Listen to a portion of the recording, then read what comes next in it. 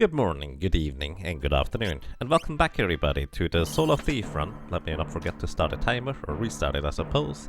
And we are currently running into the Crayclaw-shaped wall. That is, well, Crayclaw. Kind of to briefly reiterate as to why this boss here is going to be such a menace to take down is...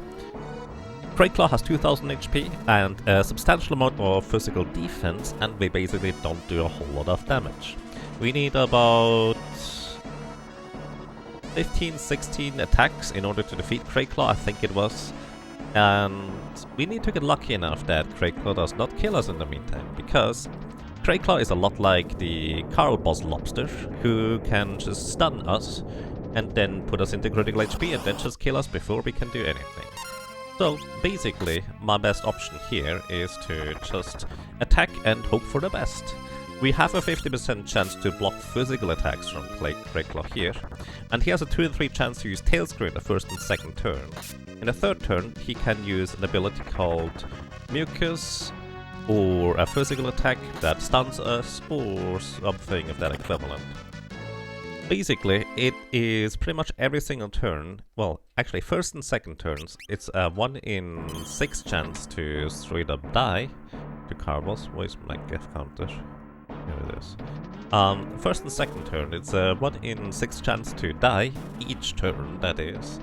And in the third turn, if he ever uses his third ability, Mucus, we are just straight up dead because it both slows us as well as puts us in puts HP leak status on us, and there's virtually no way we can resist or come back from that. So yeah, we can heal, except the problem is that it's virtually... it's not useful to heal for the most part. Like, you can make an argument for healing before every third turn, but practically, I think I calculated the probability is probably better if we just straight up attack for the most part. We can heal for the last 3 hits in order to try and elongate that area, but beyond that, yeah, we just are better off just straight up attacking. It's an RNG wall, yes, and I did not see it coming, which is kind of the worst part, because right now there's not really a good place to grind. Technically, I could grind. And in fact, I think what I should do, and I probably should have done now, thinking about it, I should probably actually calculate whether we can get a little bit more attack power via grinding here. So, we can get 1 more strength via the thingy here. Let's see. But I've done that a while ago, kinda forgot about it. And welcome to you, Untitled Chapter. Hello! I hope you have a nice day so far, or a good night. Where are you? There it is. Crayclaw, Arcuabis' bigger, meaner cousin. Yeah, kind of. Then again, most of the cactus actually have really good tools to deal with Crayclaw at this point, in theory. Except that, in my case, I'm a dummy and I didn't think of Crayclaw basically at all. And that's kind of the biggest problem. Alrighty, let's see. 28 strength or 29 strength, we are level... What level are you, Ferris? 32. So your agility currently is 46. No, 45? Wait. Oh yeah? Why did I write 46?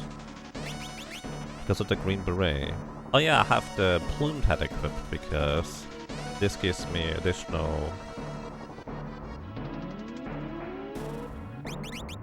chance to dodge. Let's see whether we can reach an additional attack modifier here. So we have 45 agility.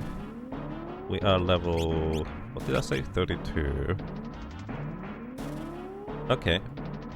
We do actually have a attack multiplier of 10 right now with this kind of setup. Let me see what happens if I remove the plumed hat, which means 1 less agility. 44 at level 32. Still the same thing, doesn't matter. 29 strength on the other hand.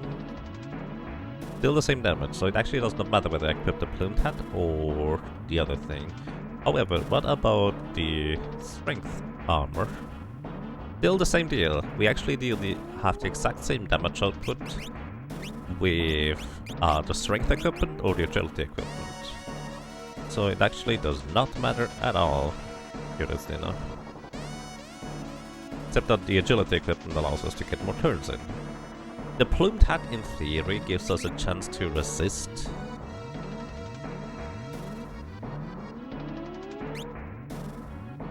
In theory. So we can resist the tail screw in critical moments, but it's only a 5% chance, additional to 5% from the health cape here. So, in order to gain any more notable benefit from leveling up, let's see, we can get up to 30 strength. With 30 strength, we would have only 45 agility? Yeah, 45 agility with 30 strength. We would need to level up to...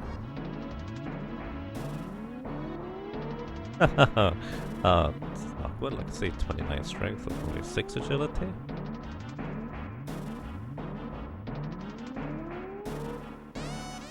Nope, doesn't change anything. Level 37! 5 levels we would need to gain in order to deal more damage than what we currently do. So unfortunately, that would be a really long grind inside the steamship, because steamship is literally the only place we currently have access to that has any notable, well, any enemies at all, actually. So we could, in theory, do that, except that the steamship is also a kind of a terrible place to grind in the first place. So I feel like maybe, just maybe, the probability of defeating Crayclaw might just be good enough? Question mark? Who knows? Yeah. The reality of the situation is I should have grinded beforehand to probably level 37, I guess, in order to deal just ever so slightly more damage to probably need 1 or 2 less hits to defeat Crayclaw. But unfortunately that's not quite how we play right now, I suppose. So let's just see how this is going to go. Give it an hour, I guess? Well, I think we already died like 20 times to Crayclaw so far, so... an hour's probably up by now. There's the mucus and we're dead. So the main problem about... So let me actually real quick explain my reasoning as to why I think...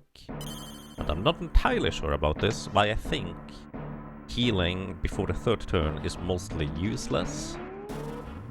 Unless we already get dealt a lot of damage. So the mucus ability inflicts HP leak status. The HP leak status is very devastating if you get set to critical HP. And since Crayclaw has 2 and 3 chances to inflict that critical HP in his 1st and 2nd turn, by the way, he has only 3 distinct set of turns. His 1st, 2nd turn he has a 2 and 3 chance to just put us into critical HP.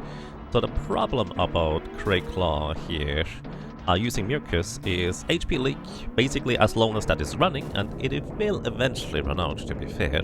But as long as it is running, we are effectively dead unless we get super lucky to be able to use a healing item just before that, and we need our turn before that happens, so to speak.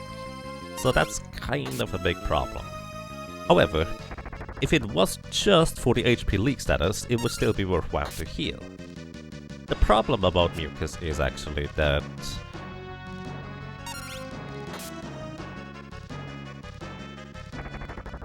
it also inflicts slow, which means we are no longer faster than Crayclaw here, and we cannot heal every turn anymore. And that's the big sticking point as to why it is not nearly as useful as we would hope it to be for us to survive the Mucus, so to speak. However, if we are really close to the end, we can potentially elongate our survival a little bit here when he is using that Mucus attack. I say potentially because I have absolutely no idea about that. Welcome to you, Blood. I hope you have a nice day. Welcome to you, Mendinza. I hope you have a nice day as well. And welcome to anybody else who might have joined us lurking or just watching this eventually. That was good until it wasn't. Yeah, we actually got 1070 damage in. I'm keeping track of damage. But that's kind of the catch about it. I think our best attempt was like at 1600-ish HP. And I feel like once we get to 1500, I will want to heal before the third turn.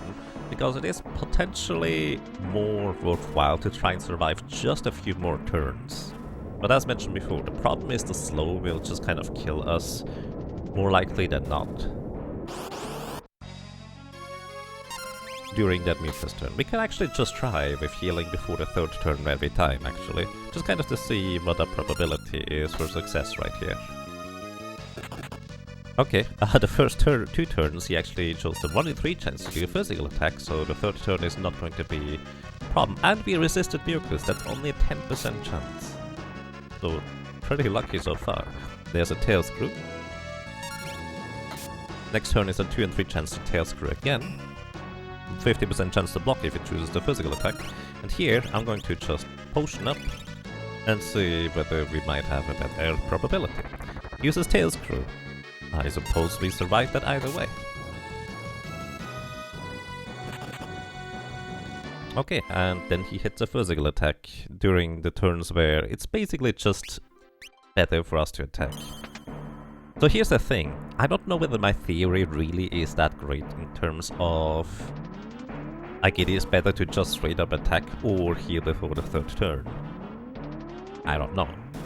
It could be that while the Mucus turn would always kill us and healing before every third turn will just kind of give more chances for the Mucus itself. It could also be that just healing once in a while also reduces the chance to get killed by the physical attack to 0. And that might actually be a bigger deal than I give it credit for. So yeah, we can just kind of alternate. What do you think, everybody? Do we heal before the third turn, or do we just straight up attack instead? Did I increase the death counter? I don't remember. Welcome to you, Loxy Bunny. I hope you have a nice day so far. Lost the coin flip, yeah. Oh, but also worth noting, I did win a bunch of coin flips just before that. That's kind of the catch about it. I need to win a lot of coin flips here in order to survive effectively. Alright, let me just go with the healing strategy again here. Because I've tried a lot now with just the straight up attack method, but the thing is, if I get Mucus this early on, I'm effectively dead, because tail screw is going to kill me. That's exactly what I'm referring to. I feel like maybe a hybrid strategy where once I reach 1000 HP I wanna heal. But again, the problem is, the Mucus will kill me if he uses it. And the more I heal, the less chance I have for surviving in the long run.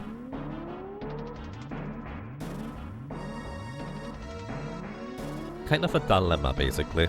I would actually be really curious about somebody running a simulation. What would be better in theory? Because technically, we can get lucky and survive a little bit after the Mucus, and then continue on just a little bit longer. But practically, I don't think that is necessarily a reliable way to go about it. 130. You know what I should actually do? I should just hold down the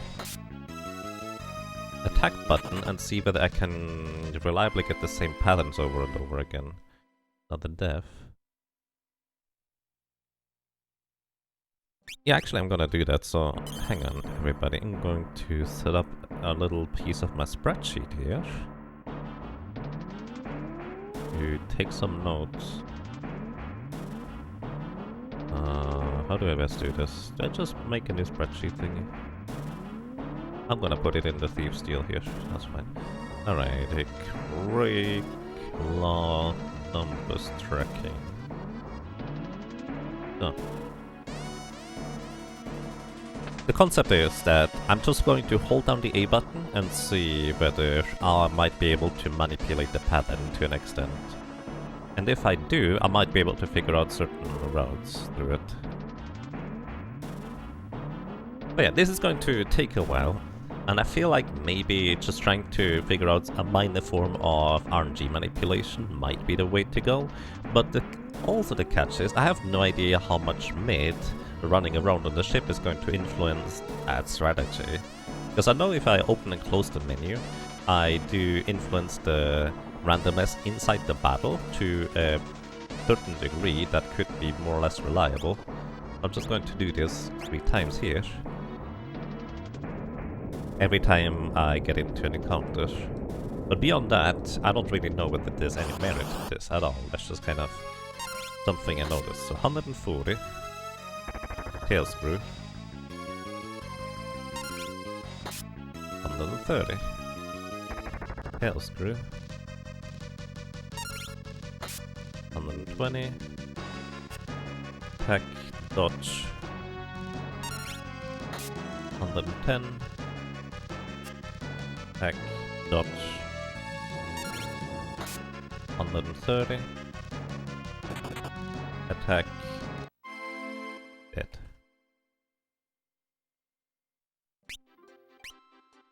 So if I somehow can figure out that, hey, I'm in the exact same pattern that I was earlier and can predict that pattern, I might be able to do something about it, basically. And I know pausing in the middle of combat actually doesn't change anything. For a berserker, that is. I actually don't know whether that's true for holding down the A button in order to just continuously attack, to be fair. So, I suppose that's kind of a different question. Huh. Thinking phase.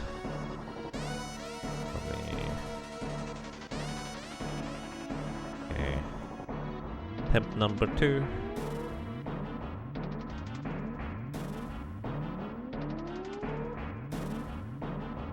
I'm going to go ahead and just hope that mid doesn't do weird things. Okay. Color, please make it color I can read on this background.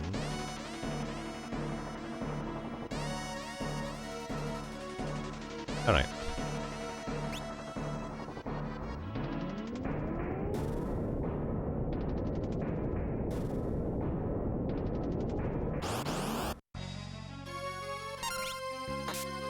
Okay, 120, that is already a different start.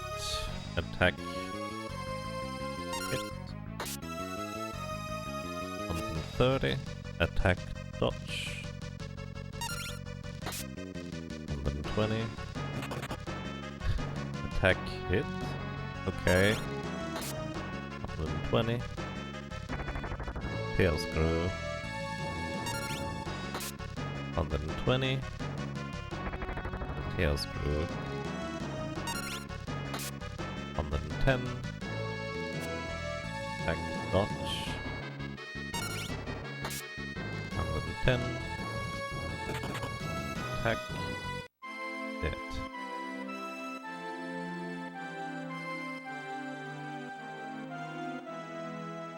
Okay.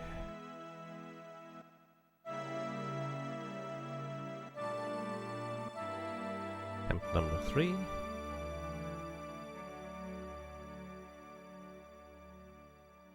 Let me actually see real quick. Can I sum up the numbers here? I know not all of these things are numbers that I'm tracking.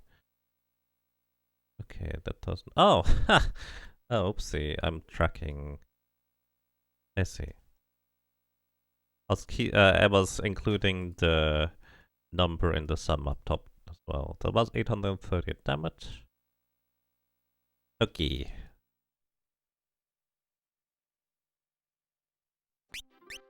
Frankly, I have my doubts about being able to somehow influence the randomness of the game in this specific scenario. Because I don't think it's the same concept as a berserker where it's going to do the same thing regardless of what I do. But, well, we'll see.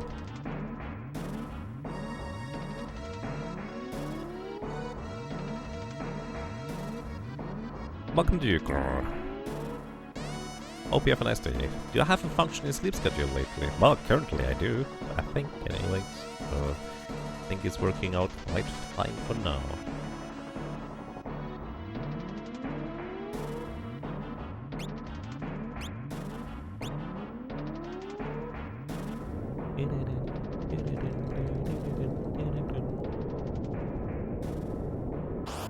Alrighty, let's see. Where do we start? 130, that's a different start again. Immediately tail screw. 110. Back dodge. 120. Tail screw. 130. Tail screw. 140. Attack it. Same amount of turns as we had in previous one. By the way, I'm going to update the death counter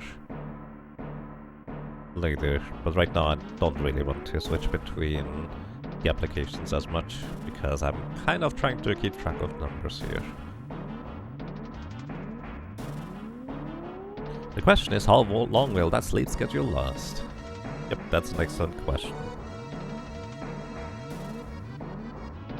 I couldn't give you the answer even if I wanted to. Well, to be fair, I would like to give you the answer, so... I just wish I knew.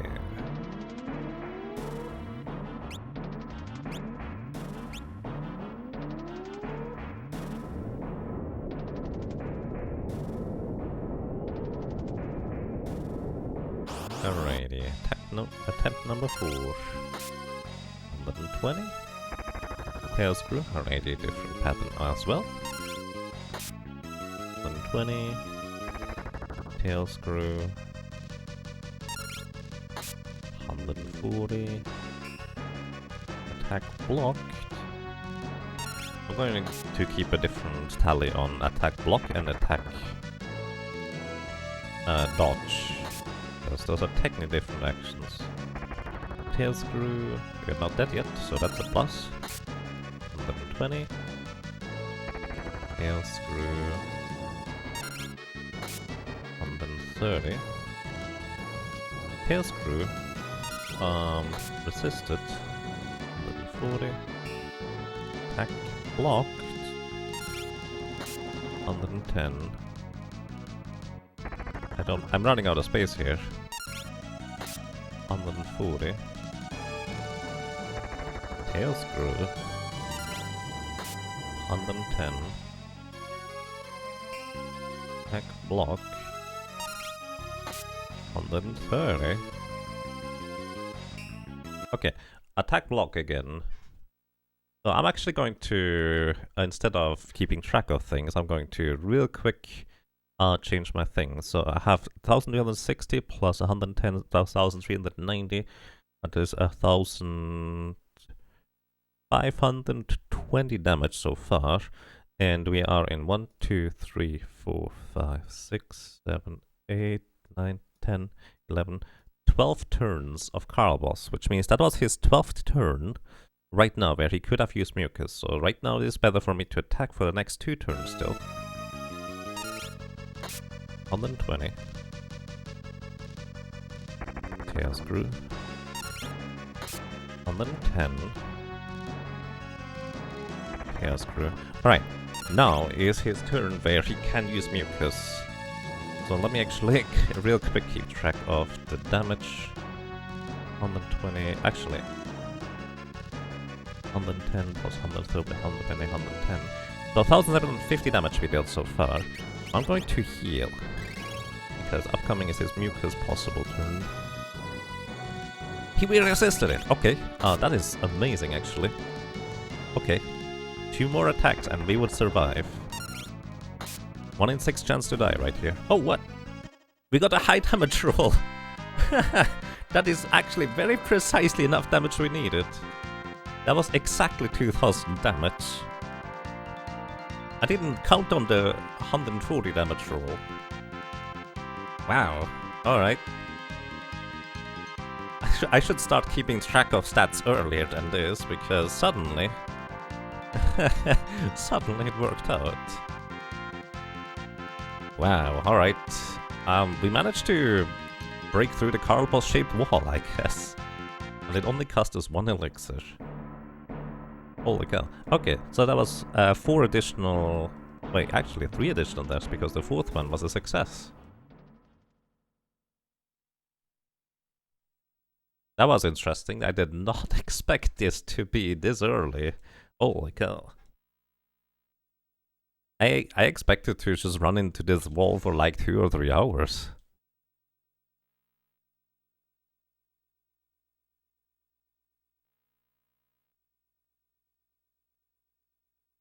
Hey Pressure, welcome. How are you doing today?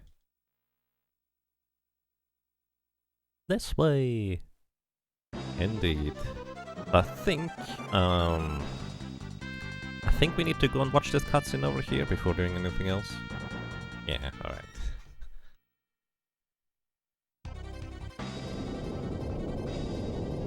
I was strapped and settled in for a relaxing amount of attempts, but instead now I have to actually go ahead and think ahead some more. Because next opponent up is going to be Adam and Timmy. And Adam and Timmy is going to be interesting, to say the least. Because that thing deals a lot of damage. I would like to do my grinding inside the Lockhart ruins, but I'm not sure how reasonable that is. Did I already get an ancient ring? It's been a while since I last did the Thief solo run. There's been a bunch of stuff in between, including Monster Sanctuary. Stream ruined! Not planned for winning this fast. Something like that. Not quite, but yeah. Now I actually have to think here instead of just not think, so... What a shame. Oh well, let's see. I'm actually curious how much defense does, or how much attack... No, what's the attack multiplier of Adam and Timmy? That's what I'm worried about. So Adam and... Timmy. Also, how much HP do we have remaining? Not enough. Let's just use a bunch of potions. Also, we should go ahead and heal before doing anything, or save before doing anything else, because we have finally passed Crayclaw. Thinking about Adam and Timmy here makes me really consider that I probably should have healed or done stuff beforehand. Then again, we have high potions. I guess we're mostly fine. Let's see. Adam and Timmy has an attack multiplier of 18. So it basically does not matter whether I'm in the front or in the back row. Wait, it does matter, hang on. Okay, let me explain real quick. Adam and Timmy always has shell status and armor status at the beginning of battle. Shell and armor reduce the attack multiplier by 50%. So the problem with this is that I'm running into is right now my attack multiplier is 10. And if I want to sit in the back row for taking less damage, it would be halved again. So 10 divided by 2 because of armor is 5. So my attack multiplier right now is 5. Not great. And then on top of that is going to get halved again if I sit in the back row, which is unfortunately 2.5, which, well, gets rounded down to 2. I would have to be level 12 or about attack multiplier of 12, which is not until level 40, in order to deal any more damage from the back row. So theoretically it is better for me to sit in the front row, which means the damage is going to be a lot more spiky than it otherwise would be. I don't know how well this is going to work, we're gonna see. We could, in theory, use the boomerang instead from the back row in order to mitigate the damage.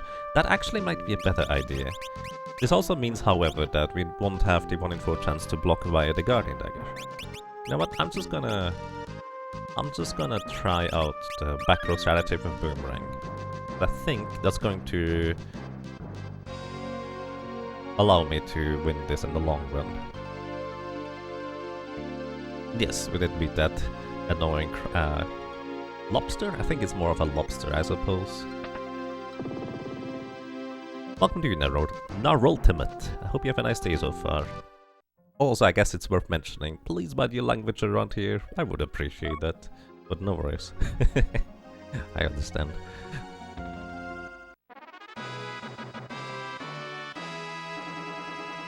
Let's see.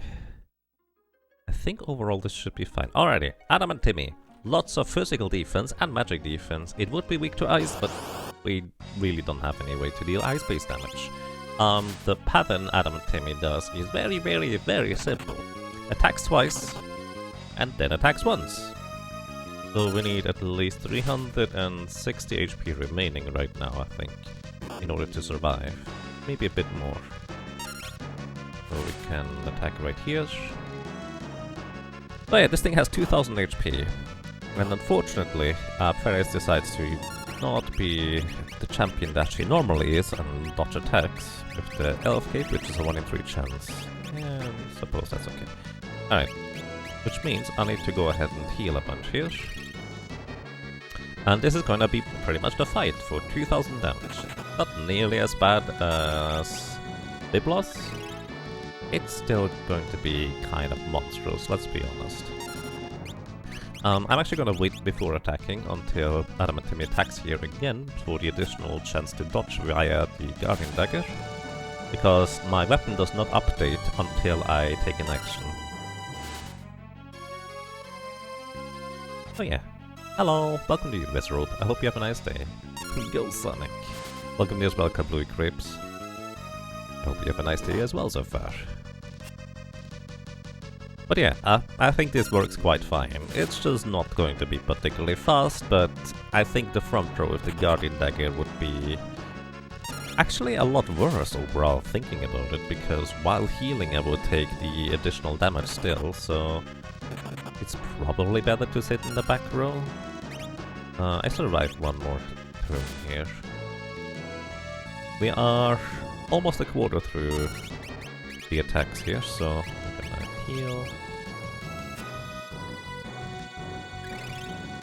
Gonna attack twice next turn. In fact, what I'm gonna do is I'm going to wait until Adam and Timmy attacks here, then I'm gonna heal. We'll get the maximum out of our high potions. And then we just attack again. Yeah. The pattern overall kinda straightforward. I actually don't even know what we can steal from Adam and Timmy here. We can try, because we have the capture attack ability here. Couldn't steal. Which means there is something to steal, we just don't know what. Oh, it's a protect drink. At least that's probably the common steal. Alright, we need to heal right here actually, because Adam and Timmy could knock us out with dealing about, I guess, like 340 damage. We need to be a little bit more careful. Just a tiny bit.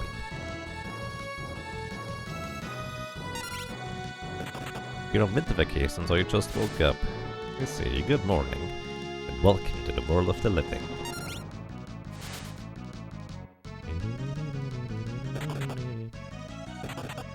Two hits.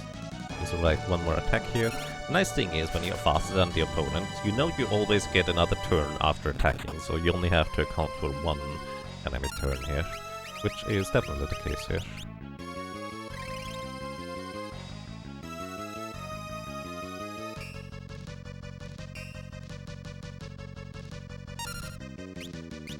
Good morning, day and evening to everyone evenly, and good night to the rest, I suppose.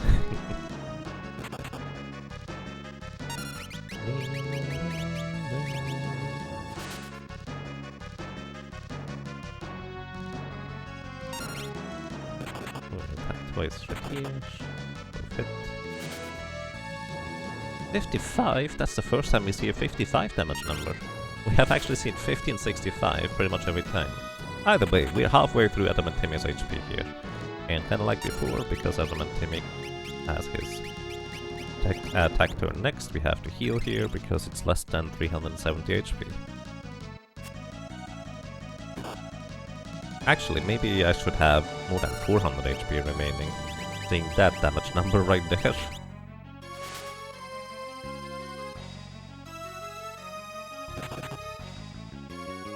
And right now we have 400 HP remaining, so we're quite fine. Boomerang has a 5% chance to miss, so it was kind of bound to happen at some point during this encounter. It makes sense. Going to heal to full here. Adamantium is going to attack once. And the next turn is going to be twice again. I could reasonably just wait before attacking, but I think Ferris is fast enough that this might be more efficient to just attack instead of waiting for the double turn. Maybe. Questionable. Try at least 2 more turns against Adamantium here. Well, actually, maybe not. Because next is another double turn.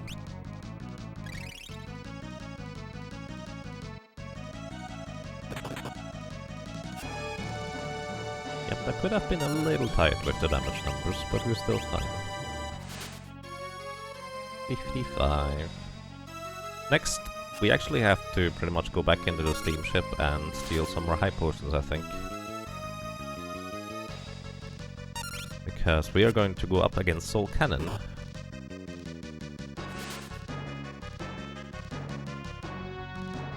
And that's kind of a mean one. Since we really do rather pitiful damage, it's probably just going to be more efficient in the long run for me to go and grab a bunch of high potions from there. By the way, we have done so far 1420 damage. So we are almost 3/4 of the way through the HP here.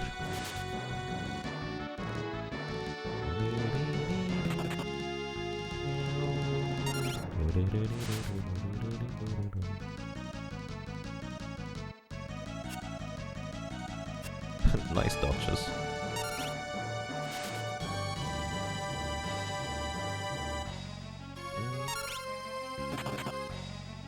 Survive at least one more turn.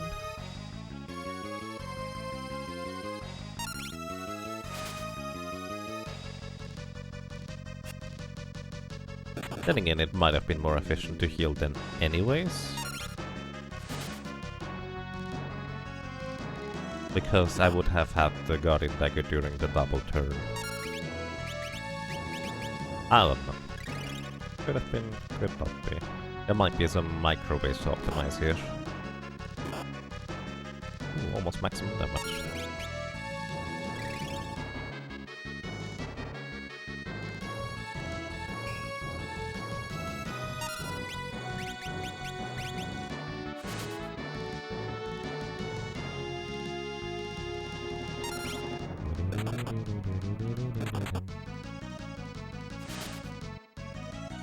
Okay, I need 3 more attacks in order to win here.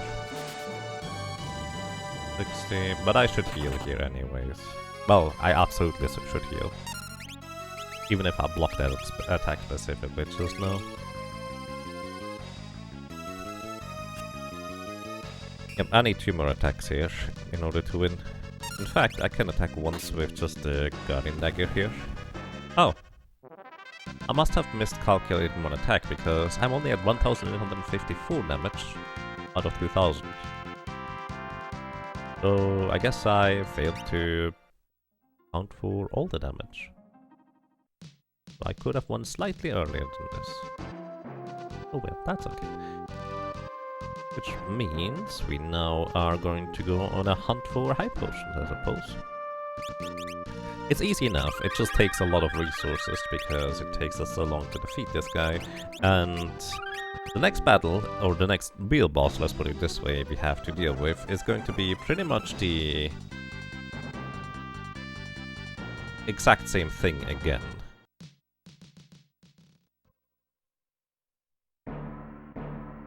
Boss battles are so long, you go all, oh, when you actually beat them.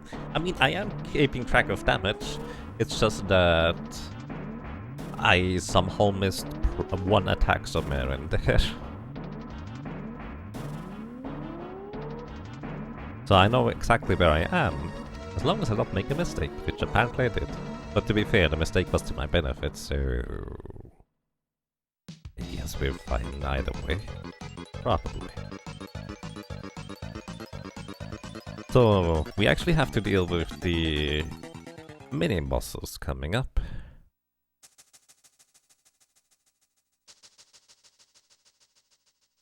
And I don't think there's a reasonable way to defeat the can. Actually, let me look up something real quick. What's the defense on these cannon thingies? Launchers. No, not these launchers, the other ones. Rockets they are called. 2,500 HP. They have 20 defense. So I need a weapon with at least 20 attack power in order to punch through their defense. Which dagger has between +1 and +4? I think actually no, it's only up to +3. Means my options are limited. So Mithril Dagger would deal enough damage in order to deal well damage. However, the problem is on the other end that I don't have enough defense. This is +4 defense, and the rest is literally as much defense as I possibly can get with any weapon. And there's nothing in between the Mithril Dagger and the earlier daggers. The earlier dagger was like 14 damage. Which reminds me, what weapon do you guys have? A knife, nothing, and Mithril Sword. Well, time to give you guys appropriate weapons to knock yourself out more reliably. Did I buy the sleep spell?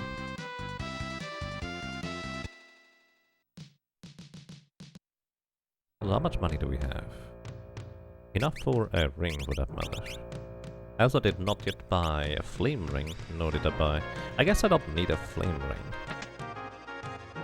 I can knock them out without.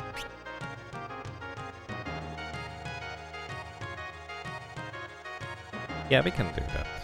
That's fine-ish. Then again, maybe it is more reasonable to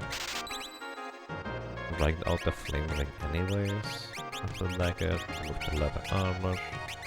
Mithril Dagger with the leather armor.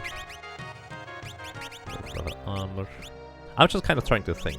So I will pretty much need a angel ring in order to get past Soul Cannon coming up. However,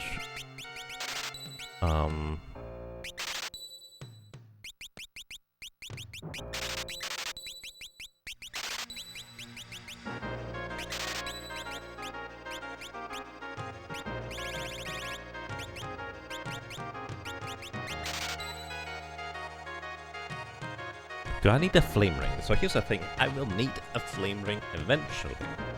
Like, there's no question about that, I will need one. But in theory, I can get a flame ring later via a rare steal from a red dragon. That will be before the crystals, where it is going to be most critical.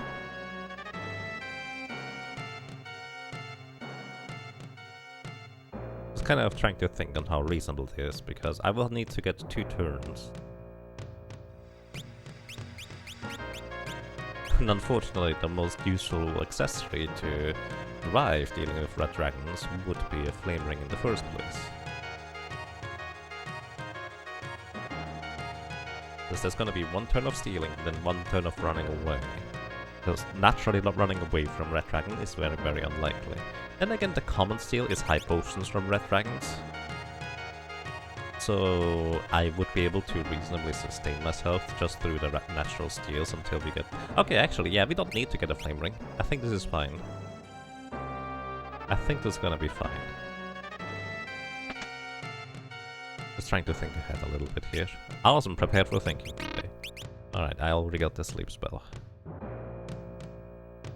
Sleep spell is for Antlion, because we don't have fairies there.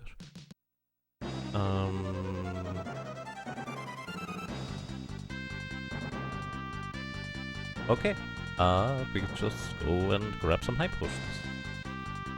Fun fact, we could get high potions in technically 3 different ways. One I definitely do not recommend, because at that point you might as well get elixirs. You can technically steal high potions from the stone enemies in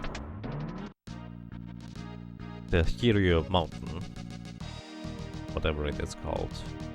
But it's a rare steel, so I really don't recommend it. What we also could get in theory instead is...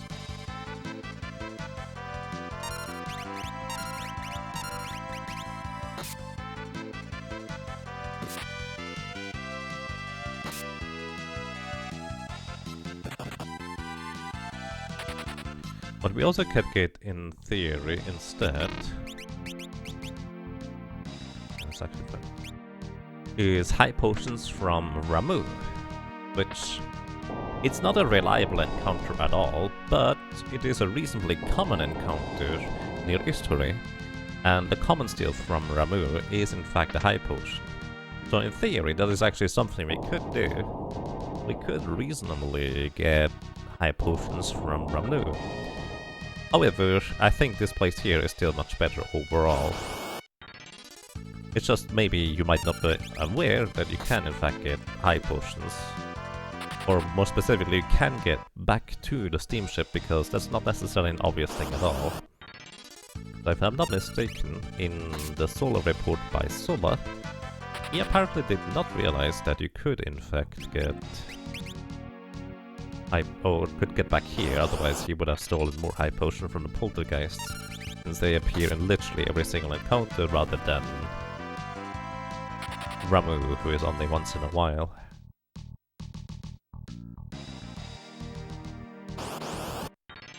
But yeah, we're gonna be here for a while.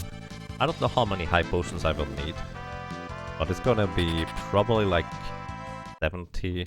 Let's go for... Should I just stack up on high potions for 99? I do have elixirs to back up, but it would be kind of a bit of a waste.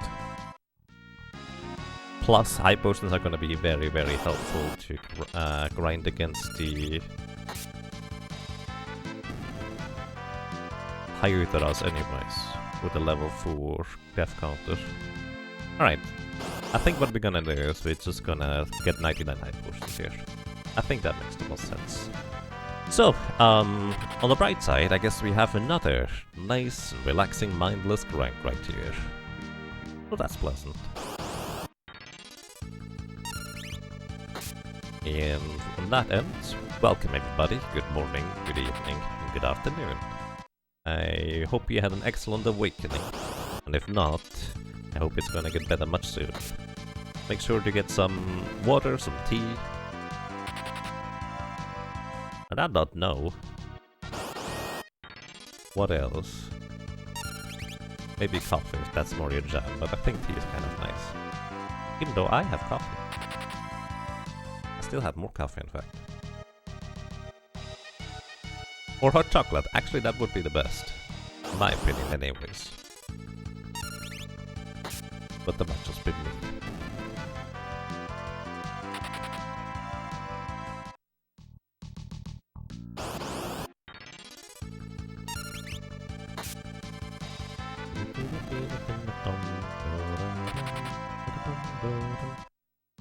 I feel like the most awkward part about a solo thief grind is I can't just only operate the D-pad in order to run around and get into the next encounter. I have to press down the run button in order to do this, so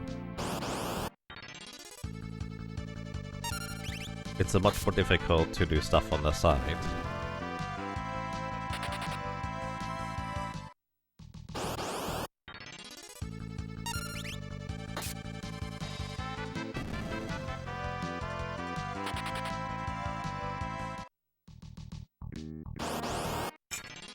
Like drinking. Coffee in this case. That's unusual. Did I not hold down the button sufficiently?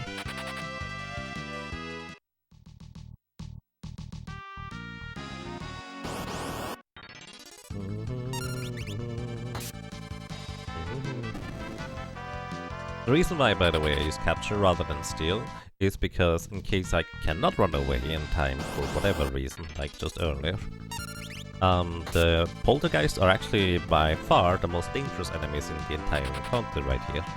Because if they attack me, they have an ability called Tongue, which confuses me. And Ferris getting confused means that Ferris is going to deal damage to Ferris for about like 350-ish damage. And that's a lot of damage. It's unlikely that it would lead to our death, but hey, don't need to take any unnecessary risks, I dare to say.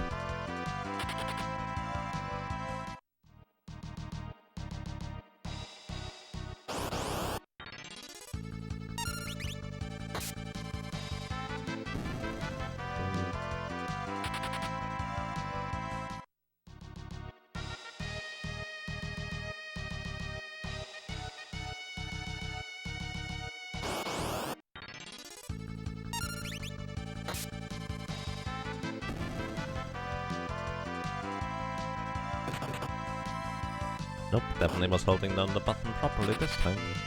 Sometimes it just doesn't work.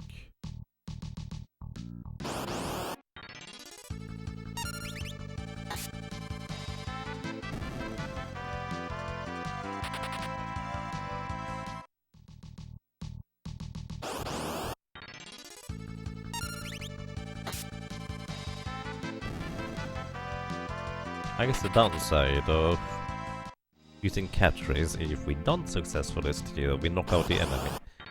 But then again, I don't want to stick around either way, because otherwise confusion. Which might just cost me the high potions. Actually, probably not. 46, yeah, that's gonna take a while still.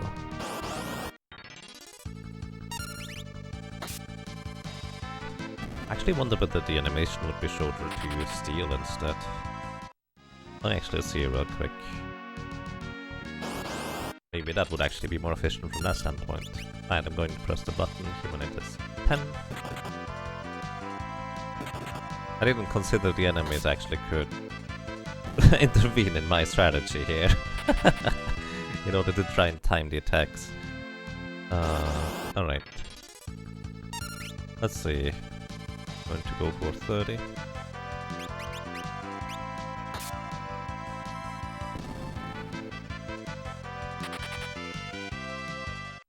Alright, 37, so 7-ish seconds I'm back on the battlefield after doing that. Let's try to steal instead next time. So, steal's gonna be starting at 38 on the timer.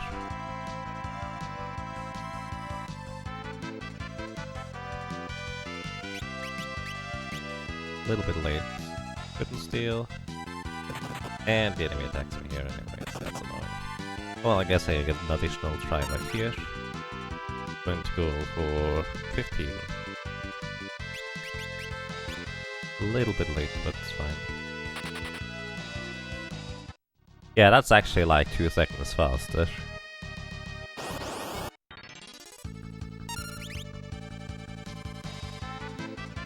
Yep, actually, no, that that is definitely a fair bit faster. So I don't think the additional tiny bit of safety is really that useful, so I'm just gonna use the steal command instead. We're gonna sit in the back row, so in case we do hit ourselves, it's gonna be a lot less damage. Alright, yeah, there's no reason to use capture in this scenario here. I should have timed that out earlier. Optimizing where we can, because there's really not a whole lot of optimization to do. Aside from, well, probably leveling up before we get to Crate Claw. But now we're this far, might as well just continue, I suppose.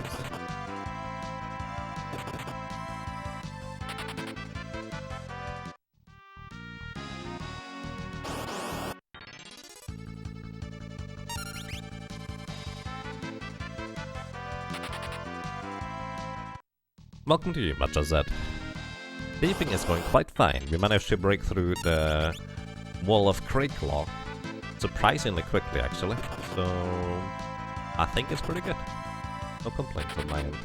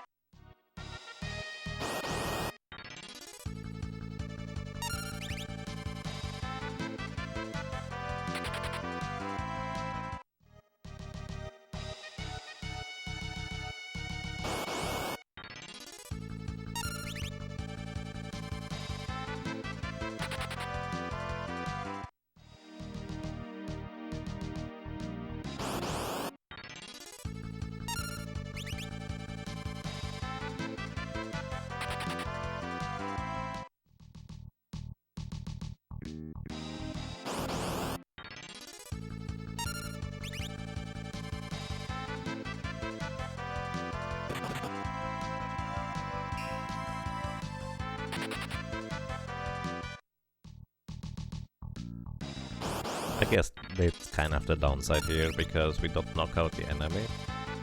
If we don't run away immediately, we do have an additional enemy that can hit us. Then again, now that I think about it, because I already got a turn before the enemy gets a turn, I will always still be able to run away before Varys hits herself either way, so it's not a concern, I suppose. So yeah, right now, for anybody who may have just recently joined, running back up to 99 high potions. Trying to not get knocked out in the process, but it should not be much of a concern.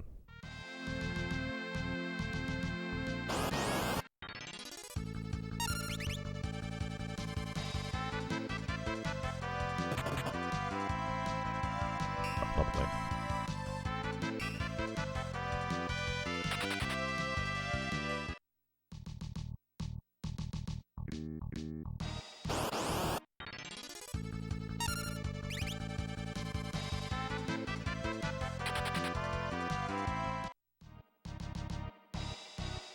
But I guess we are actually doing the thing that the thief is best at, stealing and running away.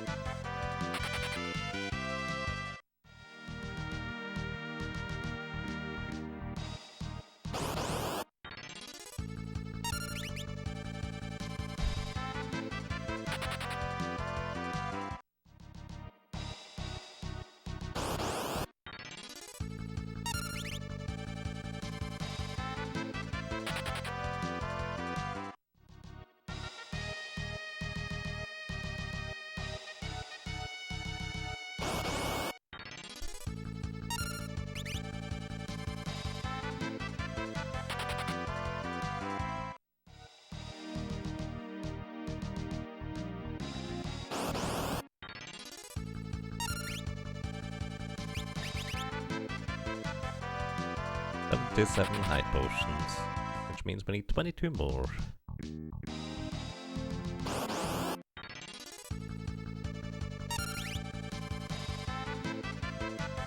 I'm really curious how many high potions we will need for bolt cannon.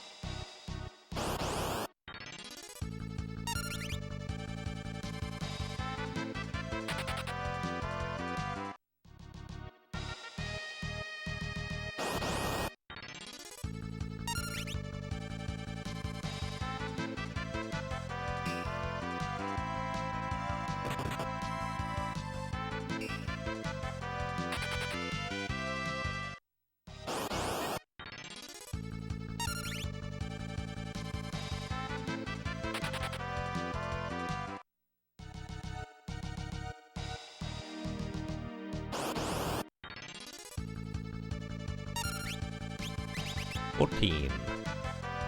Oh, 13 now.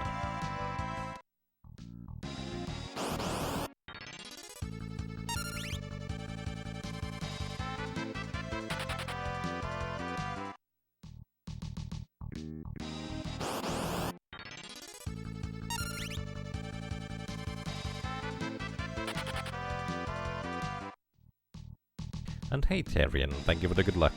Hello. Welcome, I hope you have a nice day so far, and... well... definitely can use some luck. Then again, I think it's going to be mostly deterministic, at least for the next section here. But getting lucky in order to get the flame cannons rather than the rocket launchers is gonna be quite useful.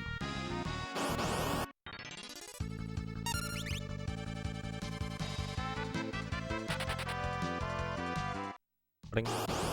Ring. Thank you for the host, I appreciate that. Welcome. I hope you have a nice day so far.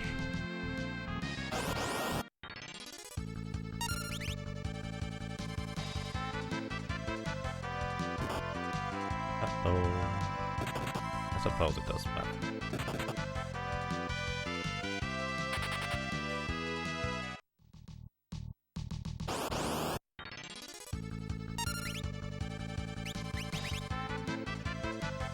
Six potions left.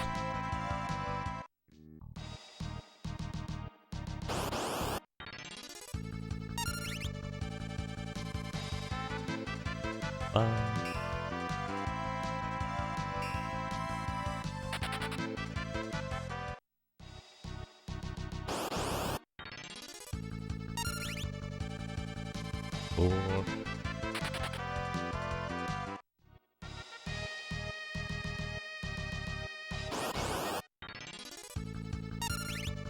Three.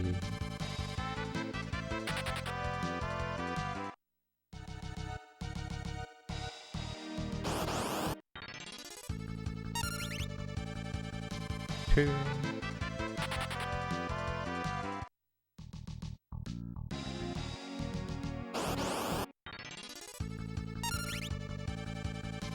Oh, couldn't steal.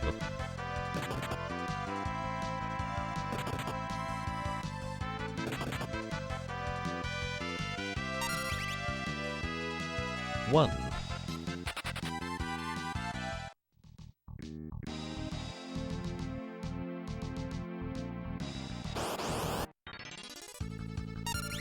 And 0. Alrighty, we have all high potions.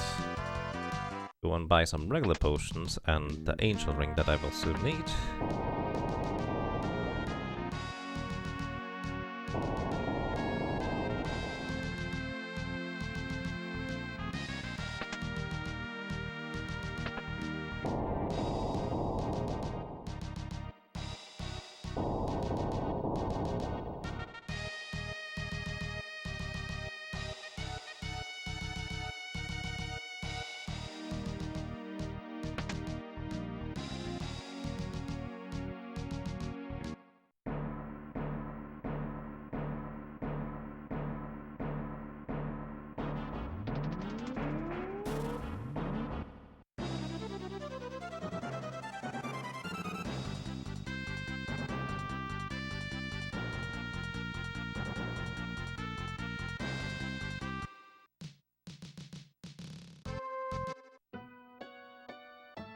Alright, of course we also have to heal up.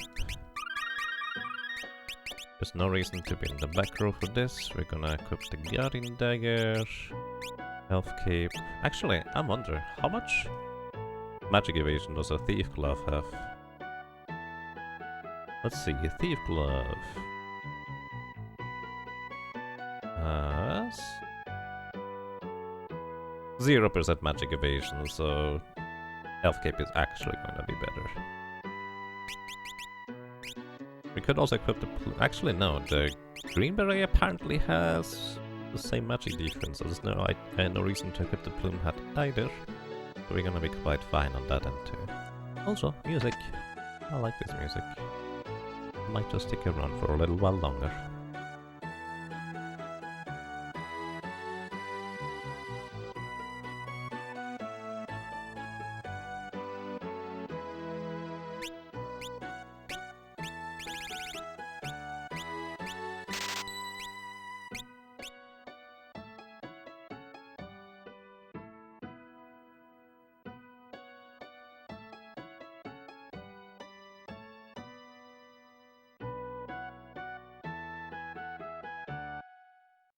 Alrighty, but I should also move on, because we will have a few battles ahead of us either way. So, normally what you would like to do, or kind of more or less have to do at some point, is buy a flame ring for your solo character challenge runs. Except in this case, we actually don't have to buy the flame ring, but we will need the angel ring either way. So, I'm gonna just purchase the angel ring so we have it, because I will need it for Soul Cannon very soon. And the flame ring would be convenient, to say the least, very convenient to have, but practically, unfortunately, not what we need first. Let's see. Angel ring gives us 7 magic defense. I think that's actually more worthwhile than having 1 more agility, for the purposes of, well, defending against the flame cannons, because upcoming now is where we need to win 4 coin flips in a row. We can save in between each coin flip, so it's not too terribly bad, but we just kind of need to have each one of these encounters be flame cannons and not these rocket thingies, because the problem about rockets is they have 2,500 HP, and if they use rocket punch, we're gonna get confused. So the cannons themselves here never actually deal any direct damage. Also, let me go ahead and update the death counter before I continue here. The rockets here never deal any direct damage. The only risk of dying is literally you knocking yourself out, which unfortunately is going to happen since we don't have a weapon or an ability that can deal damage to rockets while we simultaneously deal 0 damage to ourselves. That is in fact something a lot of the other classes can do, but not the thief class, let's put it that way. Alrighty. Did we actually one-shot all of the bosses before? Because I don't know. Uh-oh, I don't know whether we one-shot all the classes before. Maybe. Either way, I think we had 40 deaths against Great Claw, and that is now the first dance against rocket launchers, so 45 it is. Barbatos, thank you so much for the raid and the host, I appreciate that, and welcome everybody. I hope you have a most pleasant day so far. We are in the process of having to win coin flips in order to get the flame launchers rather than the rocket launchers, because otherwise we're not going to be able to knock these things out. By the way, resets do count as a death, in case you're curious. So we increase the death counter by 1. And hello and welcome, how are you doing today?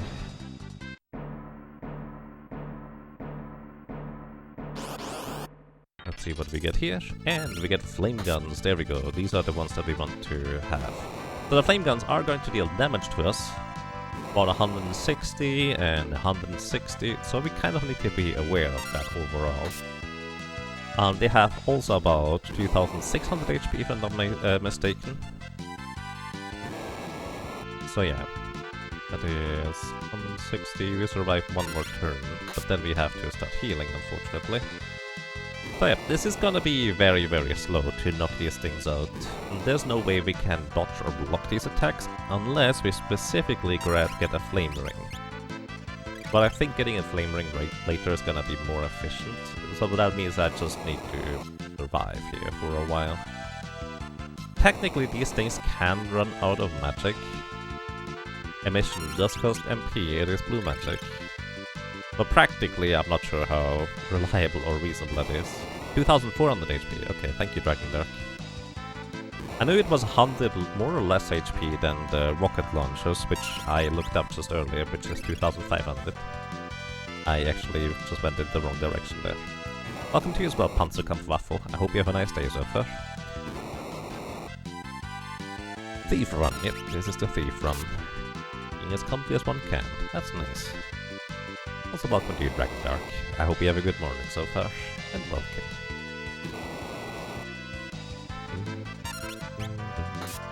Attack number 5, which means we are not quite halfway through their HP.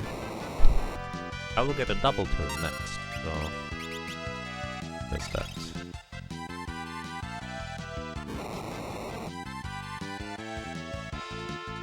How many high potions am I investing here anyways? That is number 6 already, and we are far from two of these things. Such is the fate of the thief not dealing enough damage. And it's not gonna get any better against Soul Cannon, let me tell you. So, question, chat. What do you think? Are we going to need more or less than 60 high potions against Soul Cannon? Pack number 7.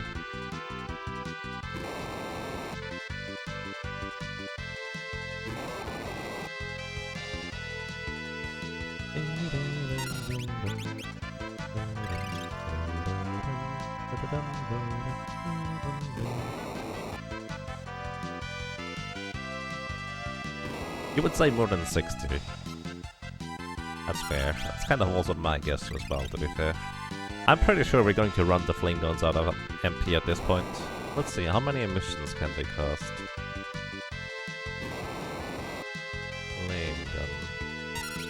Flame guns have a grand total of 125 MP. I think emission costs like 4. I think sure. I'm not entirely sure. 8. Hello, and welcome to Quadlight. I hope you have a nice day so far.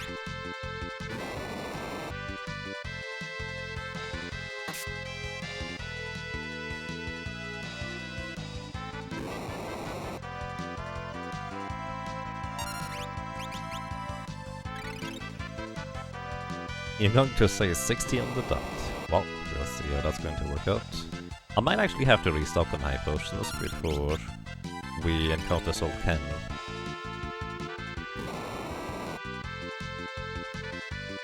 Starting to wonder how efficient it would be to just grind out enough money for a flame ring instead.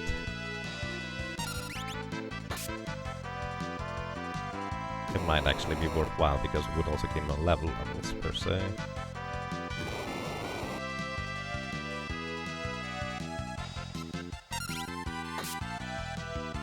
Hey, we defeated one flame gun. Now we take only half as much damage.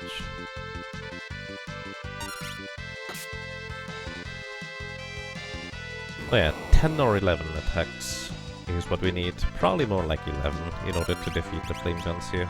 Let's see. Emission. How much MP does emission cost?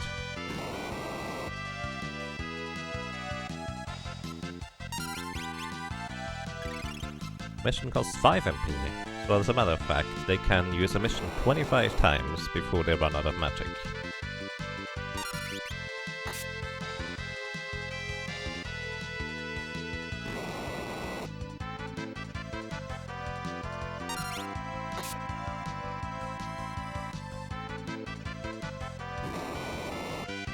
I'm actually really curious how close to those 25 we are at this point.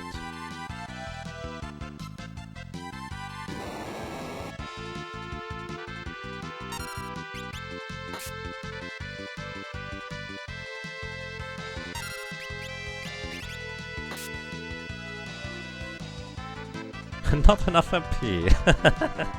Alrighty, that was 25 spell costs from the flame gun. They're out of fuel though, so we just hold down the E button and win from here on out. That's really silly actually. It's barely worth attacking before the first cannon actually gets knocked out. Well, I suppose we save a lot of HP with that.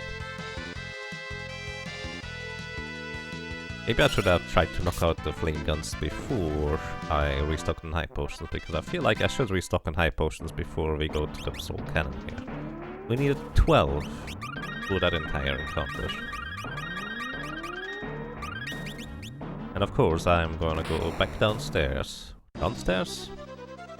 Onto the ground. Safe, because we have to get the flame gun encounters. We literally cannot beat the rockets. Well, unless we got stupidly lucky to resist all the rocket punches or them never using them. But yeah, that's not going to happen. Right. Another death to these guys.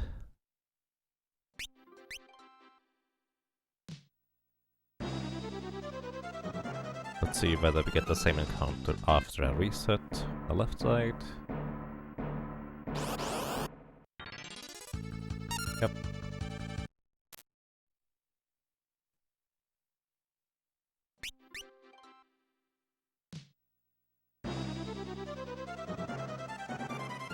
Let me reset the capture real quick. I'm pretty sure it was behind in terms of timing there. Alright. Not getting lucky here at all with the encounters.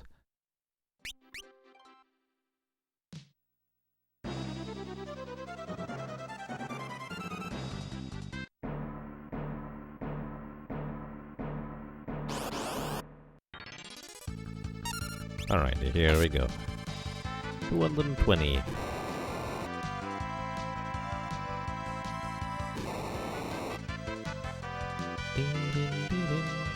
I guess I could do the capture attack to see what they have for steel.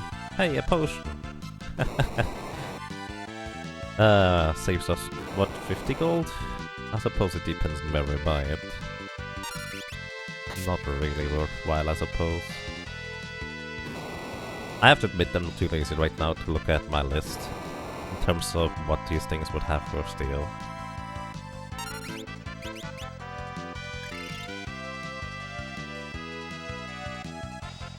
Technically, it could be the rocket launchers by equipping a weak weapon and waiting for them to run out of MP.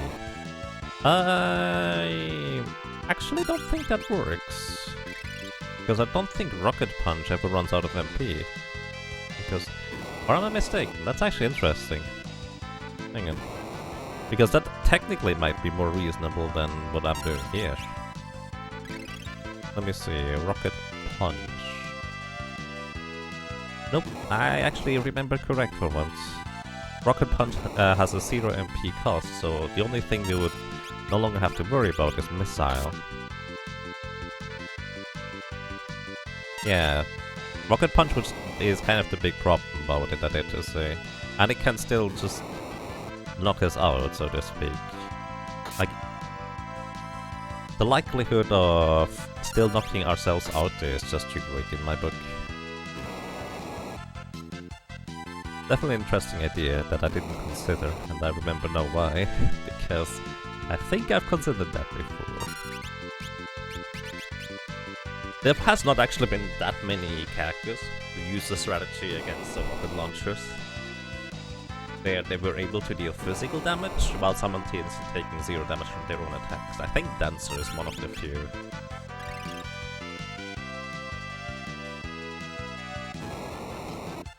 Zero MP means it's just a basic attack, right? I mean, it's the Rocket Punch that costs 0 MP, which means it's still going to be 50% of our current health and damage every time we get hit by Rocket Punch and Confusion. Yeah, Dragon Dark, that's accurate.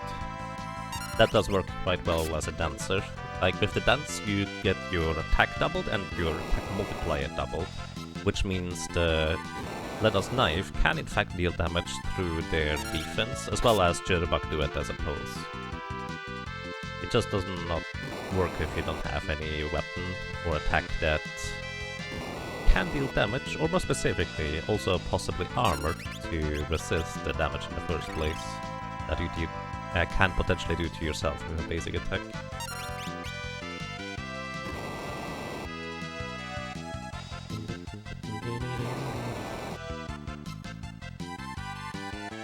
Because as a thief, we pretty much have to use the Mithril Knife, I think, and we don't really have a method of having or getting over, what was it?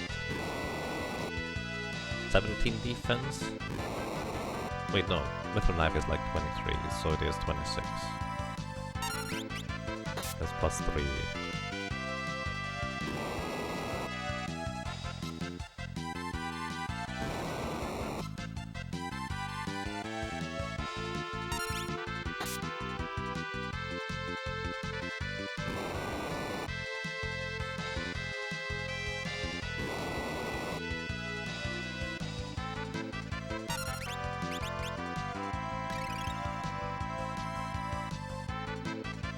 I think I was a bit inefficient with that one high potion earlier, so this might cost me one more than previous encounter.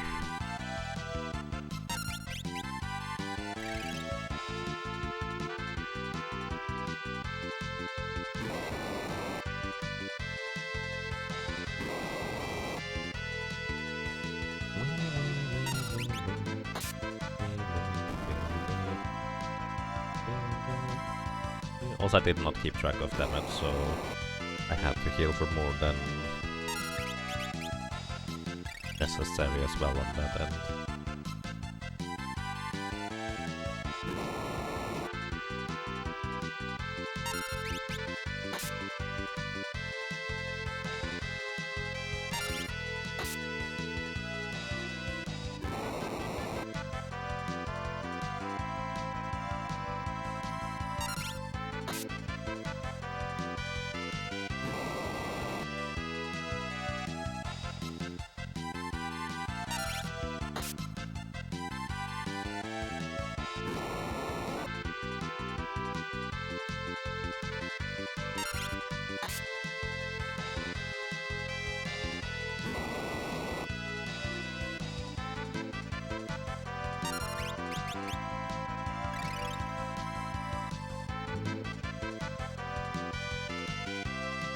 Oh, it's out of magic.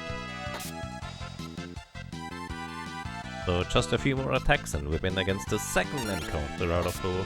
It just takes a while, which, to be fair, that's exactly the name of the game of the solo theme.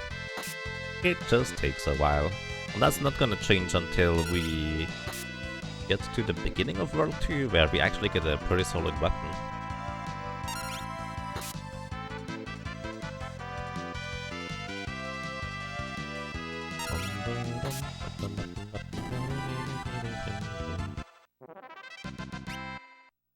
Hooray! Counter number 2 complete. And of course we go back down to save, because we need the flame launchers, otherwise we are just straight up kaput.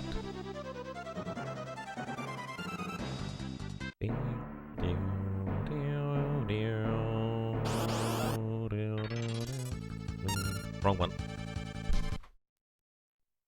I might have to get a different encounter on the overworld before going back up there, in order to change up the outcome up there. I don't actually know whether that's true or not. I might just have to... Actually, I don't know how it's determined which encounter we get here. But I think what I'm just gonna do is I'm going to briefly run into an encounter down here. But yeah, my capture card is way behind again. In terms of sound,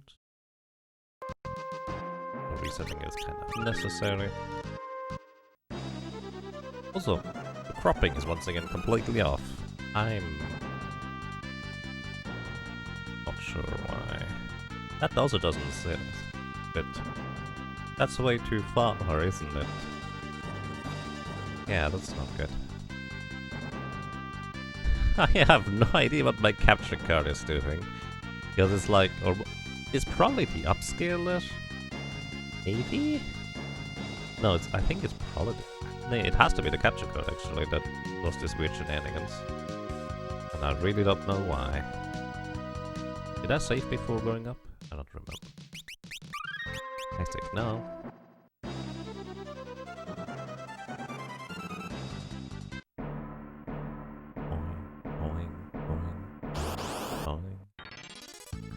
Wrong ones.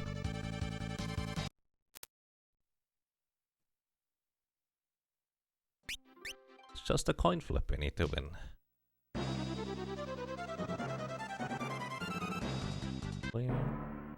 There's one benefit of having low level against Soul Cannon, and that is we don't have as much maximum HP. That we need to heal back up.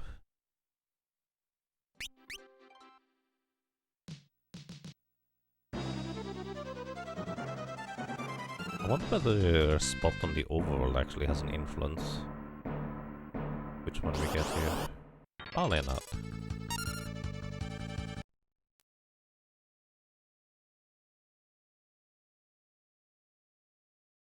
Hello?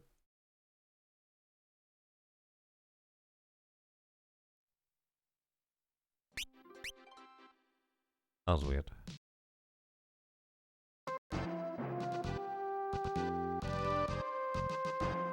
Did the game aspect ratio change again?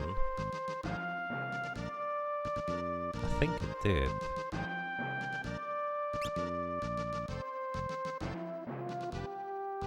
Oh, left is fine. Up is fine. This one. bonus round. Okay, never mind, it didn't.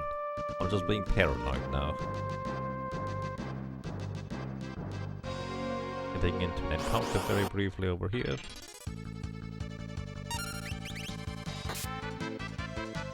Trying to steal, and then we run away. Maybe that's gonna change up stuff.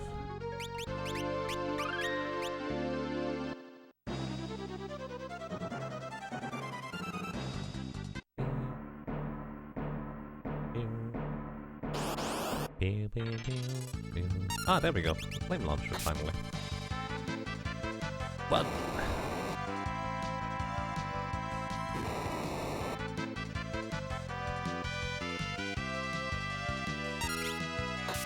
Here.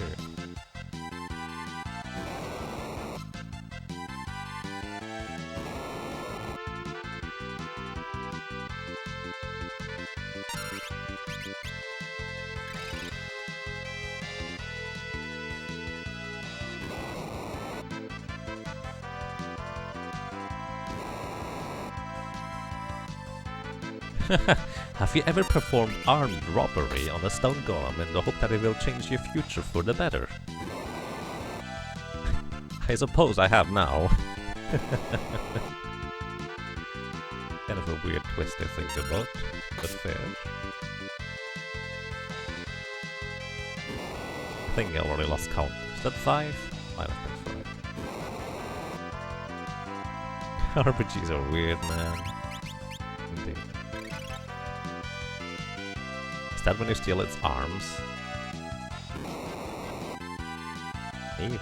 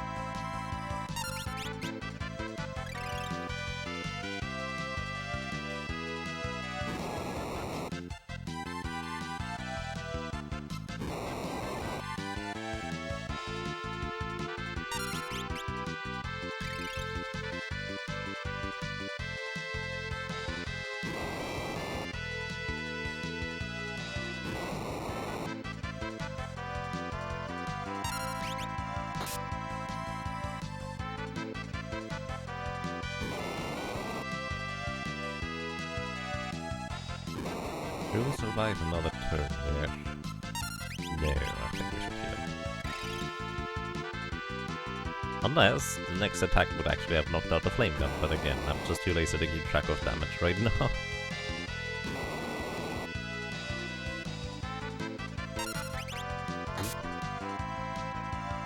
Red Magus Clawmus. Thank you. Thank you so much for 5 months of support. Welcome back. And I'm glad you enjoy your stay. Hope you're doing well. Did I? Oh. Okay, we're fine. Was not safe to attack there. I should not have done that.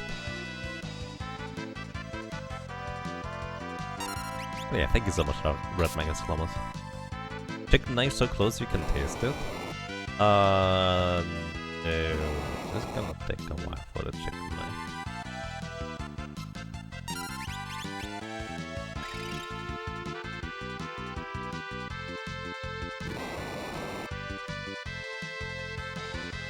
I think 340 HP is safe. Which we have less than that right now.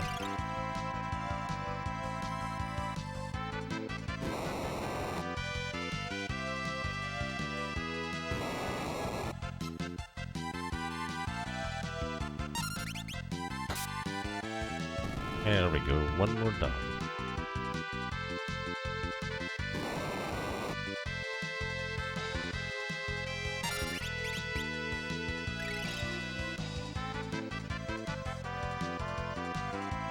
Does it taste like chicken? The chicken knife? I don't think I've ever tried tasting it. Do you think that's why the chicken knife is called chicken knife? I figured it was referring to the concept of running away because chickens run away or something like that. But maybe it just tastes like chicken. Or maybe it is made out of chicken. Or it's like a knife to cut chicken, I suppose. That is possible too. Doesn't everything taste like chicken? No, I don't think so. Like when you have some good broccoli or beans. Pretty sure that's not a whole lot like chicken.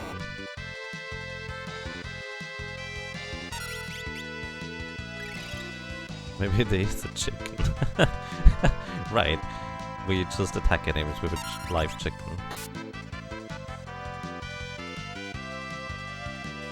That's kind of mean, actually.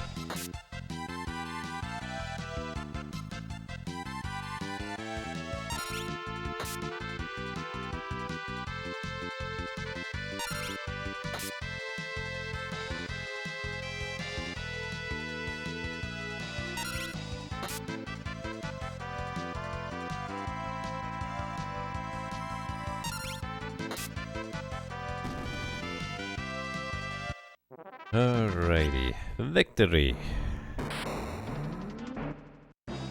One more of these flame guns. And I did not expect to use up that many outpotions against these things. I figured it's gonna cost a bunch, but not that many. You'll have to restock before we go and fight Soul Cannon, actually. Wow, I really did not expect that. Wrong. Eventually we'll get the correct encounters. I haven't gotten lucky in this regard, but there's all to counterbalance how short of a trip it was to defeat Crayclaw. Probably. I know that's not how probability works. Then again, probability is weird when you have a restrictive system like the Super Nintendo, where RNG is not exactly like exact science and luck and stuff like that. So yeah. Oil and chicken knife is chicken. I think we're asking ourselves some very significant questions right now. Maybe. Are they significant if they don't change on what I'm going to do in the future though? Like, I'm still going to be using the chicken knife because it is just straight up the best weapon we can possibly have. Hello, welcome X-Goats, I hope you're doing well. Alright, so we got a soft from like, Stone Golem here. Actually, that's right, I should just rearrange my items in my inventory in order to try and get different results, rather than getting new encounters.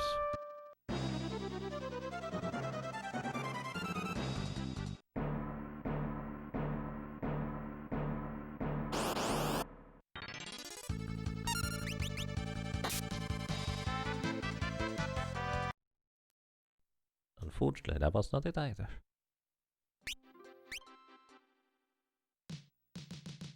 I did not mean to go into the city. Whoopsie.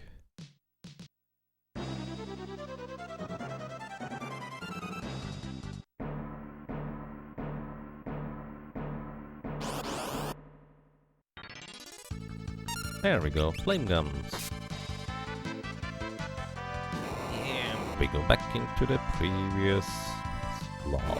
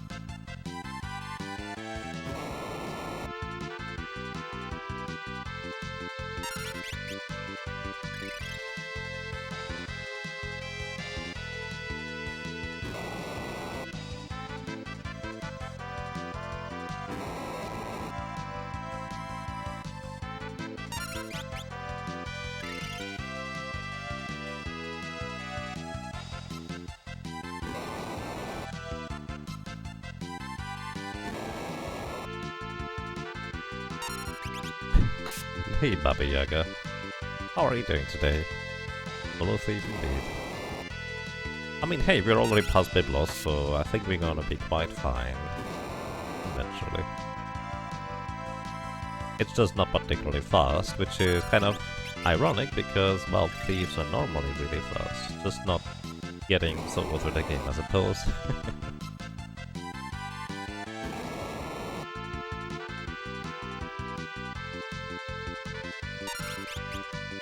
Oh, it's the sandworm fight. Actually really easy, because we do have a boomerang, which means we deal full damage despite the sandworm always being in the back row.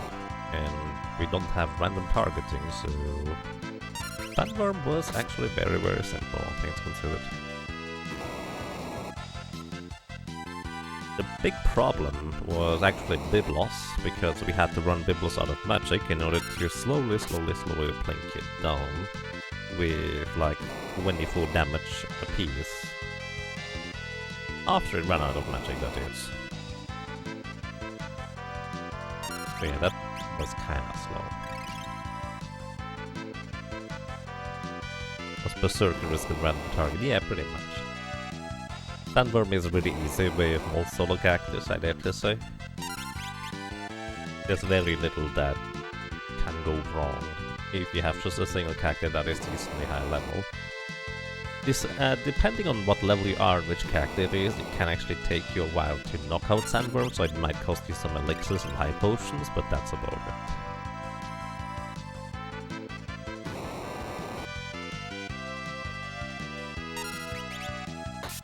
Are you going for Omega and Shinryu or just Ned? I don't think the Thief has a reasonable way to deal with either of these two super bosses, to be honest, so we're just going to go for Neox there. Unless you have a super secret strategy that I might not be aware of. Is it 340? Maybe I should heal it. Then again, I'm pretty sure one or two more attacks are gonna kill one of the flame guns.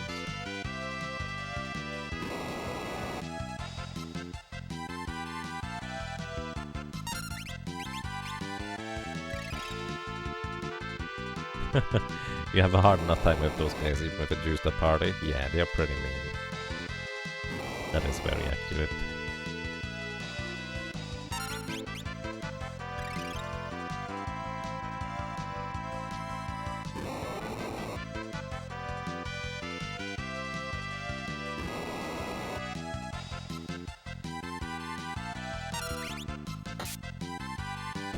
Boom! Alright.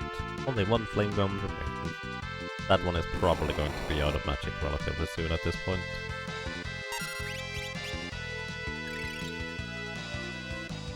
You think you had a triple crown 1 year and you had Chemist and Mystic Knight? Is it? Yeah, that would do it.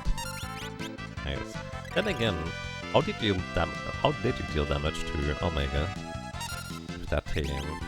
I guess you can use a chicken knife for like a 1 in 3 chance to actually deal damage.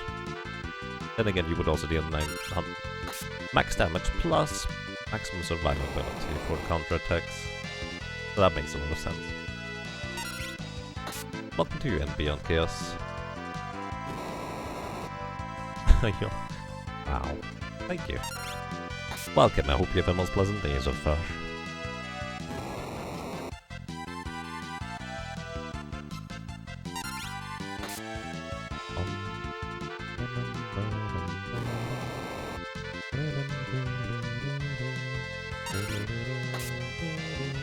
I think this is approximately when the thing should run out of magic.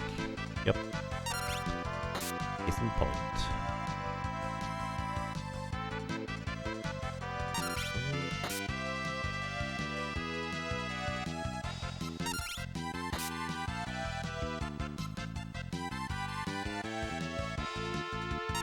And a bard fight mage as well. Wow. We're basically just spamming defensive and heals while beating up the Mystic Knight to stab with the chicken knife. Nice. Yeah, I think the Mystic Knight with a chicken knife will pretty much always deal maximum damage with Lightning 3 Sword against Omega. So... The problem is surviving and actually hitting eventually, I guess. Because the chance to hit Omega with a chicken knife is like, what, 49%, and then there's still 1 in 3 chance to run away. It was a while ago, yeah. But hey, managed to defeat them, which is pretty awesome. Because even with a proper party, those things are still real big monsters, honestly.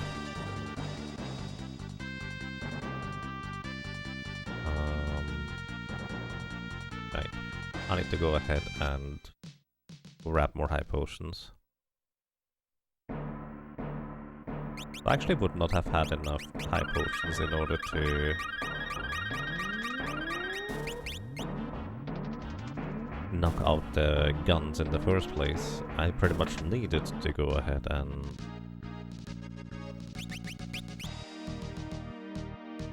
get more high potions before them anyways. Unless I wanted to use elixirs.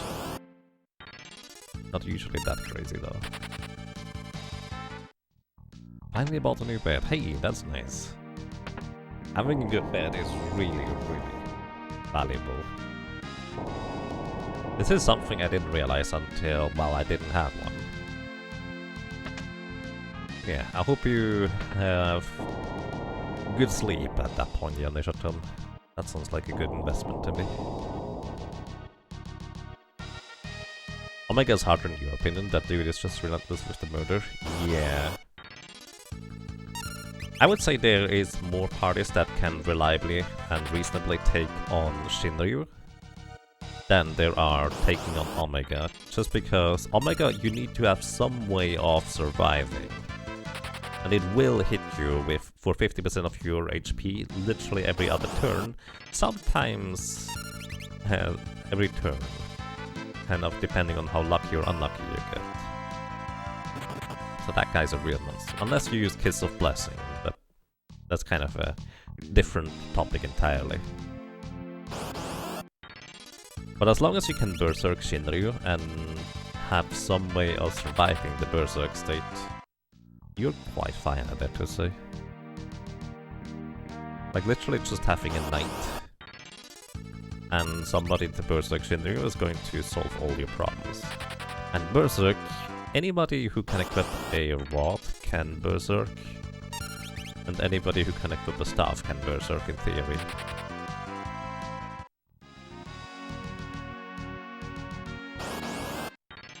Also, I suppose you need just one Berserk and one shield in your party, and you're good to go, as long as you remember to get the Genji shield. Then again, it might take a while depending on setup.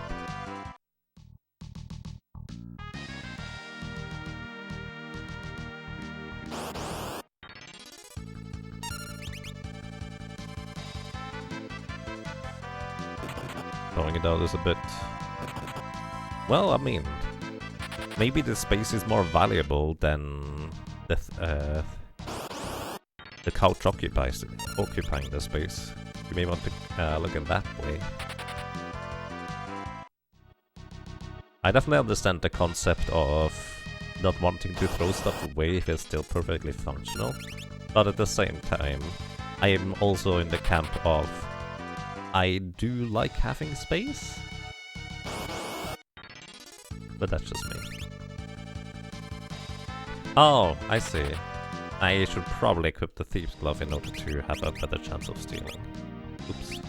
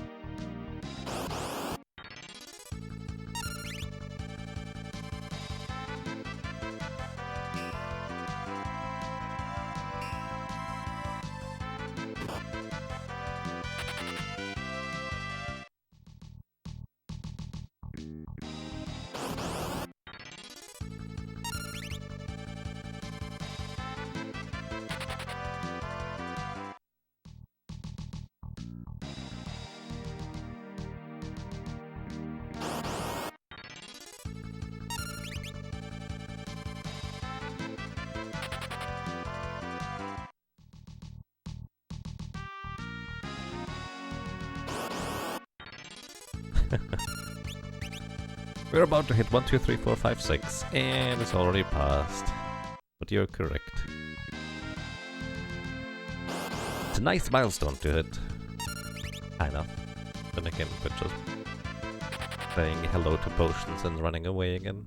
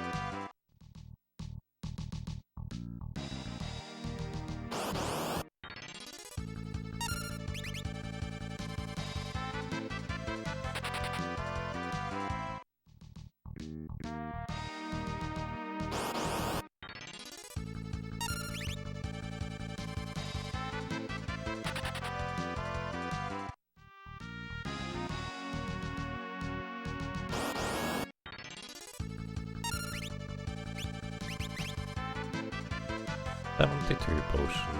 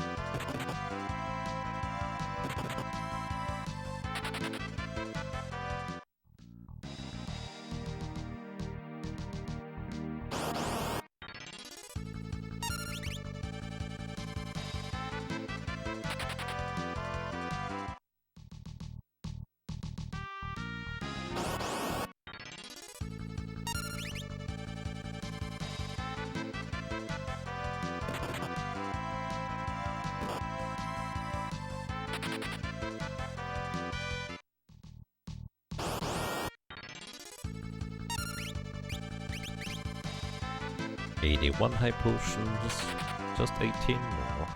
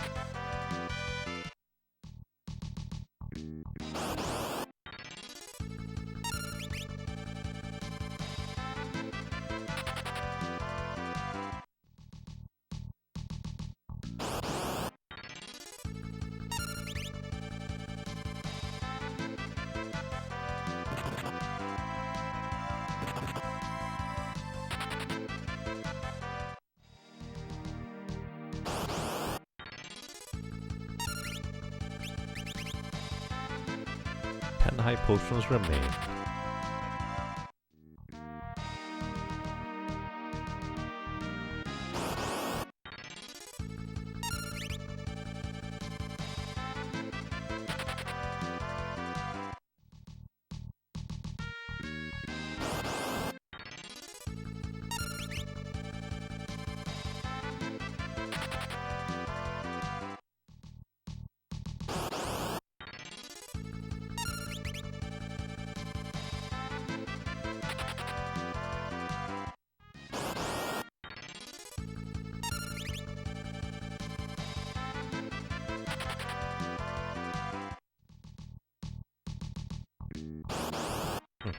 So weird that we can no longer go onto the conveyor belt when getting an encounter specifically like this. Like, previously I was able to run onto this, but right now I literally can't go onto the conveyor belt in any capacity anymore. I don't really know why it happens, but it's pretty annoying for trying to do AFK grinds with berserkers and such. 4 potions remain.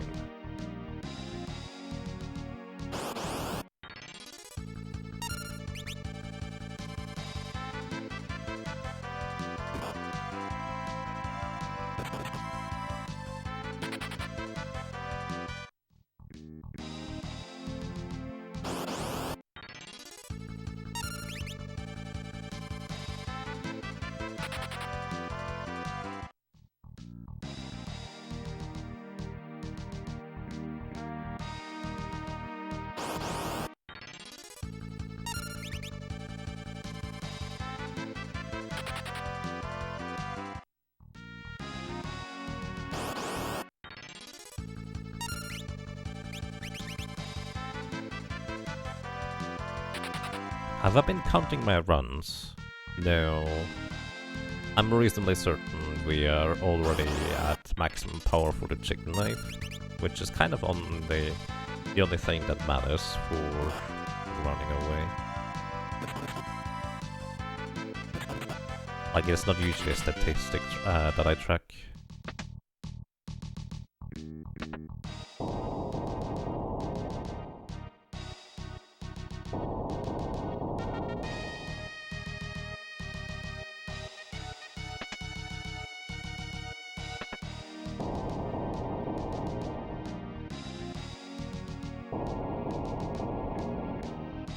However, we did get all of our high potions. Now it is time to face Soul Cannon, which is going to be a very, very, very slow and long fight. So, once again, everybody, question, what do you think? Is it going to take more or less than 60 high potions to defeat Soul Cannon? To give you a frame of reference, Soul Cannon has 12,500 HP, and the little launchers on its back, which I have to take out first, have 800 HP each. So I will basically have to defeat these launchers on the back first. So let's see how this is gonna go. Equip the Angel Ring. So the reason why the Angel Ring is so important is it gives us immunity to the old status effect. Without that, we would get olded, and old means that we would continuously lose all of our stats. And effectively, in the end, we would just deal basically no damage anymore, which is kind of really, really bad. So yeah, we're gonna go into the front row, equip the Guardian Dagger and all the agility equipment, because everything else is inconsequential. We could technically resist some of the launcher attacks, but I actually prefer if they hit, because that's when I know that they are going to hit. Alrighty. Blood says more than 60, Red Magus Claw. Llama says more than 60, Hyangel says more, Dragon Dog says more than 60. Alrighty, let's see how many this is gonna be, because I'm curious. I also say more than 60 in case you're curious about that. Alright. We can steal an ether from the back thingies here. Alrighty, so these launchers, they attack us with the regular attack, which is just unfortunately 50% of our current health and damage. And the big cannon will attack us with an attack that deals 50% of our maximum health and damage, so we have to heal before the soul cannon itself hits us, because it's not just 50% of our maximum health, it's also dealing damage equivalent, or it's going to deal additional HP leak damage. Also, we are just low enough level that we unfortunately cannot kill the launchers in 2 attacks. So I think the launcher attack just after I move. I don't know whether I'm going to get hit by the launcher before the thing is gonna hit. Okay, we are fine. Surge Beam will always deal damage, it will always hit, it's always going to be 50% of our maximum health. So, yeah. And now that we have dealt with the launchers, we can start healing with the high potion. So we used 1 elixir in order to heal up to full. And now, this is where we start using the high potions. And start attacking, I suppose. Because there's not really anything else to do. So the first attack of the Soul Cannon takes quite a long time in order to eventually arrive, but the subsequent ones are sped up by like 3 or 4 turns. So every 3 turns, the Soul Cannon is now going to hit us with, well, 500 and some change damage. The HP leak status will be an issue for healing. The next ones I'm just gonna heal right now twice instead of only once. The nice thing is, Thief does have pretty solid agility, so we in fact are not significantly slower than Soul Cannon. So that does definitely help in comparison to a lot of other classes. Even though Thief has just super low damage overall, and we have to heal after every Surge Beam. Although on the plus side, we don't have to spend elixirs in order to heal every time, which is something a lot of other classes have to do, because there's a limited amount of high potions. So yeah, this is just going to be how the fight goes. We attack once or twice for every Surge Beam. And we heal, and attack once or twice again.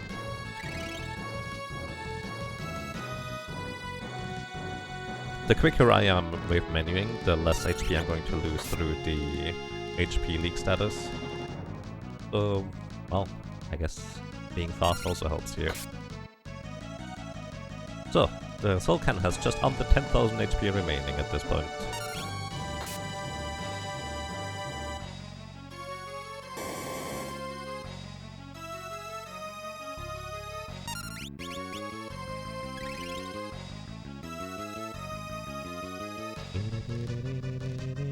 Did I steal from the Soul Cannon?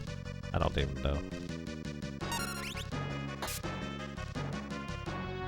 Doesn't have anything, so I assume I either stole or it didn't have anything. Kaneki! Hello! Kaneki, thank you so much for subscribing with Prime Gaming, or well, Twitch Prime I suppose. Welcome back, and I'm glad you enjoy your stay. Thank you so much. Hope you're doing well.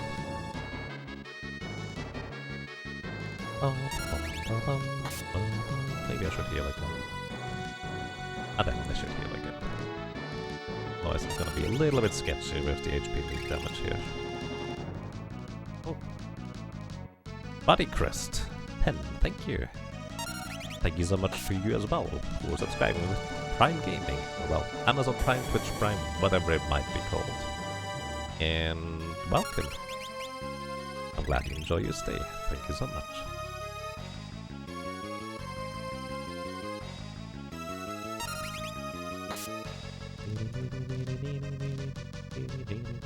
There's actually probably going to be a lot less high potions than I anticipated it might be. Because we are dealing okay damage, and the agility definitely helps. Yeah.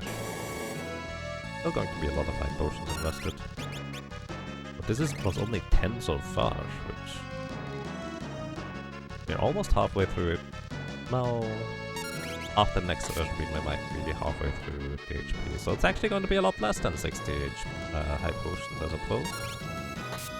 Surprising. I do attribute this to the Thief's pretty solid agility overall.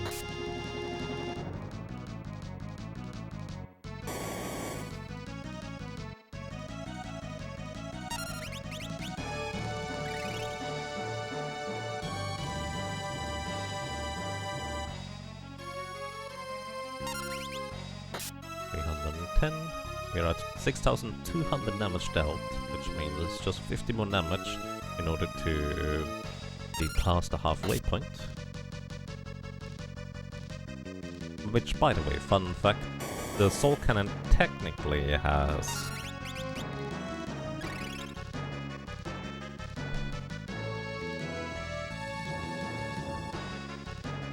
like 22,500 HP rather than 12,500, but practically it's going to just self-destruct after it drops below 10,000 HP remaining. So it's not like that really matters, so to speak. The only time it would matter if we could deal some percentage-based damage to the Soul Cannon, which we in fact cannot. Because it is heavy, that means Time Magic does not work. Percentile damage also does not work based on the heavy trait. And the only other way to circumvent the heavy trait and still deal percentage-based damage would be through a Beastmaster Catch and Release, which also doesn't work because the only 25% attack you can get as a Beastmaster is wind-based, and the Soul Cannon is immune to wind damage. So, unless somebody has a different idea on how to deal with this, I don't think there's a way to take advantage of it actually having 22,000 HP. Good morning to you, Etir. How are you doing today? How are the thiefly pursuits going? I would say overall quite solid. We're doing exactly what a thief is doing. Being fast, running away a lot and stealing from enemies in order to stock up on high potions.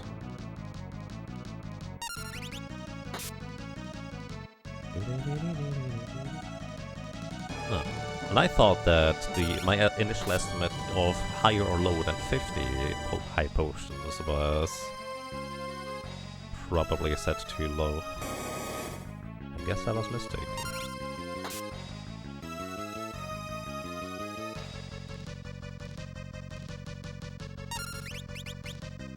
Because we're only like 3,500 HP, I believe, from winning here.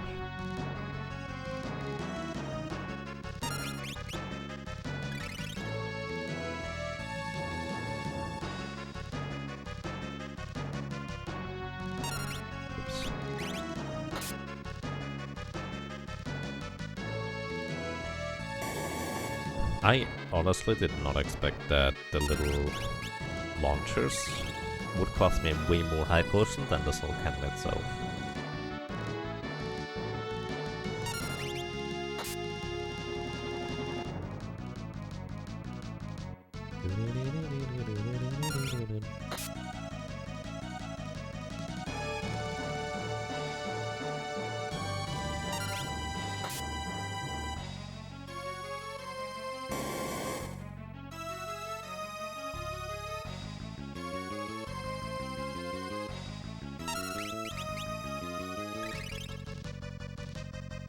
Technically, menu-wise, it would be more efficient if I were to time it so I heal just before the Soul Cannon attacks, so I can then subsequently hold down the A button in order to immediately heal again without any menu delay, rather than having to switch between attack and items. But practically, I don't trust myself to time it so well. So I'm just taking the tiny bit of time it takes me to switch between attack and item action every time. Just so I heal right after the Surge Beam, so I know I will have enough HP to survive the next one regardless. Better to play safe in this kind of long fight. Yep. Very accurate. Wait. What? Is it only 11,500 HP? Because I just calculated 11,650 damage. Do I have this wrong this entire time and it's actually only 11,500 HP?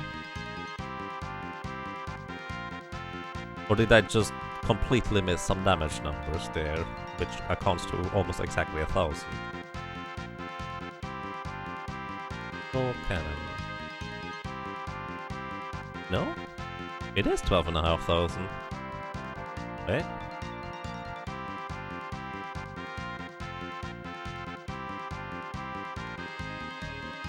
That's like 3 attacks that aren't accounted for. I guess I just missed them. Huh. I'm very confused right now. By the way, fun cannon. Fun cannon? Sure. Fun fact, the soul cannon, to my knowledge, is the only boss who actually gives experience. Because the soul cannon gives 40 experience for whatever reason.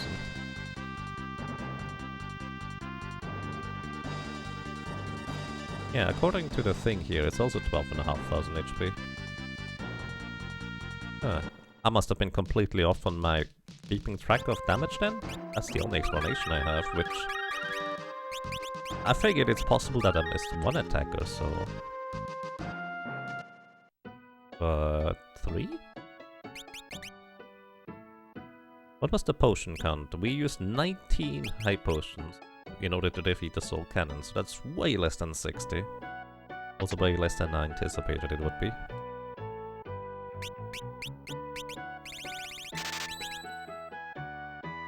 Alrighty everybody, I think it is time for me to grab some food, so that means I'm gonna take a short break. So everybody, thank you so much for watching, for listening and for lurking, and until afterwards, be right back.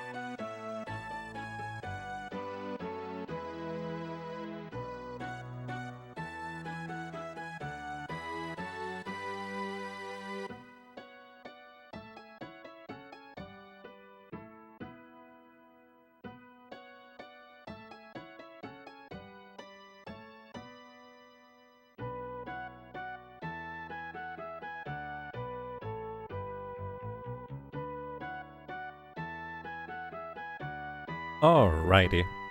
Excuse me. I'm back.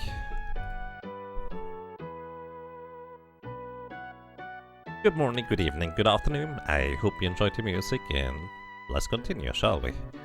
Our next goal is going to be going into the endless wastes of the Lockhart ruins. It's not exactly a wasteland, but it's also not exactly endless, so let's see how this is going to go. One thing that... Hey, kind you, I hope you're doing well. One thing I will want to do, first of all, is I want to get the ability to run away. Because running away is going to be one of our best assets in the Lockhart ruins here.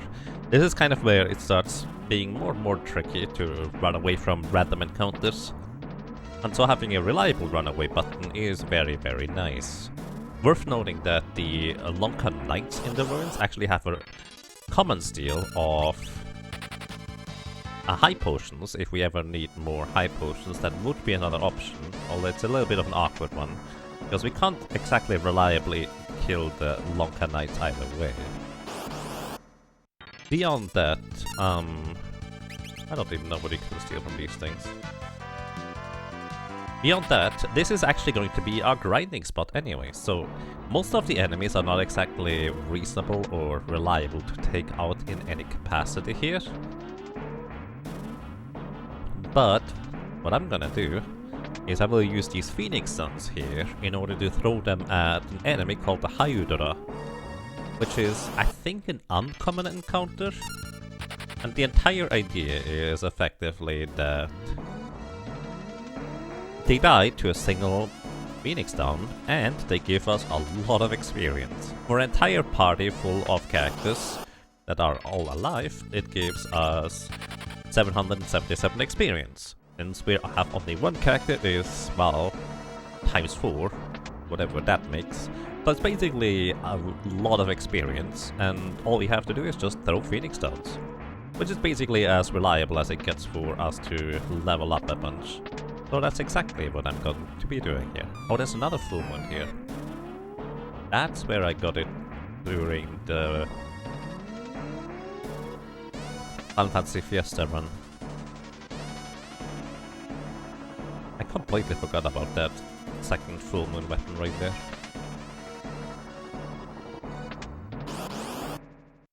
The one thing I'm going to be really curious about is how,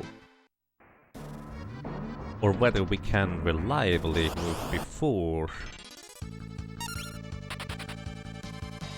the Hyudra goes, because normally that thing is really fast, but the thief is also really, really fast.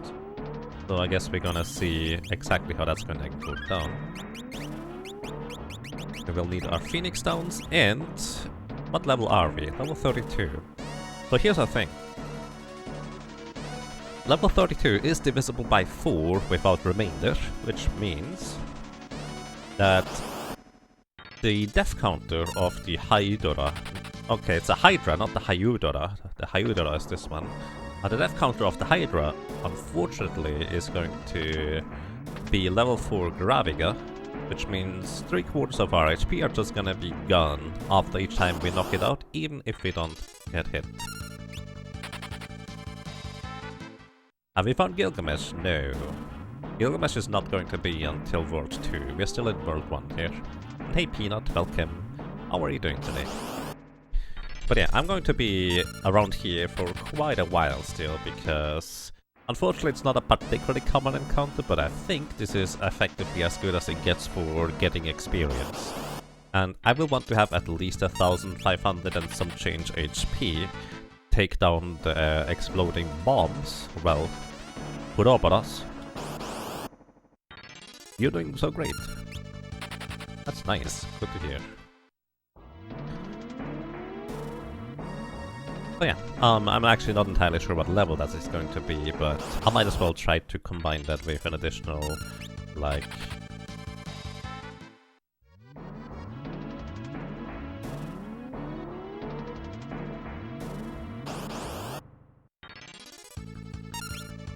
That's the rare encounter, so we found the rare encounter before the uncommon one. That's gonna be an additional 2 levels. For more damage too. There we go. So it turns out the Hydra is still faster than us, despite the thief being really fast. But 1 Phoenix down, counterattack, Gravity, or level 4 quarter. And we get 3,108 experience. That's a lot of experience. And best of all, we actually do get our Phoenix down back whenever we do this. So yeah, let's see, what level do we want to go towards? Currently we're level 32. So the level threshold we would cross at level 39 exactly. Let me think about this. What weapons will I want to use against bosses and enemies coming in? Probably actually this combination of items. So 29 strength and 46 agility is gonna be the name of the game. So that means level 37, 42. I think level 42 is a decent goal to aim for overall here. If you love watching this game, please speedrun this game the rest of your life. I have to disappoint you on that one, because I don't usually stick to a single game for that long.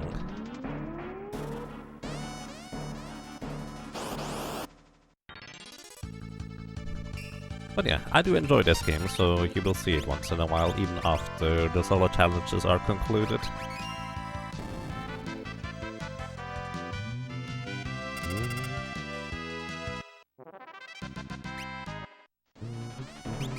By the way, we have like one in...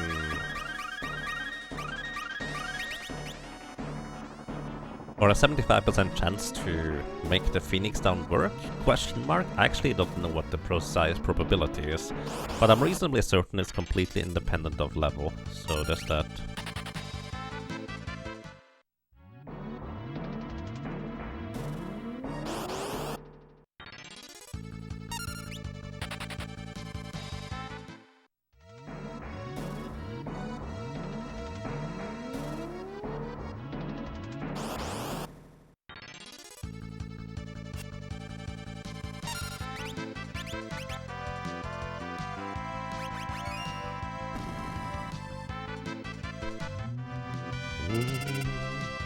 Once we hit the next level, we will finally no longer have to worry about level 4 quarter until level 36. And since, well, we might actually just go to the next threshold of levels. As a reminder, with the solo white mage, we actually leveled here until we reached level, what was it, 64? It was a long grind, because we couldn't even reliably run away or run in order to get more encounters more quickly, and we also had to deal with back attacks. Then again, I guess the advantage of a white mage is that I was able to sustain via using healing spells rather than using healing items.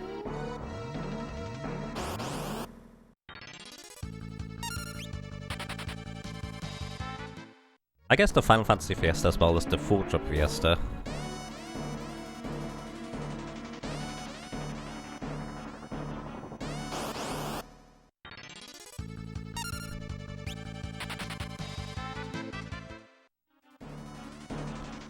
They are definitely both on the yearly things I like to do.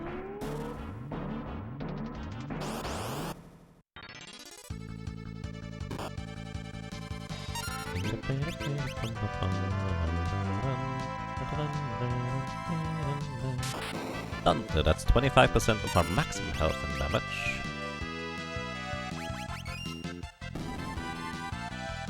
Which I believe it only can do on the second turn.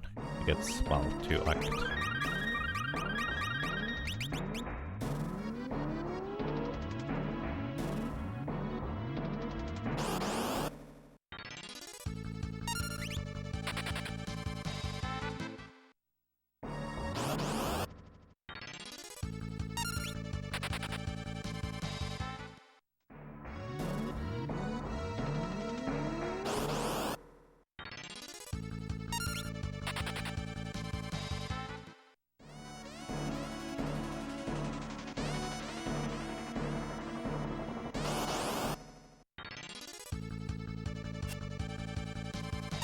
I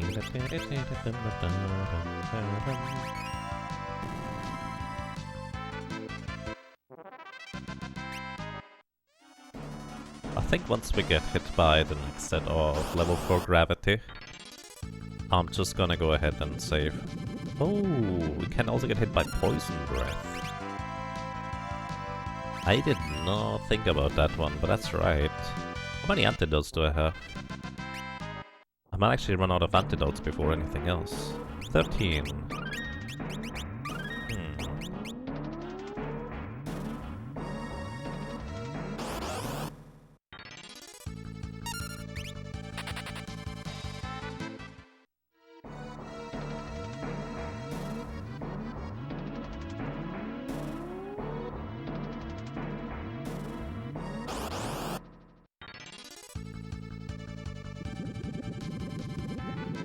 25.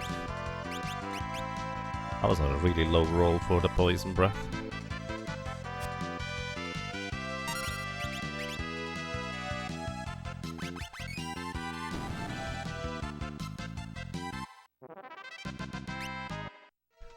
I think level 44 is probably a decent level to shoot for. So if somebody would like to calculate how much experience we need for that, be my guest. We currently have 132,016 experience. So how much remaining that is for level 44? Don't know, but divided by 3,108 and you get the amount of Hydras we need to defeat. Yeah, I'll definitely have to go ahead and get more antidotes.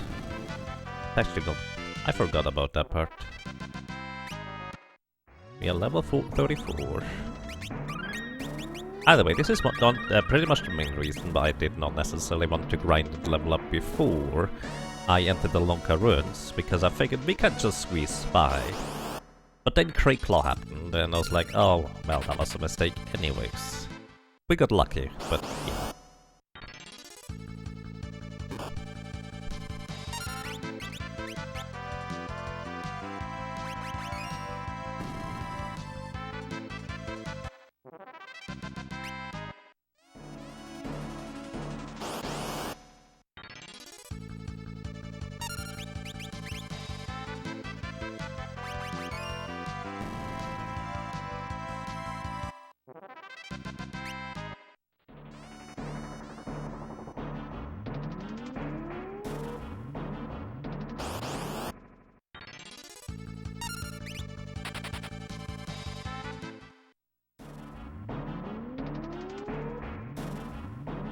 Made it past Crayclaw indeed. Welcome to Quanta Starfire. Hope you have a nice day. We got past Crayclaw actually surprisingly quick. I was just getting into the rhythm of writing down all the current patterns that we had encountered, and on the fourth one I started writing down we actually somehow got it, which was surprising.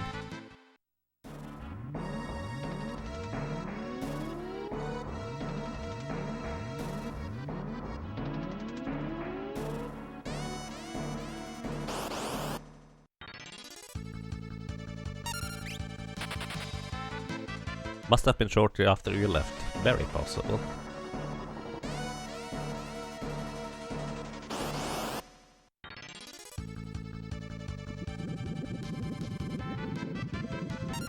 Hey, we didn't get poisoned. Now I'm curious what the probability of that is.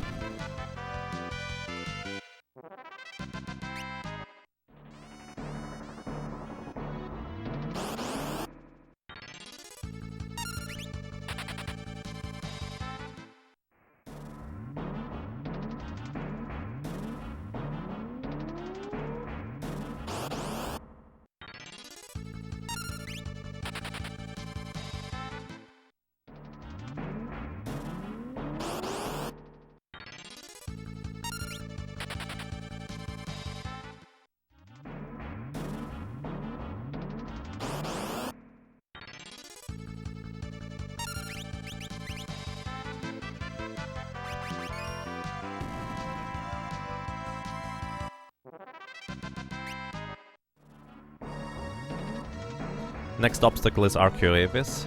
Yeah, Arcuabis is probably going to be a little bit of a hassle, but since I'm kind of power leveling right now, not specifically for Arcuabis, I feel like it's not gonna be too terrible overall, but we'll see. The thing is, Arcuabis has more defense in the early stages of the fight, and the early stages of the fights are not as dangerous, let's put it this way.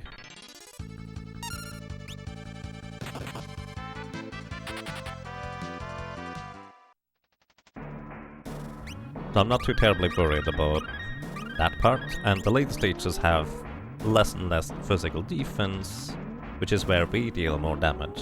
And thanks to our speed, we should be at least reasonably quick in comparison. You forget how much HP he has for this stage of the game. 4 times 1600 for the first 4 phases and then 2500 for the last phase. Only the last 2 phases are really somewhat dangerous. Well, I suppose only really the last phase is dangerous, for the most part anyways.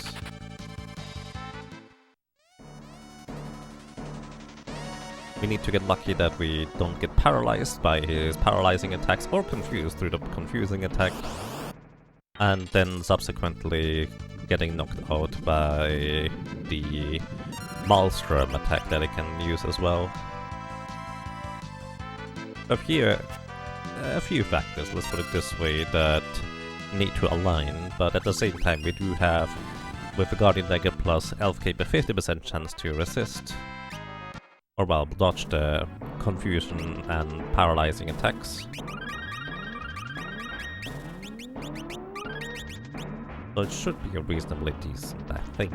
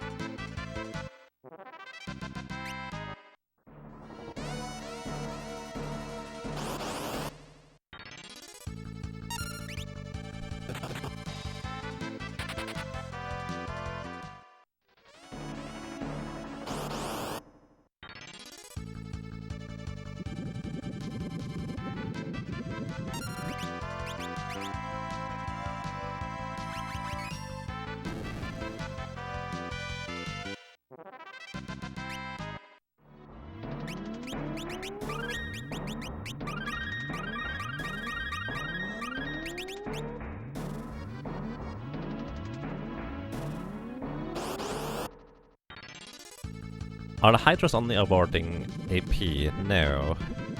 They gave 3108 experience. It's just when I hold down the A button, it doesn't always display all the text boxes, so it's 219 monies, 3108 experience, 4 ability points, and a Phoenix Down.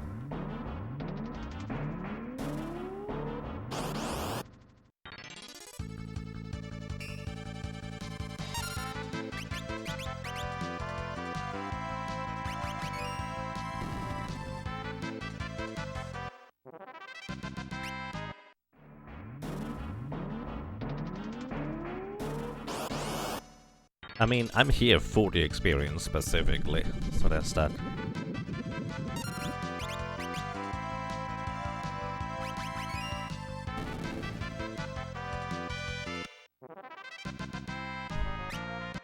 think. We have now reached level 36, where we get counterattacked by the level 4 death counter again. So we're just gonna go and save once in a while.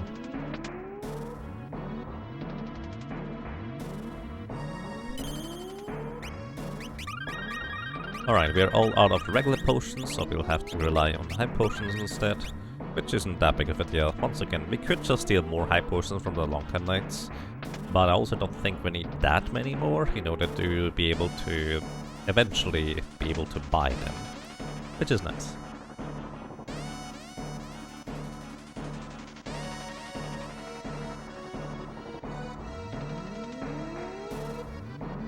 Ruh-roh.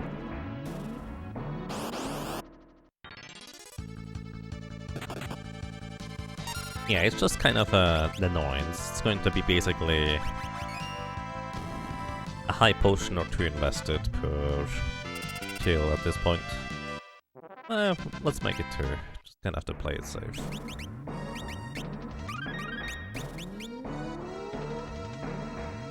Then at level 40 that's gonna be the case again. And that's kind of pretty much why I want to get to level 44, but not anywhere past it. I think level 44 should give us a nice HP buffer for the Puroboros to be able to hit us with a physical attack, and we still don't get automatically killed by it either. If we take a full damage exploder afterwards. Which is really the biggest concern at this point, I think. Beyond that, I haven't really thought about stuff. I think the next big concern is going to be XDeath at the end of World 2. We do have pretty solid damage thanks to using the double dagger, double knife, dual knife, I forget what it's called. The double lance, there we go.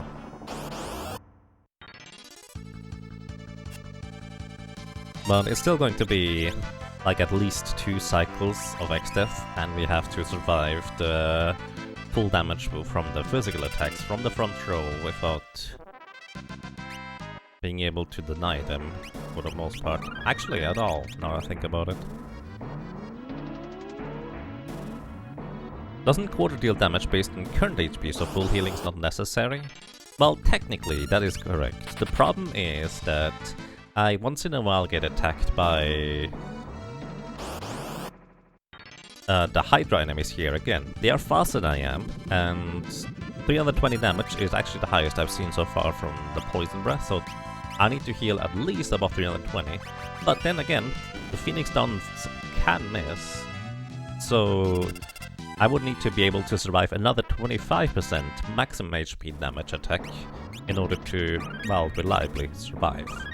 So if I don't heal to at least a decent amount of health, I'm gonna be in trouble. Like, it might be sufficient to just only heal to 800, that's reasonably reliable, but I'm not too worried about the high potions, so I'm just gonna play it safe for now. But yeah, if I could reliably knock out these Hydras here, without getting attacked at all, that would be no concern, that is very true.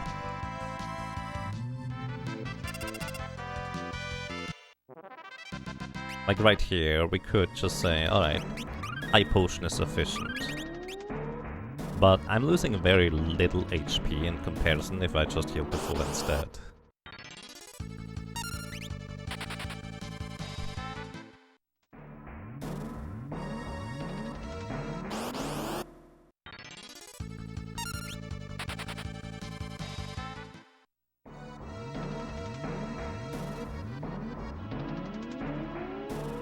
One difference, I suppose, between the Thief and the White Mage is the White Mage was able to knock down the other group with the Hydra. You know, the green Hydra rather than the dark blue one, teal, purple, this one. By confusing the Hydra. And the confused Hydra would frequently use Quake on its own entire party, and 2 Quakes would knock out the Lockhart Knight and the Ra Mage. But in the end, I'm pretty sure I still think it was more efficient to just go for the Hydras instead. Which, by the way, for some reason, last time I tried this on the Game Boy Advance version, I felt like this level grind here was not nearly as efficient on the Game Boy Advance version. Also, we just reached level 37, so no more counterattacks for now. Very nice.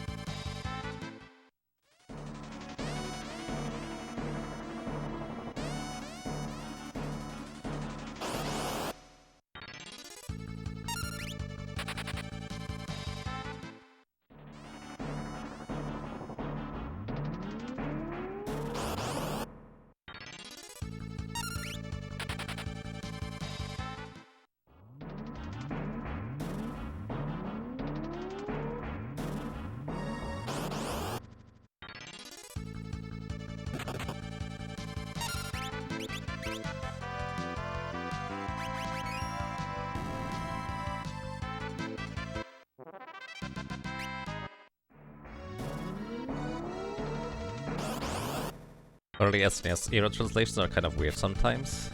Yeah, keep in mind, this is a fan translation here specifically.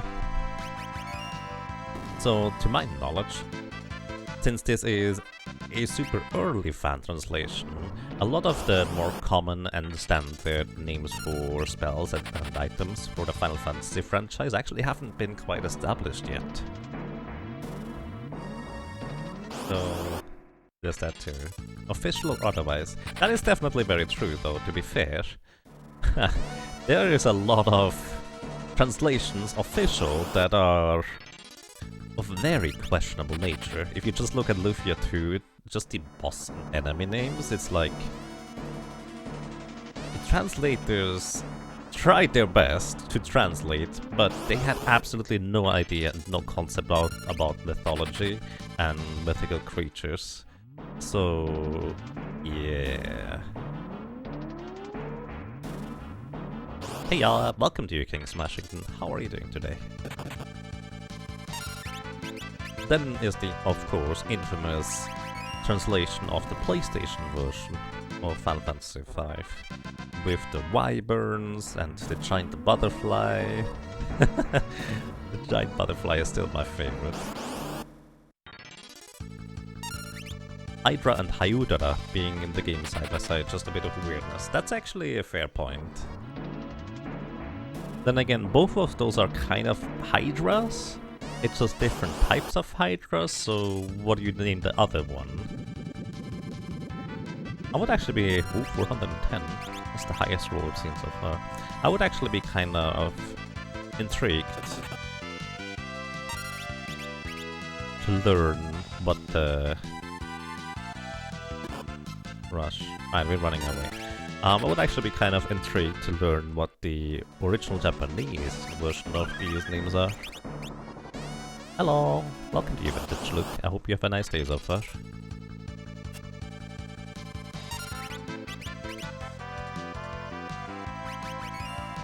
Also, very often translators were just given a file or text with no other context whatsoever. Yep, that's kind of a big part of it as well. Idoro in Lufia 2 is just bizarre. Assassin, Golem...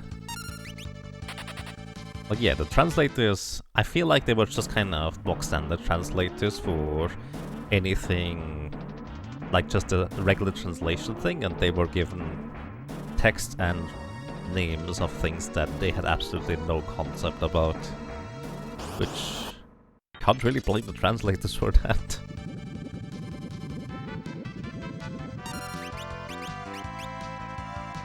This one is undead, so it's basically Hydra Zombie. Right. But then again, you're also kind of giving it away that it is undead. You call it a Hydra Zombie. Also, yeah, character mint would be a problem here. You're doing well, King Smashington? That's nice to hear.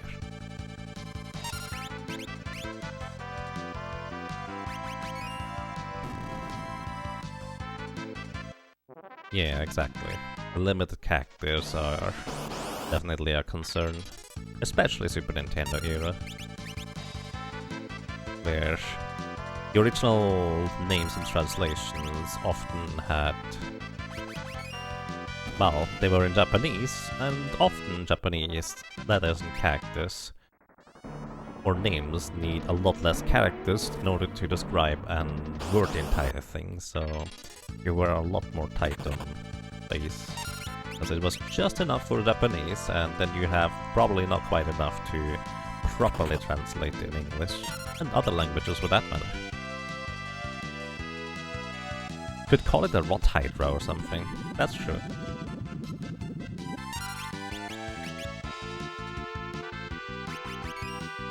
Didn't the Final Fantasy V fan translation get creative with characters? Yes, it actually did what a lot of other Final Fantasies did as well, and so if I'm not mistaken, Final Fantasy I English actually is unique in that it reserved some characters for symbols. So, for example, in order to describe armor or weapon, a sword, etc., they had a little symbol for that corresponding item, kind of like they do have here. So Final Fantasy I actually, more or less, was one of the earliest ones, if not the first one, to implement that kind of concept, where you would just use symbols in the name in order to describe what the item is more efficiently, a lot more efficiently. And specifically Final Fantasy V, they did that too. On top of that, Final Fantasy V, they also had like double characters. I would guess they looked over the script and tried to figure out which characters would fit best together. Like for example, two L's. I don't know whether I have an actually here, the mallet. Here, the double L is actually one character. In order to be able to properly do this, like here, an elixir, that is a single L, and mallet, that's just kind of, since it's a monospace font, and you have just a few more characters available, that's kind of how they got creative, and honestly, I really appreciate that creativity.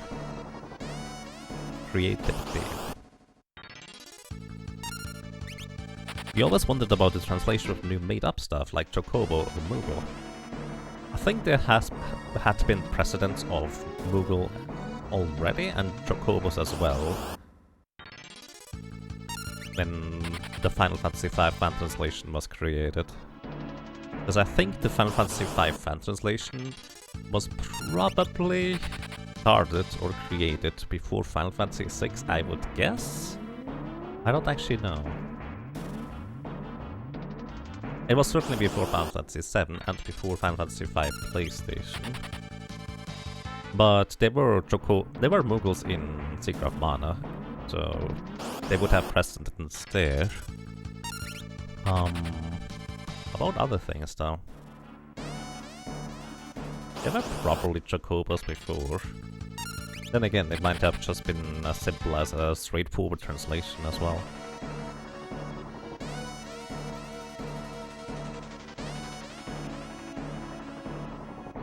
But yeah, how do you translate Moogle or Chocobo?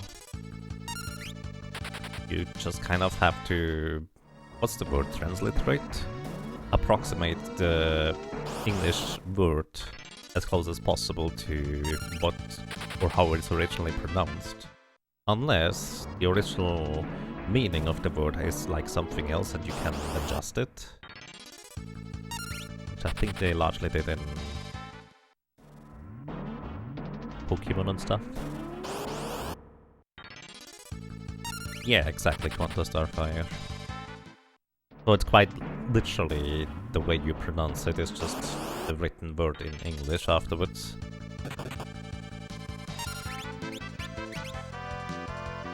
Mugaru. Yeah, that's likely, I suppose. Or Mogoru.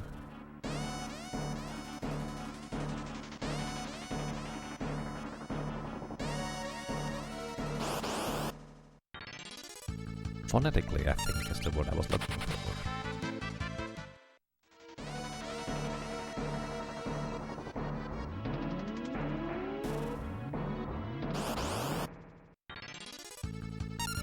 Looking at Google Translate, they literally use the Japanese characters for cho and then kobo. Kobo. But who knows how they figured out that out the first time. Well, they probably just did whatever we did as well and guessed and tried to go with the thing that seems the most reasonable. Probably.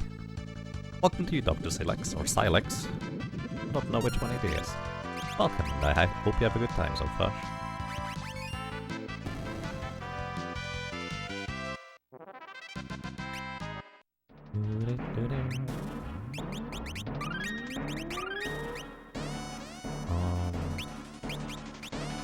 Few more levels until level 40, and 4 more levels until 44. Relax? Okay. Welcome.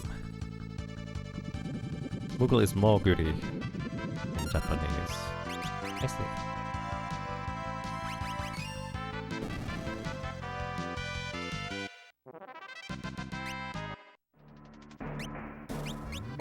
That makes sense. Okay, I only have 3 more antidotes left. So once I only have 1 antidote remaining, I have to run outside in order to restock on those. Because again, I kind of didn't account for getting poisoned for some reason. Which I totally should have. But I forgot.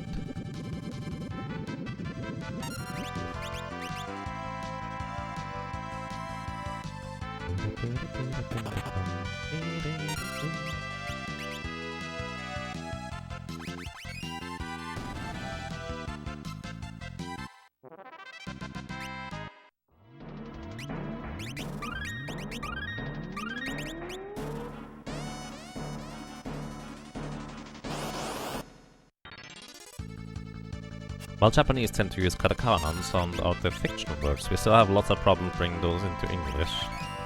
Yeah, in a lot of cases I imagine that would be the case. That it would be difficult. 39.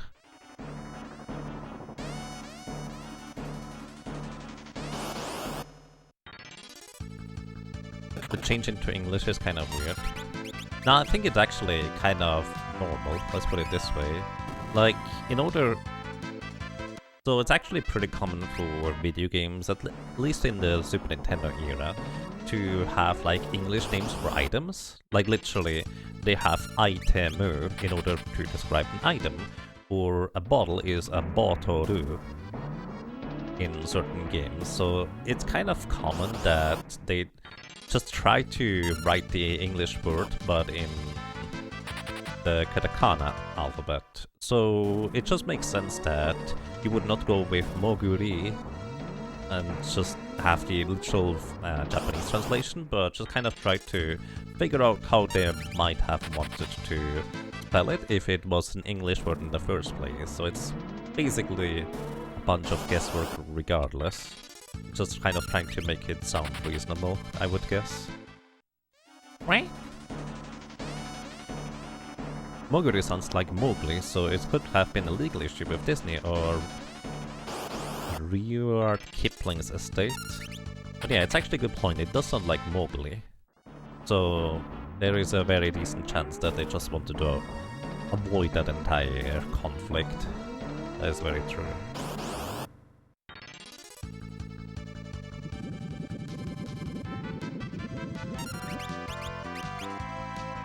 Alrighty. 1 antidote left. The OG Final Fantasy, oops, excuse me, literally pulling names from Dungeons & Dragons, yeah. I mean, a lot of games do, especially nowadays, but... Actually don't know whether that's official, but the term that can be used in order to describe a certain word being used for generic description of something rather than using this or meaning the specific creature, item, or, well, descriptor, is called genericide, which is quite interesting because it's kind of the concept of you... or the characters no longer being their own original creation or being copyrightable. Instead, it is then going to be subsequently a more generic word at that point. Did I go the correct way? Yeah, this is correct. So nowadays you can use beholders and dragons and all these kinds of things in your campaigns because they are just so generically and widely known as like fantasy type creatures that I don't think they can copyright claim anymore. I might be wrong about that, but at least earlier in the like SNES era, PC early games, DOS era, etc., there was a huge concern about getting sued about while using creatures that are originally inspired or directly ripped from Dungeons and Dragons. So that's very true. The original NES game had a beholder in it that was changed into, what was it, a big eye? Or something like that. But instead of a beholder, it suddenly was something else.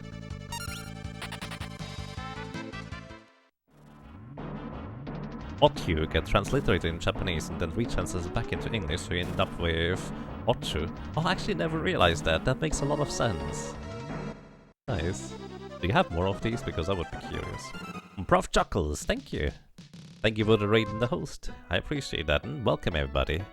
I hope you have a most pleasant time, and you came just in time for me to buy items and have some good music. Hey Prof Chuckles, welcome. How are you doing?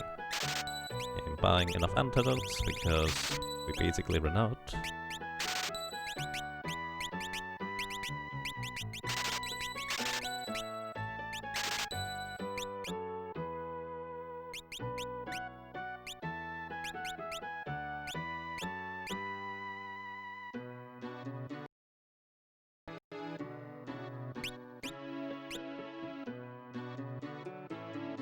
You're good? I'm glad to hear that. I'm doing quite alright, thank you. We just were talking about a translation from Japanese and to Japanese and back and both ways. But yeah, I actually never realized that Otyu is basically why a monster named Otyu exists in Final Fantasy. I wonder whether there's like a similar story with Marlboro. Most of the creatures in D&D are pulled from fairy tales. They are, however, a specific selection of original D&D creatures like the Beholder and Mind Flayer, right? The Behold became I, and the undead one became Phantom. I see. Mind Flayers became wizards, and yeah, which is kind of weird because the wizards literally don't cast any spells. And good afternoon, welcome to you, Atterman, as well. Hope you have a nice day so far. The copyrights for the Beholder, Mind Flayer, and a few other monsters are still intact, but there's a lot more clarity that most of the creatures in the D&D sourcebooks are either based on mythology or are very generic derivatives. Mind Flayer is weird because they've used the words like wizard and mage, but also just use Mind Flayer. Right. Hello, welcome to you, Halcyon Kiwi.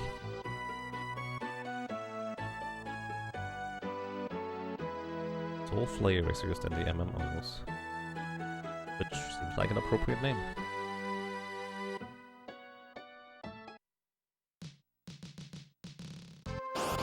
Like, tieflings are copywritten, but you could probably just use large parts of the tiefling's design as long as you call something else, because they're just plain demon spawn.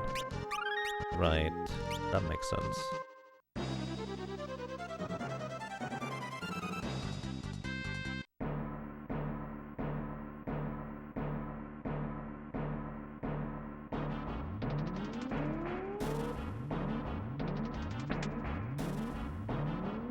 I actually didn't realize that Beholders are still copyright intact.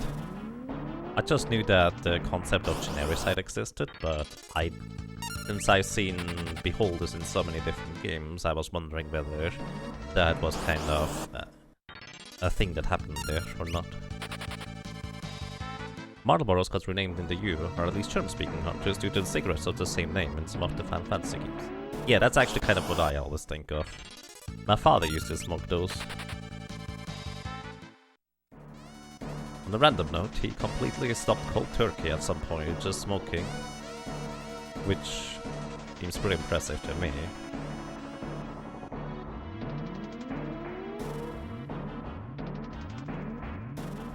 Completely random thought, I guess.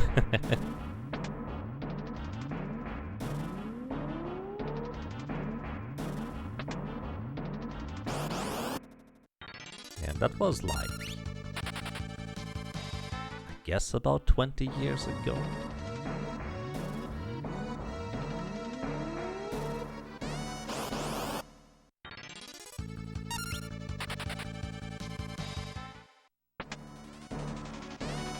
Either way, because of thinking of the cigarettes all the time, it's largely why I always thought that Marlboro was in fact a pretty apt name.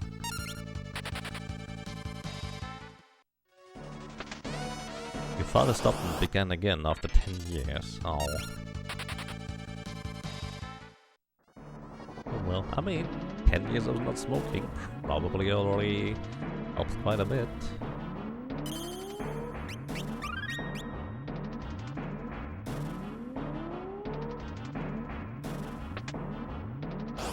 One of the things I always found to be quite interesting is a bunch of my friends during like later school education ended up just kind of being smokers. Just because I don't know why they started. But for me it was always, even if I liked to smoke, it would be way too expensive, so I'm not gonna do it. That's really easy, because literally every single person, including all the smokers, always tell me, don't start. There's no point to it, why would you ever begin? Yet they somehow began somewhere, sometime. Which, well, usually has kind of a bit more backstory, I suppose. The other story about how we quit smoking is weird. It was winter, it was cold outside, and I just didn't feel like going to buy cigarettes. I mean, why not? That sounds like a good motivator to me. Sounds too cold. Sounds good to me. Marlboro is some kind of punny name where that monster references its signature, bad breath, attack, and the association with the cigarette brand is a coincidence. Right, I mean, I assumed the cigarette brand association is a coincidence. I just don't know what the other origin of the name is. Where you live, a pack is almost $12 again. Wow. I remember it being like $5 when my father smoked. Yep, probably a lot more expensive than that nowadays.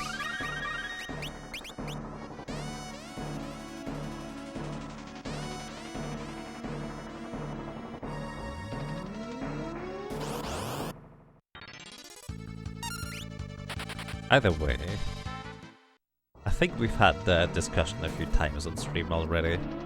I do not understand why cigarettes or smoking is like even allowed in the first place. Because there's literally no upsides to it. Not to my knowledge. There's only downsides when you stop once you started, but starting, point. I mean, there's always the stories of how a lot of people started because they wanted to fit in and are taking breaks with the smokers and trying to fit in there, which just happens how it started. But beyond that, I just don't get it. Most of it is taxes. Oh, the price? Probably.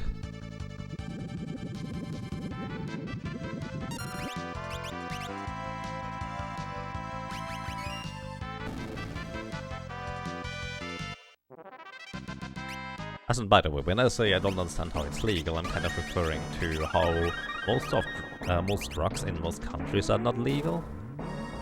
Because I dare to say at least drugs gave you like an experience. They give you a trip. They make it interesting. Smoking is just, well, it stinks. That's about all I can tell you about that. For reference, I'm not advocating for drugs. I have effectively zero experience with any of them, so I'm not the correct person to really talk about it. But at least I can see the appeal of it, rather than in comparison to smoking. Dude. Thank you. Thank you so much for almost 3 years, 35 months of support. Welcome back. I'm glad you enjoy your stay. I hope you're doing well.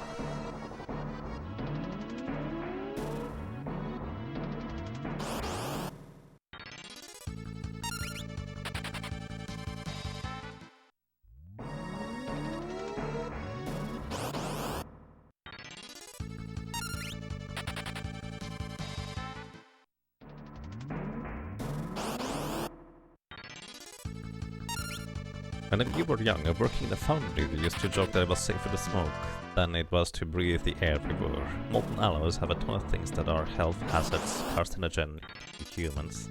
Yeah. That's kind of a much deeper growing problem, I dare to say, though. But I understand what you mean. Does not sound like fun.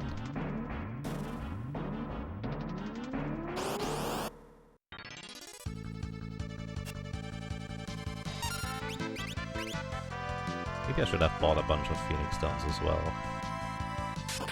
Because with a few more misses, I might start running out here.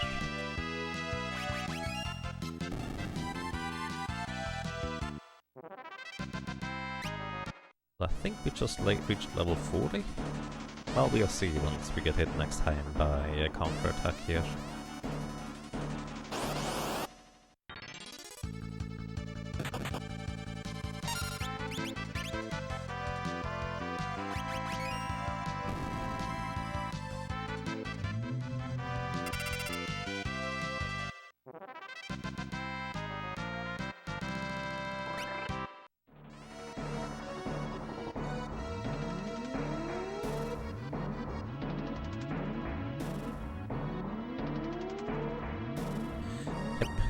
We now take the counter-attacks again. I think I stocked up on potions. I think just going above 1000 HP should easily be sufficient for most cases. Also, I should probably go back and save briefly.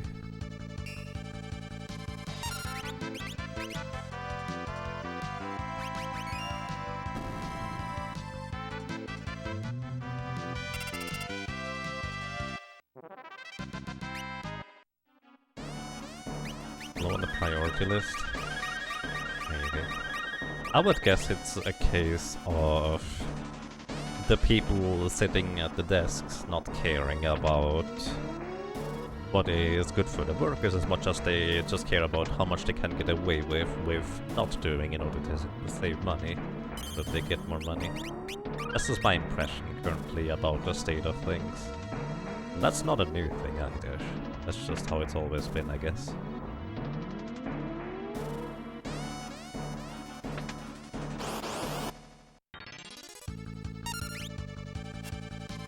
Kind of interesting that these Hyodoras are sometimes fast and sometimes are not. They must have very similar speeds.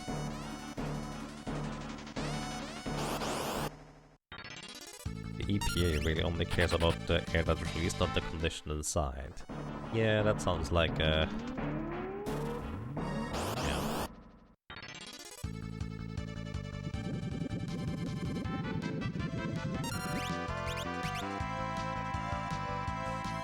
That's not good.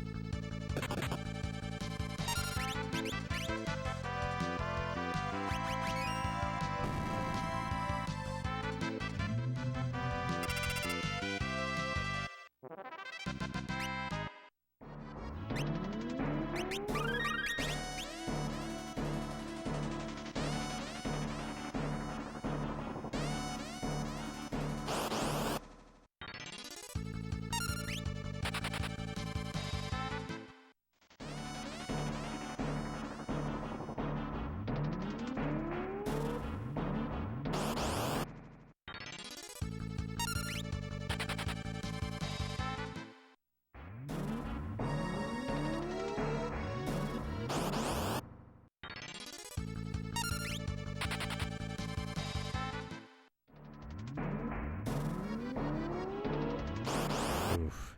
Yeah, that does not sound pleasant to me. Like, if I may ask, is it more of a problem in terms of technical things, like you're just not given the equipment? Or does the equipment not exist that you would need in order to make it, well, safer? Well, you said also that it is something you did when you were younger. I don't know how that may be relating to nowadays, I suppose. Kinda curious though.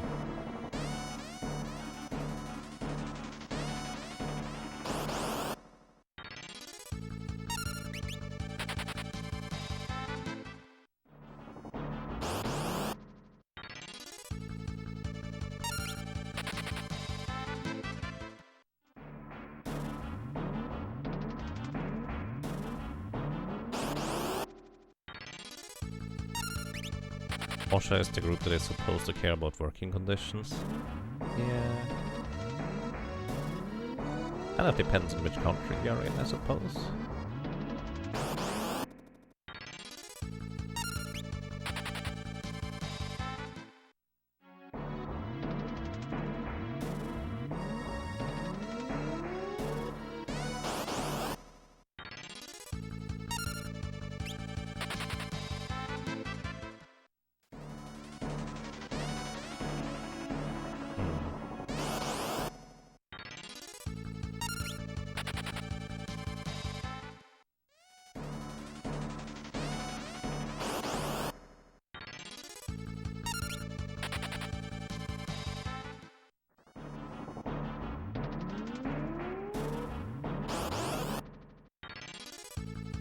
Hard but necessary. I always feel like for the jobs that are hard but necessary and potentially hazardous one way or another, they should always get adequately compensated for that kind of work when you're working in that. Like, if I'm not mistaken, people that are doing like sewage diving, they are actually earning quite a bit of money because, well, who wants to do that, etc.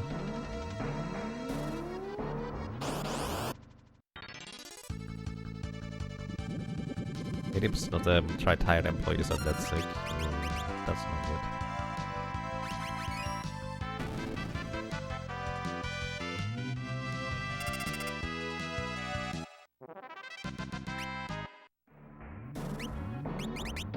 I guess I said, in my humble opinion,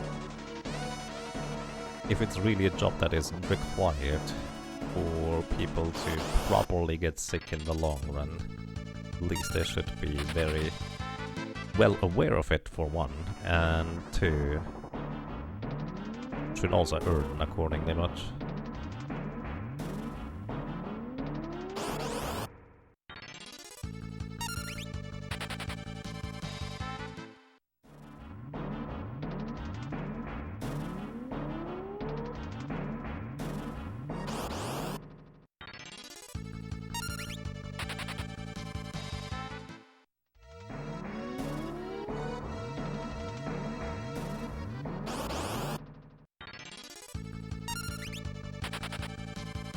Reminded of when you read about tailing ponds for hog farms.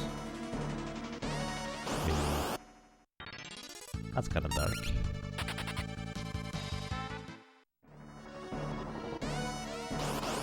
You were lucky. You did it for about 5 to 6 years.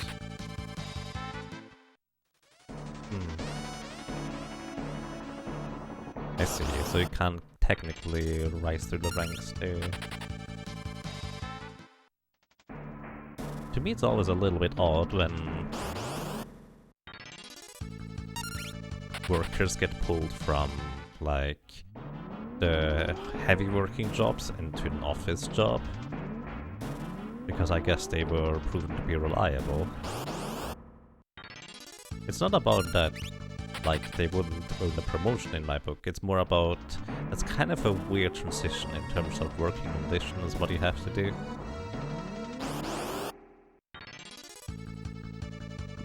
Poison breath. Good thing we have plenty of antidotes. Now anyways. And again, maybe I should have gotten a few more high potions. I'm kind of hoping that the amount of high potions we have at this point is sufficient. But well, we'll see, I suppose.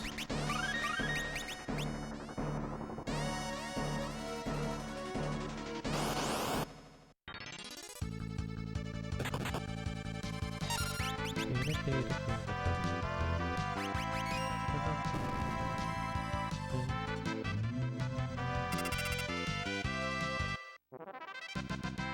we're level 41, which means we are past the annoying phase where I shouldn't heal back up to full.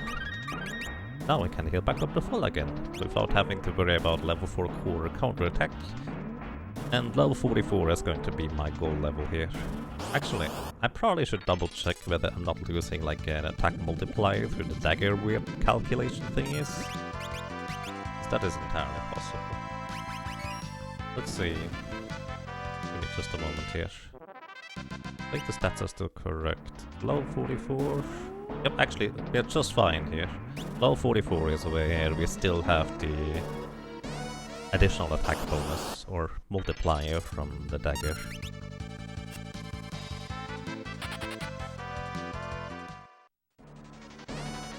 We're running an apprenticeship program.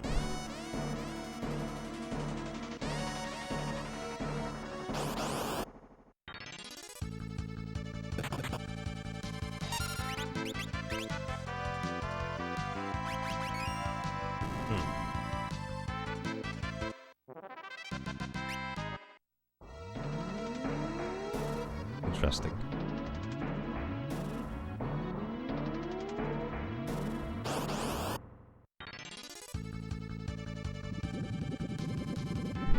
One thing I actually never really realized until way later is that the way Switzerland does its thing on how it like gets younger people into the appropriate jobs and workflows, like just having like scheduled and properly mandated, etc. apprenticeships, which is just kind of the norm. You more or less almost have to get an apprenticeship in order to be able to get into certain jobs in a lot of cases and be certified for it. I never really realized that this is not exactly a thing well, some other countries do anyways. Like for me, getting an apprenticeship is just... it's basically required around here. Without one, well, you get some jobs, but likely you're not gonna get into what you may want to go into. Then again, some people might just enjoy like things that you don't necessarily need an apprenticeship for. Nothing wrong with that either. But it was also kind of a little bit the other way around at times, where it's like, well, unless you do an apprenticeship and get certified for like IT engineering, you are not really going to get a job. Which I suppose is probably kind of a misconception on my end, or at least was. Because I feel like when you have like projects to show and references and things that you can present that, hey, I did these kinds of things, so I do have experience in what is relevant, that probably would help as well.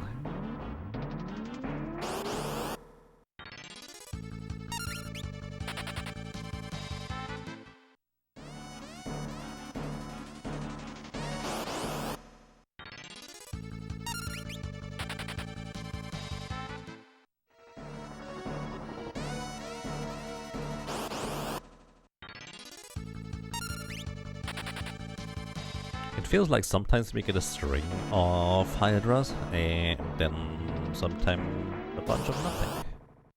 Kinda curious. But then again, that's probably just how randomness and luck actually works. Humans are really terrible at estimating randomness.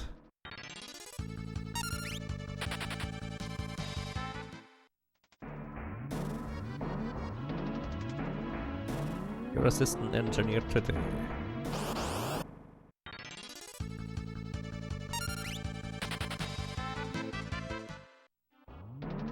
But it sucks that entry level isn't entry level anymore. Yeah. Honestly, in a lot of cases, to me it looks like they want to describe it as an entry level job so they can justify it not or paying very little. That's just kind of my impression. It's probably not the case everywhere, but yeah.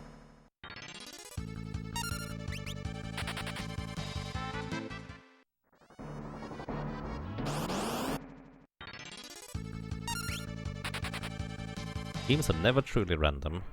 I mean, that's true.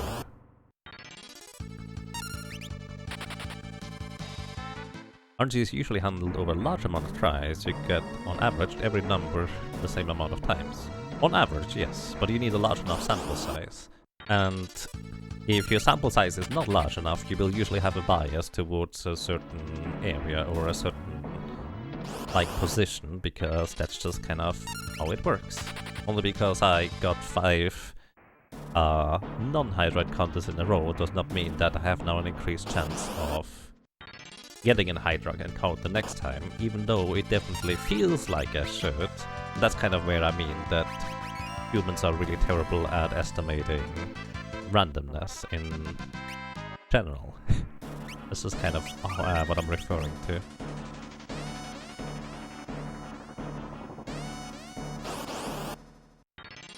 Projects are only important in some IP positions, not so much for administrators though. Ah, I see. Yeah, fair. Took me a second to recognize what you were referring to.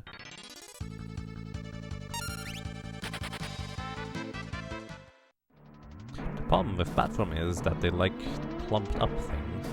So basically they work like this: 80, 80, 20, 20, 20, 50, 40, 60. Indeed.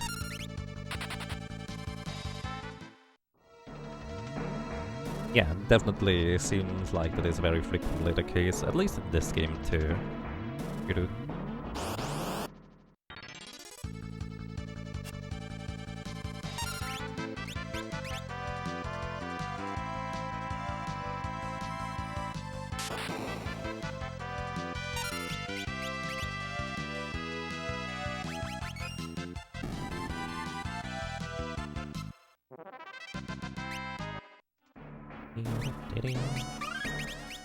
Level 41.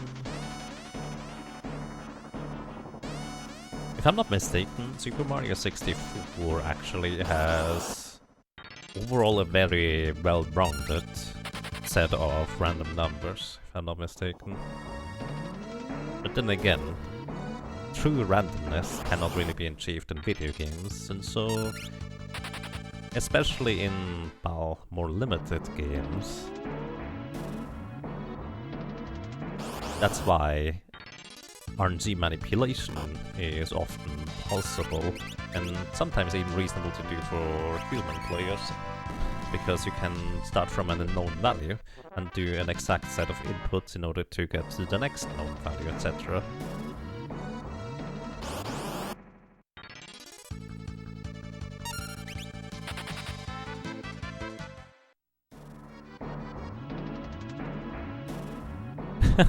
The formula sucks, or is initiated with 0. Yep. Quite a few things where that's the case. Not step roads. Yeah. Or god, step roads. Personally, I'm not a fan of step roads. It's not the type of speedrun slash game I enjoy, but I love step roads in concept and just kind of trying to work them out in theory. I do think they're very fascinating. The closest I've ever done to running a game with step route is effectively Tales of Fantasia, but it's a lot more lenient than true step routes, where you basically can't make any mistakes whatsoever. For real randomness you would need a lot of computer power, or like 500 lava lamps. I think that's how it worked, wasn't it?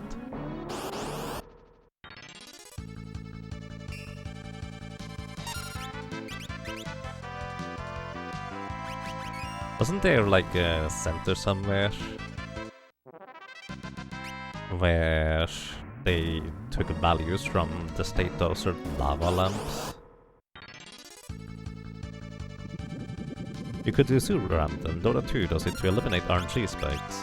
Yeah, I think Hearthstone, or generally Blizzard games, probably do as well, where if, like in Hearthstone, if you haven't gotten a... I guess the most blatant example is if you haven't gotten a legendary in a pack in 39 packs opening, you will be guaranteed a legendary in pack number 40. So basically it just kind of adjusted random values that are not actually random, or more specifically that are just kind of leaning towards one side or another. Instead of being truly random, it often will feel better for a player for it to be slightly adjusted and skewed in one direction or another based on how you feel it should be. Which, once again, what I mean with that is people are terrible with feeling out how randomness should work, or works, I suppose. Already Warcraft 3 did. Right. Lava lamps? Yes, lava lamps. I think Tom Scott made a video about that on YouTube. It's kind of intriguing. I want to look that briefly up. It's a short one.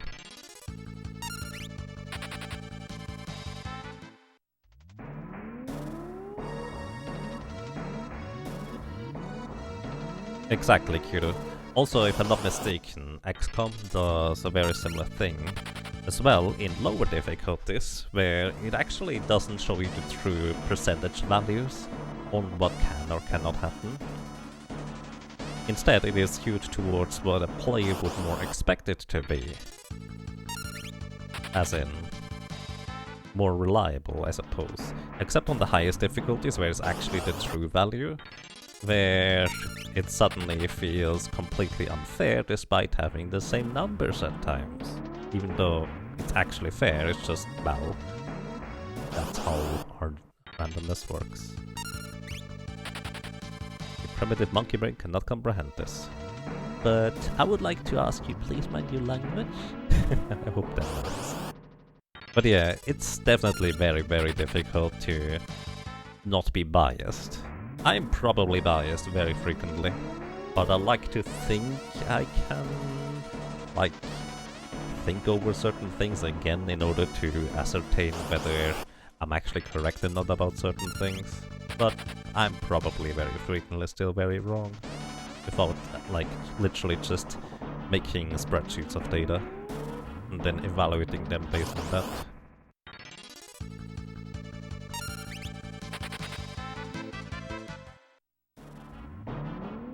Yeah, don't worry, it's fine. Kind of as a general rule of thumb. I do appreciate it. Keep an egg in mind. By the way, on that note, originally I think I used to be a lot harsher in my channel in terms of, oh, no swearing please, and it would just kind of get the message deleted. But nowadays I'm more like, well, it's just standard vocabulary for a lot of people in their everyday life. It's really difficult for a lot of people to adjust to these kinds of circumstances, so why not just cut people some more slack? It's not like I'm an angel. So there's that.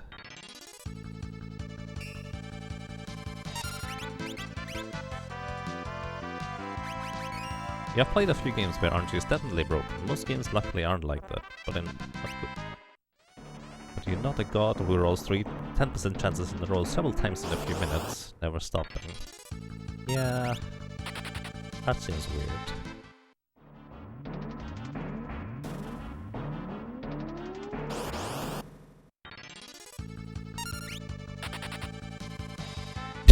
I'm a moth, sure. Of course, those 10% chances are misses, like you'd expect.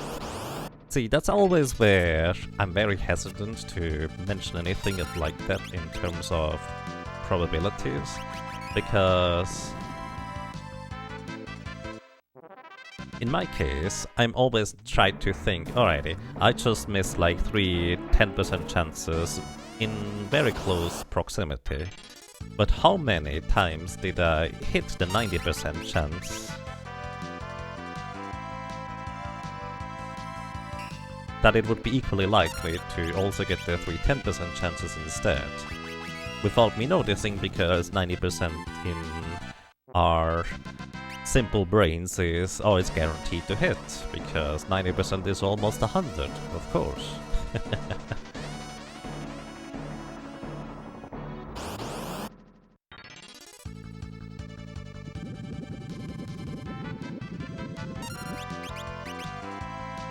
At least to attempt to watch your language. I appreciate that, Quantos Starfire. I just also fully recognize that there's people who just have more trouble than others, so somebody slips up, no problem, don't worry. Just like for people to know.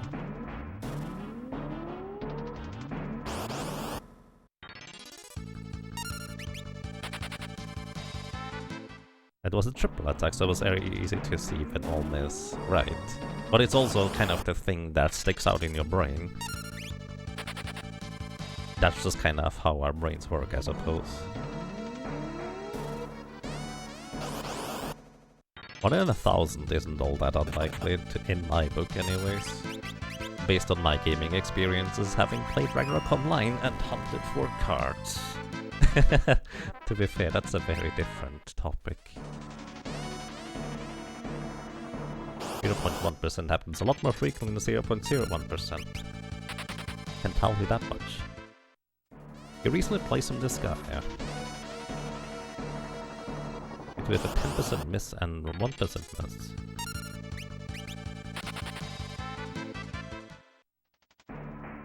It calmed down afterwards though, nice.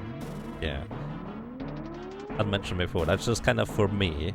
Well, how many times did I not realize that, hey, I hit a 90% chance like 50 times in the last 51 attempts. So that's also kind of statistically less likely, but I just did not notice because, well, it's a lot more difficult to notice over the large period of time. We gained a level, and we're level 43 now. Just one more.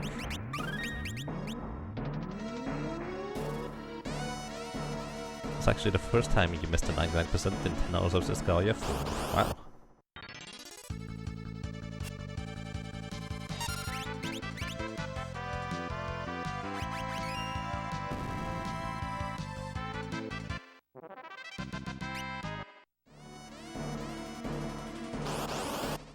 Disgaea are fun games. A lot of people really like them.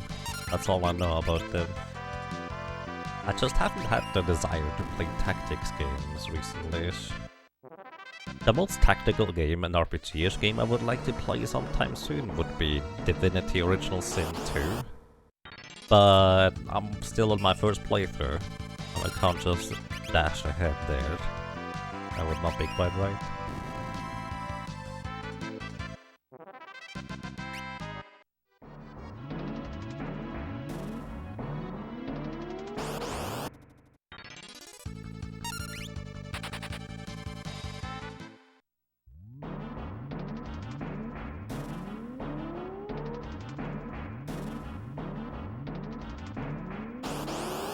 You're not actually the biggest tactical RPG fan yourself. Huh. Sometimes they're nice anyways. One of my biggest issues with tactical RPGs is when they are relatively large scale. Like for example, Shining Force is just a little bit above on what I enjoy, so it's Fire Emblem, in terms of how large the scale should be. But something like Shadowrun Returns is just about right for my taste.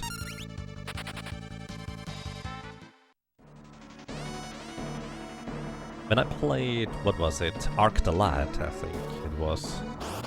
It was a really nice start, I did enjoy the game, but towards the end it just kind of started dragging on and on and on further and further. And there were just kind of too many things to keep track of. That's kind of basically the game that made me realize that, oh well, maybe I should stick to the smaller ones.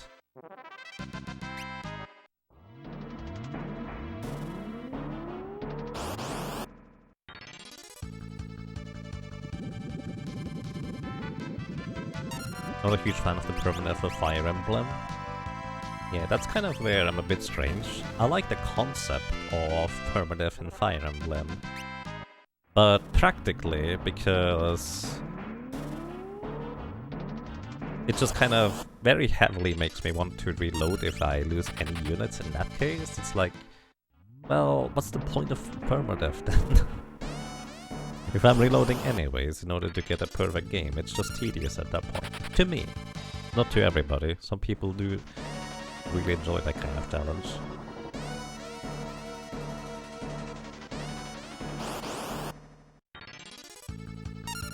I'm not thinking these permanent, but rather give future rewards for keeping everyone alive.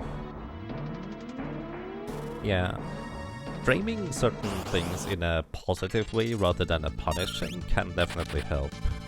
I'm much more okay with losing out on rewards than losing a unit, in a sense. The sky up definitely is part of some strategies. Poor Prinnies. Dude.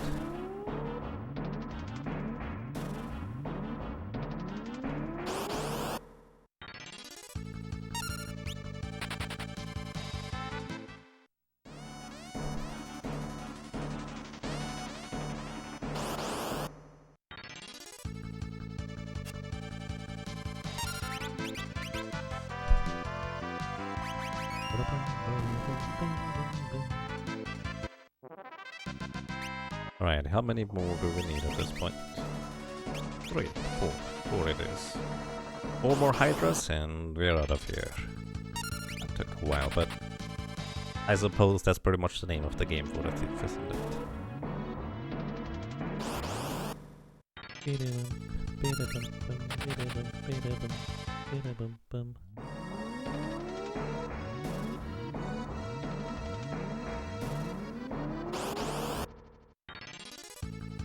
The only other classes I think that are going... Actually, the only other class after the Thief I think that is going to be probably mildly similarly tedious, but in a bit of a different way, is going to be the Mime. Then again, I think the Mime is going to be a lot more of... Alright, how many rods do I need to purchase in order to make it all the way through World 2? Because that's literally gonna be my strategy, and I'm not sure whether there's going to be much more beyond that. That might be. I just can't think of anything.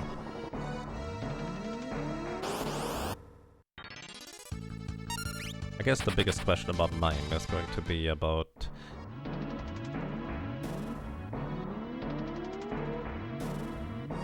Can you mime breaking staves? Or you don't actually invest the staves that you mime breaking?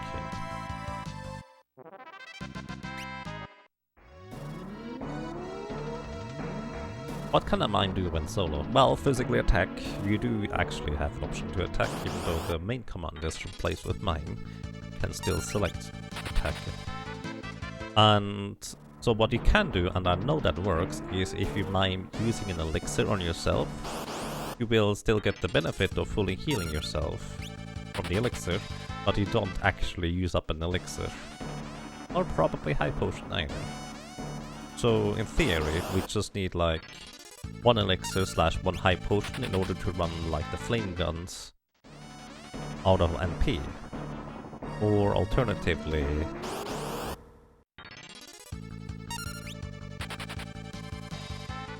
in order to use like elemental staves against certain bosses.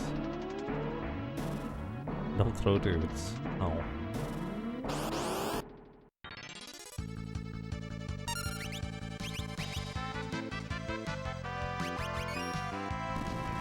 It's actually massively influencing playstyle.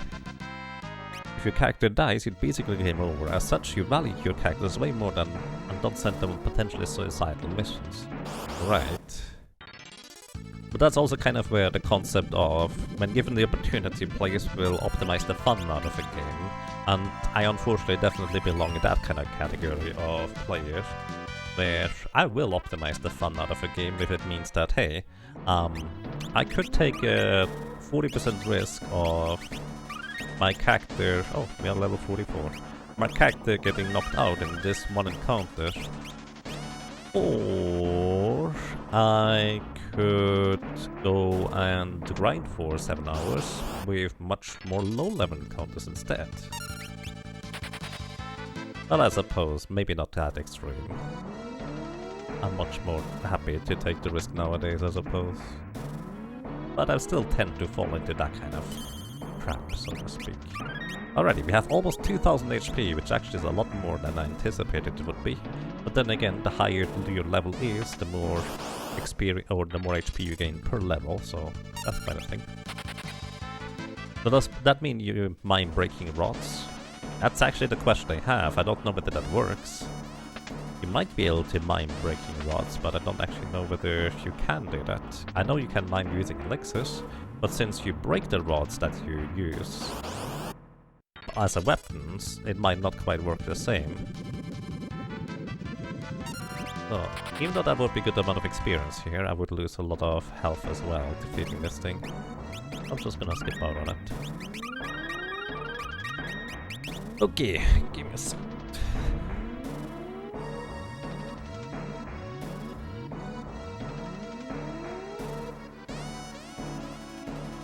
Would you give yourself mime, or would you just play whatever until World 3? Like always, I would just unlock the mime class from just before we enter the Wind Shrine. That's what I do with all classes, otherwise you would have freelance 70% of the time until you defeat Biblos. Yeah, that would be silly. Alrighty everybody, welcome to Arcuabis. Arcuabis has 5 different forms, and I think I didn't move into the front row, did I? That's a mistake. Either way, Arcuabis... Yep, I'm not in front row, good job. Has a very simple attack pattern. It has a physical attack that just deals a little bit of damage. It has a physical attack that adds an additional status effect. In this case, in the first form, it is slip status, which is, well, HP slip status, so we just continuously lose HP. And it has an elemental attack. Usually the elemental attack is 25% of our maximum health in damage, so that's about 500 damage right now, so that's kinda devastating actually. And that's kind of how most of Arcuabis works. So Arcuabis has 1600 HP in the first form. They're slowly plinking away on that first form here. Very slowly. And then each subsequent form has less and less physical defense and more magic defense. I'd like to point out that we deal so much less damage than any other class, basically. It's kind of silly. We might not have enough high potion. Let's put it that way. I didn't quite realize that we would deal this little damage to the first form, but as mentioned before, we will deal more damage to subsequent forms. That's gonna get better. But the early forms, while they just deal a bunch of damage to us, they are not gonna be as dangerous in order to just straight up kill us in comparison. I've already done the solo Necromancer, Quantum Starfire. So you could in fact go and watch that highlight if you're interested in that.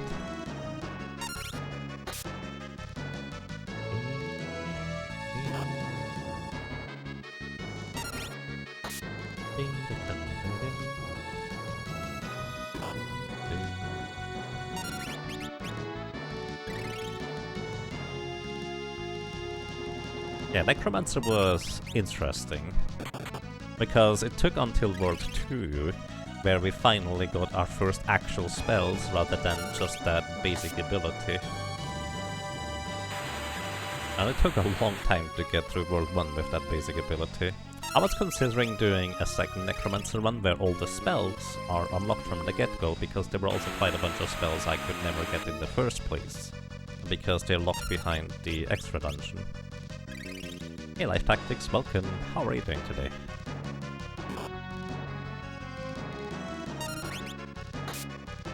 MD2, we dealt so far 1332 damage, so it's a little bit less than 200 damage right now, 160. So 2 attacks should do the trick in order to push him into phase 2. There is no visual transition when this guy goes into phase 2. Oh, that's not enough, is it? Oh, he has 4 HP remaining. Alright, there's no visual transition when he goes into phase 2. He just is in phase 2 right now. You may have seen a little bit of a stutter in the 8B in the bottom right. But now, we are in phase 2, where he uses a different physical attack that inflicts a different status effect. I think this is poison in this case. actually likely less damage than if we get hit by the other things. However, his magic attack is Blaze, which it always deals exactly 240 damage, plus HP leak status, which still is less damage than his Breath Wing attack. However, this is the only phase where he uses that, well, specific type of magic attack.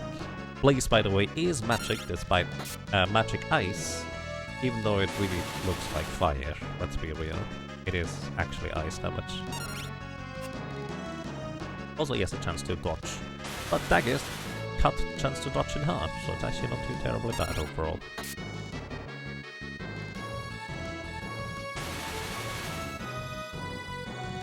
The thing I want to see is basically physical attacks. The spells we can't dodge at all.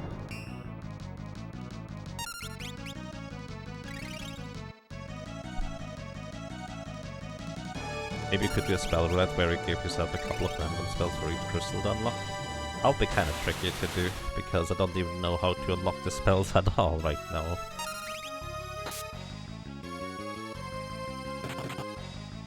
For the Necromancer. I just barely figured out how to unlock the classes for the Game Boy Advance version. Kind of different than for the Super Nintendo version.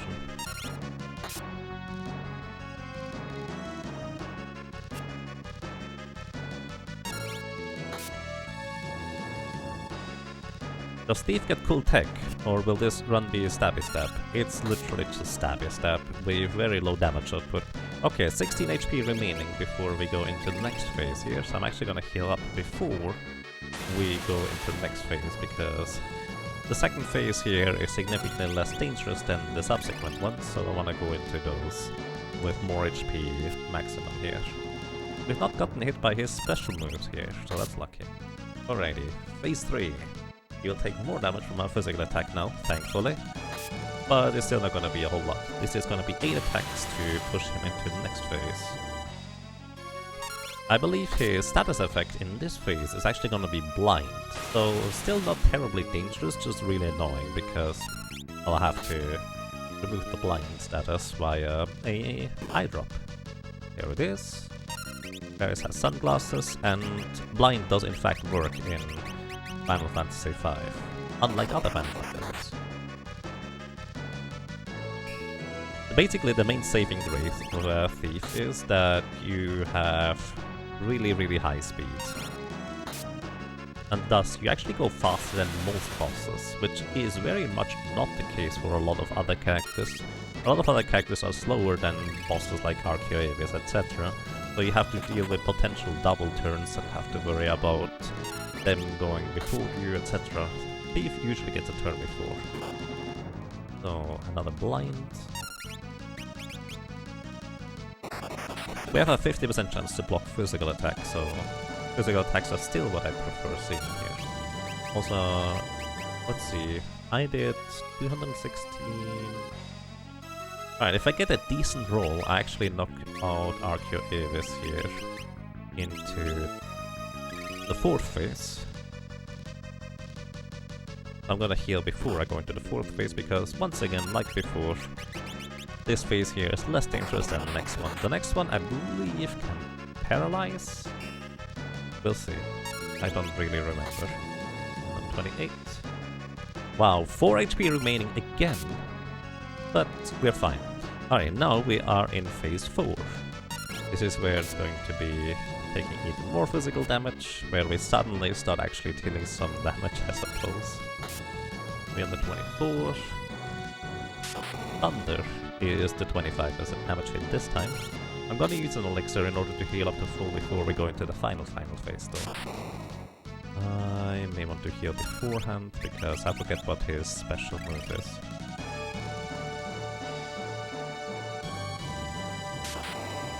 Special move right now apparently is just thundering me until I run out of high potions.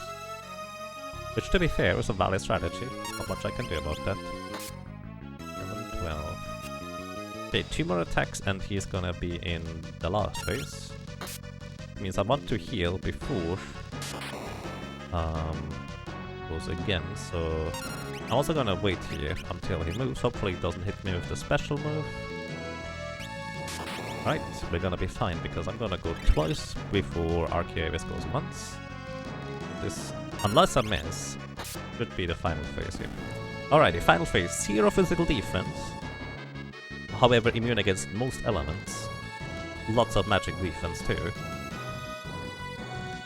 But also, this is where it gets really, really dangerous in terms of magic attacks, or well, physical attacks, as well as magic. We just want to knock this thing out as quick as we can.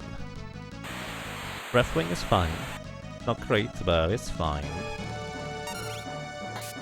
He can confuse me, he can paralyze me, we just kind of want to not see any of these attacks. Physical attacks are literally the best case scenario. Maelstrom would put me into critical HP, but as long as I'm not stunned or confused, that is actually kind of okay. Because I would be faster still to heal that up. Bang is confusion, so that's a big deal because now Fair is gonna hit herself for a lot of damage and I can't do anything in between, and he could have confused me immediately again. Kinda got lucky there. Let's see. 384... That is... Is that 2 more attacks?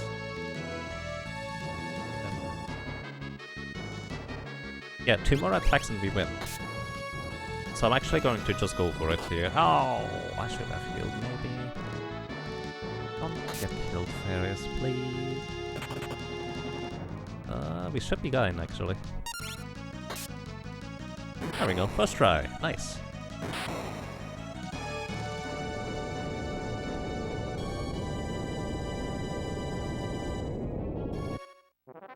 The final phase actually does not have evasion, which is something I only learned recently. Wait, is that true? Pretty sure it's true.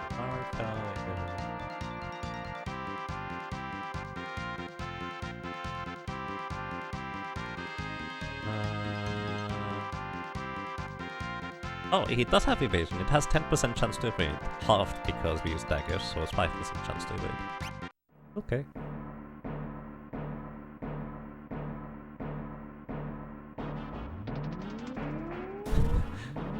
There is still a chance to lose there. I did not entirely consider the consequences of my action, to be completely honest. I think I chose a path that was reasonably likely to succeed. Okay. We can still get encounters in that room, which is why I heal before entering here.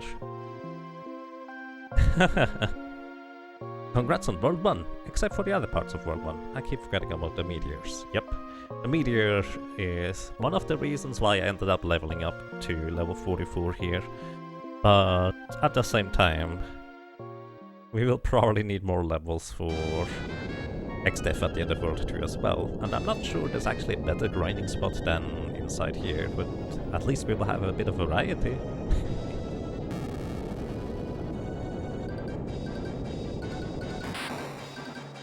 Ouroboros are calling. Thank you, everybody. Let me actually catch up on the Defcons. Our little thief here. Vulcan was 0, but we had a lot more on the rocket launches. 56 total. So that is 12 deaths on the rocket launchers. Well, 52 of the deaths accounted for are from the rocket launches and Crayclaw.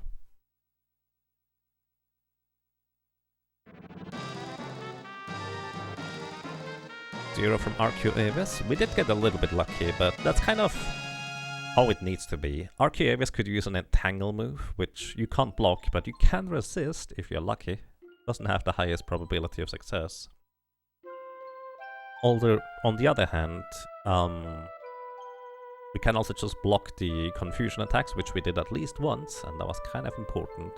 But in the end, he also could have used like a 25% move in order to just knock us out, and there was no chance to block it. But, well, he didn't. Oh, we got lucky, so that's nice.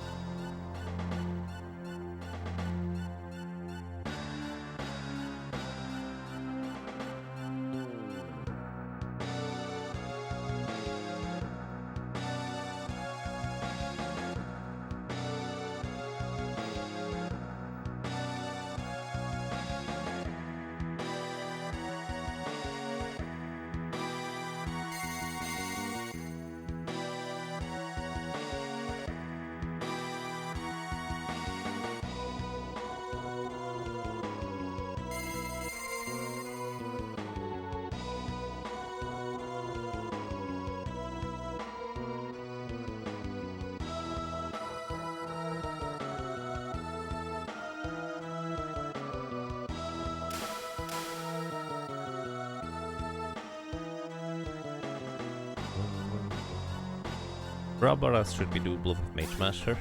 Yeah, Mage Masher, that's a good point actually. I should go and buy one. But I'm not gonna go for the Mage Master strategy, that's kind of silly, I have to say. Instead, you just plink them to lowish HP, and then you let them explode, so they never revive each other. The biggest difficulty is really we just need no two Ouroboros to explode at the same time.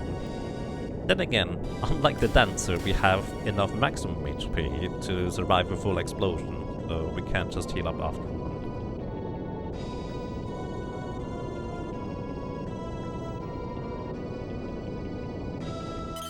Sure, none of the bosses will be that hard, but it's fun to imagine they will be for the narrative. Why not? Want to buy carpet? No. I don't have enough bells for carpets.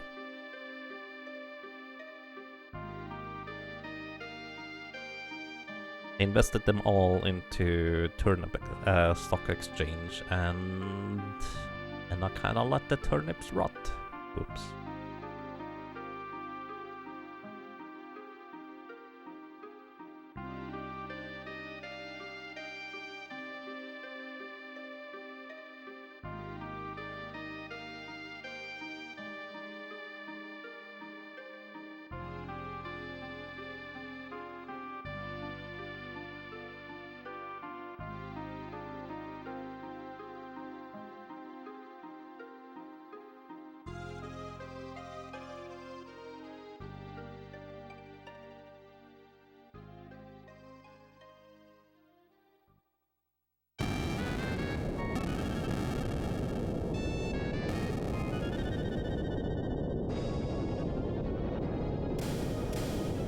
You genuinely think stabbing yourself with Mage Masher to reflect mute for 10 seconds is just an awesome boss strategy? Definitely quite unique.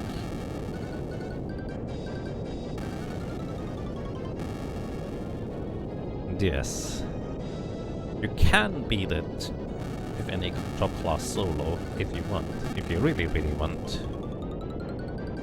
Except maybe Solo Berserker. Well, unless you use task tools. I guess that's still reasonably doable. I don't think all of them are terribly interesting or reasonable though, to be fair. Pretty much every job class has its interesting points, I think, where it makes it actually quite intriguing to try and beat it in specific parts. Like for example, one of my highlights is the solo bard at the end of World 2 against Xdev. I actually really enjoyed the strategy I ended up coming up with. But simultaneously, a lot of other ones were just, well, I wanna hide off screen until you run out of magic, and then I'm just gonna slowly plink you to death. Challenges are not necessarily reasonable? Well, yeah. But they should always be enjoyable if you do them, at least in my opinion. And I do end up getting joy from completing stupid stuff, let's put it that way. So it works for me. Meow, meow, meow.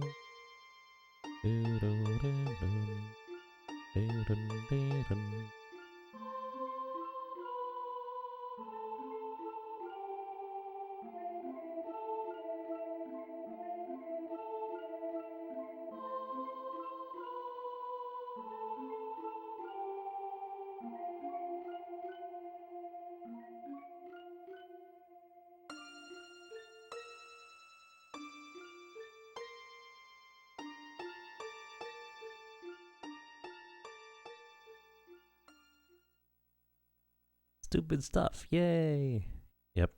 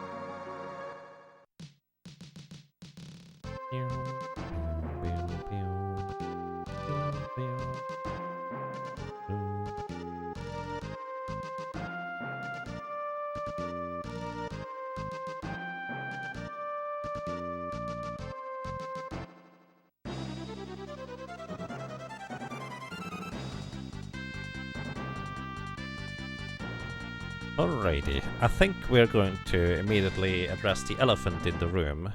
Wait, before that. Maybe I want to go and get a few more high potions.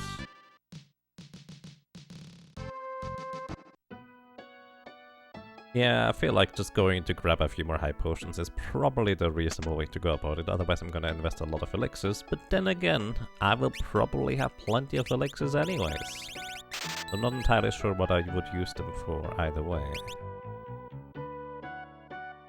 The elephant in the room, Galuras here. In fact, there are Galuras roaming around there. Like literally where the Puroboros are. If you get in an encounter here, it's always going to be Galura, and all Galura does is it is going to look at you. And then after its second or third turn, it's going to run away.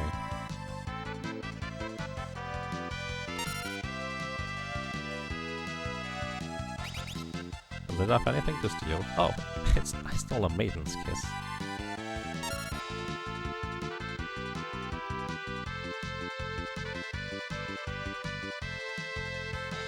All 6 of them, or just 1 of them? Peaceful creatures, yep. If you want to level ability points without gaining experience for some reason, hey, you always get 1 ability point for Galura.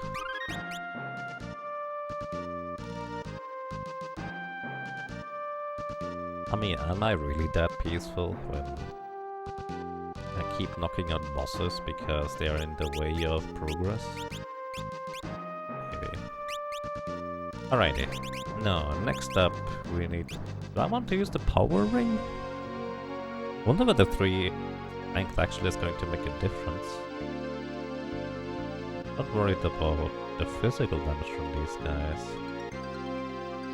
I'll actually see real quick whether 32 damage... Let's see, level 44. I'm going to lose 1 agility. Means 45 agility. But I get 32 strength. Didn't even do that until now. Yeah, actually I do gain more attack power through this. Let's do it. So the power ring is normally not an item I use because the chance to block physical attacks is way more valuable. But in this specific instance, I may actually want to focus on dealing more damage instead of anything else. Is Galura the only Final Fantasy elephant? You don't recall any other? I'm not sure. Hello, welcome to Atir. Alrighty, either way, for anybody who may not know, these are the Puroboros, there are 6 of them. Each one has 1500 HP, and they go as follows. The first 2 turns, the Puroboros do nothing, so that's nice. The third turn, they have a 2 in 3 chance to do just a regular physical attack, and a 1 in 3 chance to explode. Explode means they will deal damage equivalent to however much HP they have remaining. So that's potentially a lot of damage. So that Puroboros there on the top right now has only about 500 HP remaining. And here I'm just gonna hope that not 2 of them explode at the same time. Explode immediately. I need to immediately use an elixir to heal, except that I don't get a elixir in between the first and the second one, which means I'm just straight up kaput. And that's just kind of how the Puroboros are. We need to get lucky, because we don't have any form of area of effect attack or enough damage for that matter to knock them out much more quickly or efficiently. We need to get lucky that we don't get multiple explosions at the same time. There's a chance that I can get slightly in between the Puroboros, like there's a 50-50 chance, in a sense.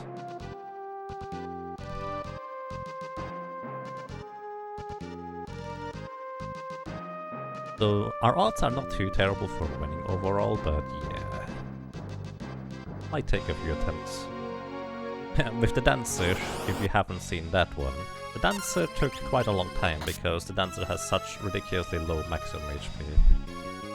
I have no idea what you can steal from these guys, by the way. I just figured let's equip capture and capture stuff away. Or try to anyways. I figured attacking the same guy twice is more efficient than trying anything else realistically. Now we're just gonna wait again. As soon as the first one explodes, we need to immediately elixir up. Oh! Oh, I'm a dummy. That was the one that didn't have much HP remaining, so it would have been okay-ish. So now we need one not to explode. And we got the explosion anyways.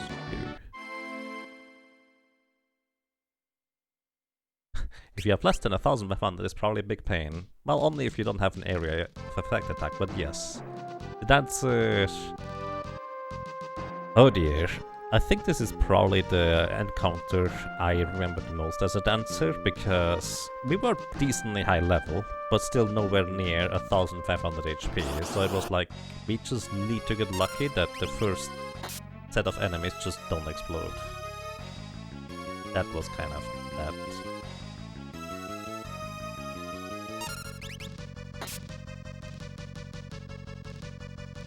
In 4 times dancer sucks here. Yeah, at least with 3 characters, I suppose. You have a more reasonable shot at reviving other characters while they drop down. 1, 2, 3, 4, 5. Okay, the last one could explode, but it didn't. None of them exploded. Okay, so this is interesting. They do deal substantial physical damage. I also don't have a chance to dodge. But what I want to do is I want to hit the other guys in the back too. Unfortunately, I have to use the full moon because they're in the back row, so I would only deal half damage with the guardian dagger.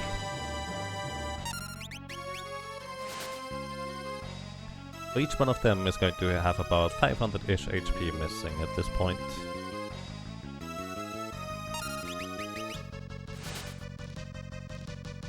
Which, by the way, is not enough to survive 2 in a row. Oh, I guess I'm slower than I anticipated that would be. We still need to not have 2 explode at the same time. Actually, we need to have none of them explode. Wait, why is there 2 full? Oh, I remember. Okay, I guess we didn't have any explosions. I should have used an elixir.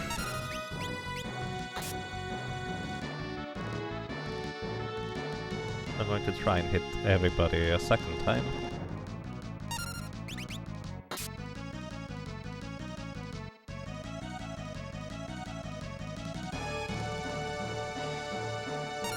Might be reasonable to try and move into the back row when it's just here to 4 here.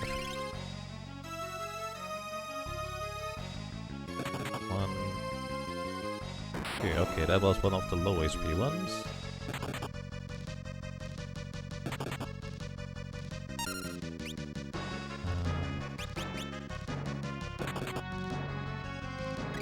Okay, let's go through it before the bottom one attacked. Yep. Now, I have a problem. My memory is terrible and I don't know which one of these guys I ended up attacking. Either way, I'm gonna move into the back row.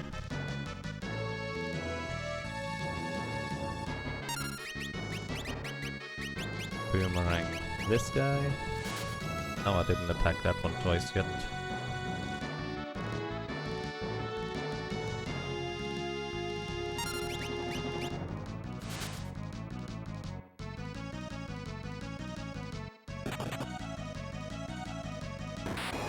That one explodes. Okay, that was the one I didn't that I did attack. That's one of the high HP ones. Let's see. Elixir up. Okay, I think we are good now. I think we are good now. So, one of the dangers is actually killing these guys. And the reason why that's a danger is because if you knock Puroboros out directly through damage, the problem you encounter is that they will revive all of their allies. All of them.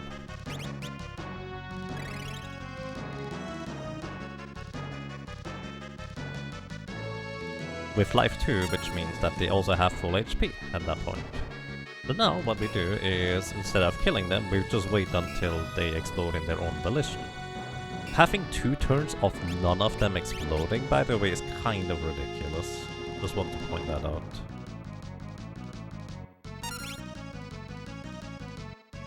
I have no idea what you can steal from them. Let me actually look it up while I have nothing else to do anyways.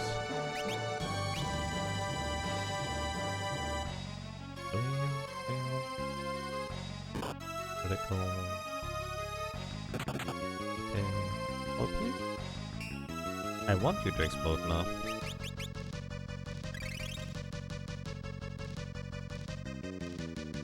Let's see. Borobros. Oh, the rare drop is an eye drop. Or rare steel is an eye drop. So that's interesting, I guess.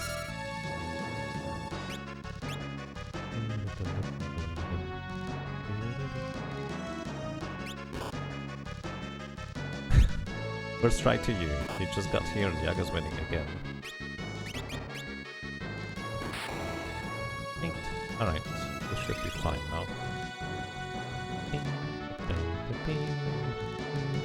No, this is the 3rd try.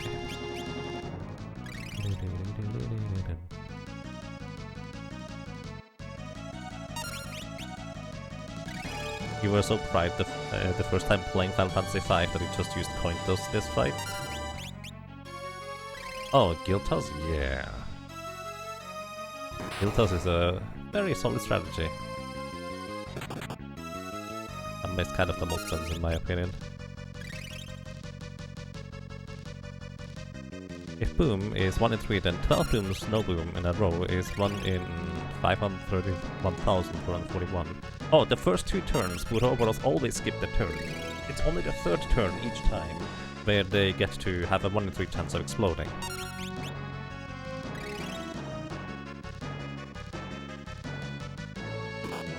Oh, you mean all 6 of them didn't explode twice?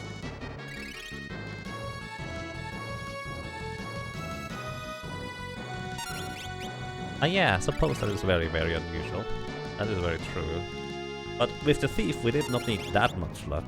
It definitely helps, to be fair.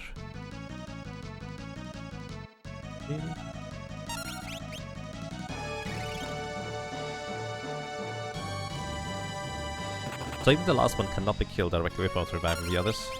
Nope. That's kind of the point of them, basically. If I attack this one here and knock him out, he is going to revive all his allies before he dies. So all of his allies would be back alive, which is kind of less than ideal.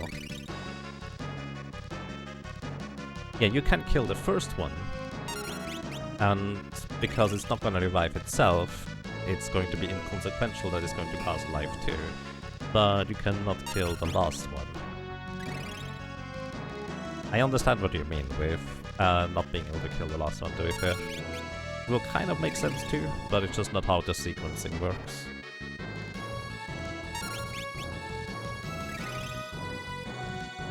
Yes, they have 100 MP. Life 2 costs 50 MP, so they can cast it maximum twice. However, Exploder costs 1 MP, which means if they use 1 Exploder, and then they get revived, they can only cast Life 2 once. Fun fact.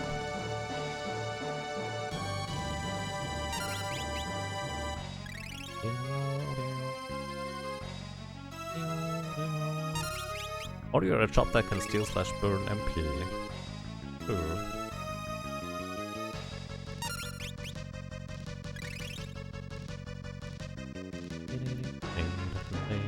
There we go. Explosion! Success.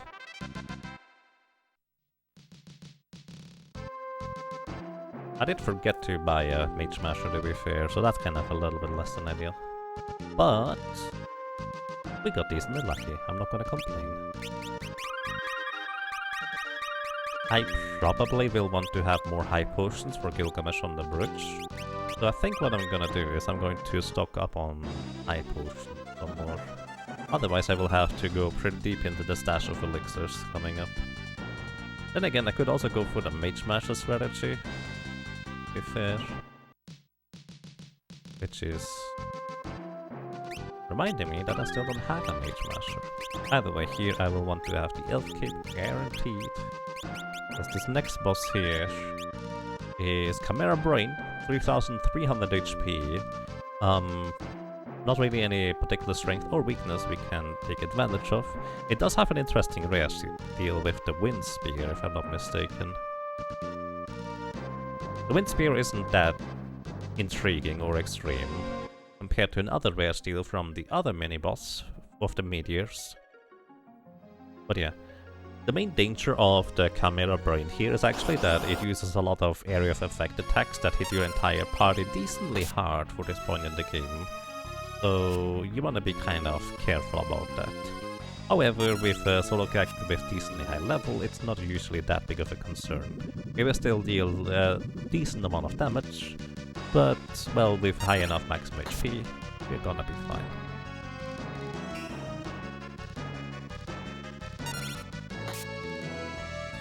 Black Chocobo kind of looks like Porygon 2. The color scheme is perfect. Really? Don't quite see that.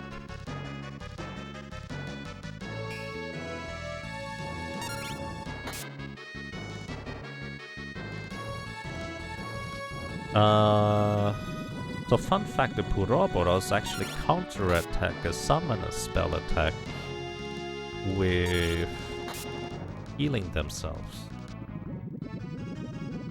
So if you use Titan on them, they're gonna cast like Cure 1 or Cure 2 on themselves. Which is kind of unusual, I'd have to say. But at the same time, Titan is going to deal more than enough damage to just out-damage them anyways in 2 turns.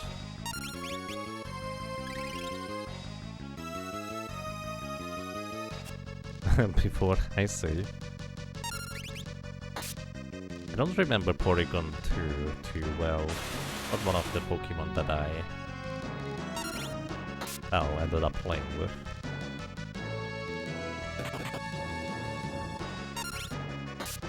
Because I kind of wish I kept count of how many times I attack, because I need to attack 11 times. If I had counted, I wouldn't have to heal necessarily. I guess I don't have to anyways.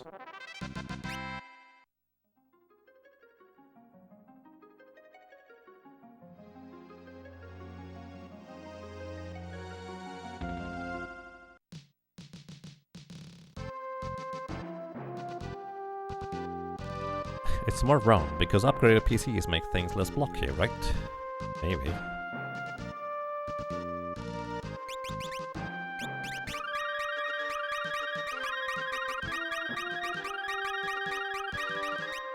There's not really going to be much of a chance for Solo Galuf to defeat Gilgamesh as a thief, so we'll just go with the samurai strategy, in case anybody's wondering.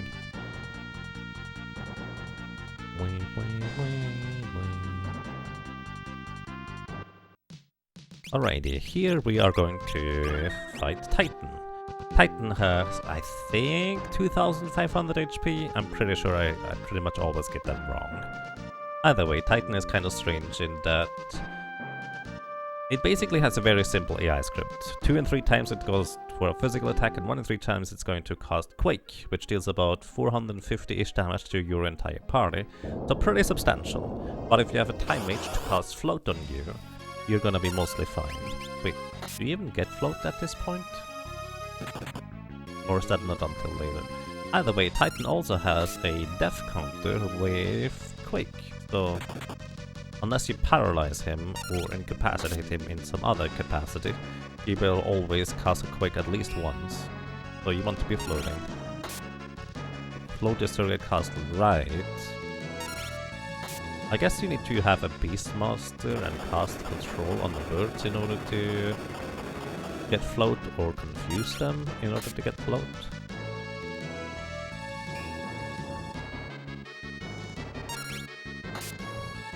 Otherwise I can't really think of much else. Oh, right, actually no. I do remember using a chemist mix in order to float. That is definitely a thing. Hi, potion. I think it's like an antidote and a potion or so. Does not require Revivify in this case. That's a good point, chemist does work.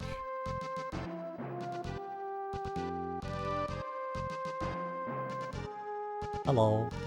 Welcome to US Grunt, I hope you have a nice day. Also welcome to you Drysalizer and Cobalt Leafian and anybody else who might have joined us. Anti plus Maiden's Kiss maybe? That could be, that sounds about right, but I'm not using chemist sufficiently enough in order to have a good idea about that really. Alrighty. I think I'm gonna go for like 40 high potions before we move into the next zone, because I think we might need a bunch of high potions to deal with Gilgamesh on the bridge. Also, before I forgot about it, I'm gonna finally buy a Mage Master here. Mage Master is a dagger that has slightly less attack power than the Guardian Dagger, but it has a 1 in 4 chance to attack with silence or mute. And that actually can be very, very handy. So here we go, Mage Master acquired, let's go. Hey Vanakat, hello and welcome. Greetings from Lurk, greetings to Lurk. And greetings to all the Lurkers. I hope you have a good time so far. Well, I'm gonna go and steal about 40 high potions. 40 is probably a little bit overkill, but better safe than sorry, I dare to say. 4-level Lurker.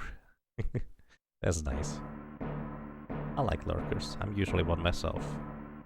Until I start talking, then I just kind of continue talking in chat, that is.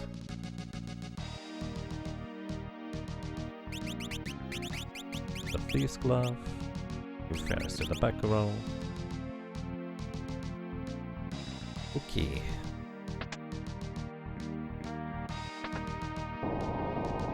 Yeah, the chat continuously or not at all. Yep, that sounds familiar.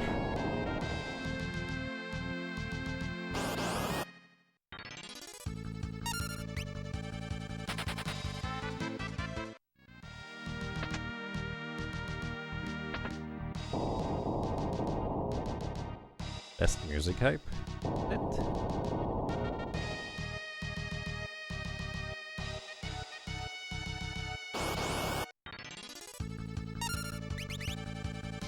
Best music.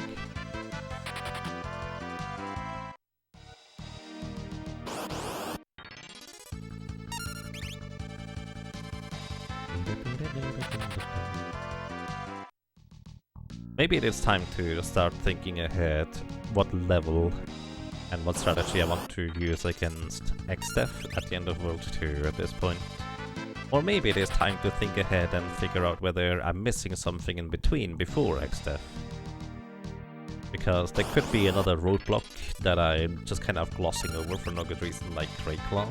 But at the same time, we will actually have solid damage output as soon as I am able to steal the double lance, which is actually literally before the next real boss happens. So we should be mostly fine. Wait, no, that's not true. It's gonna be after Gilgamesh, so it's after the next real boss. Hey Skirga, welcome. Hope you have a nice day so far.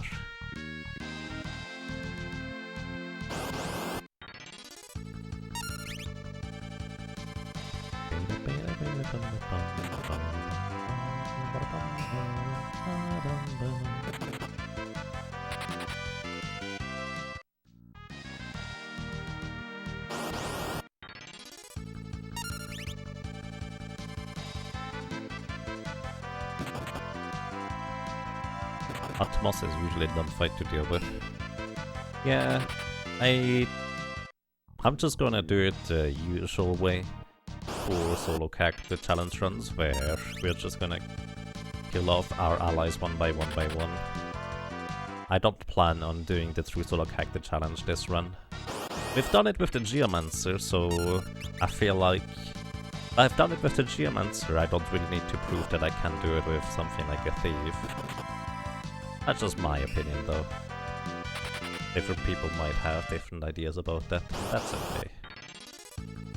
And yes, you steal a Twin Lance as soon as you get to Gallows Home Castle, whatever that name is. Before you even leave for the Abductor. That's the plan.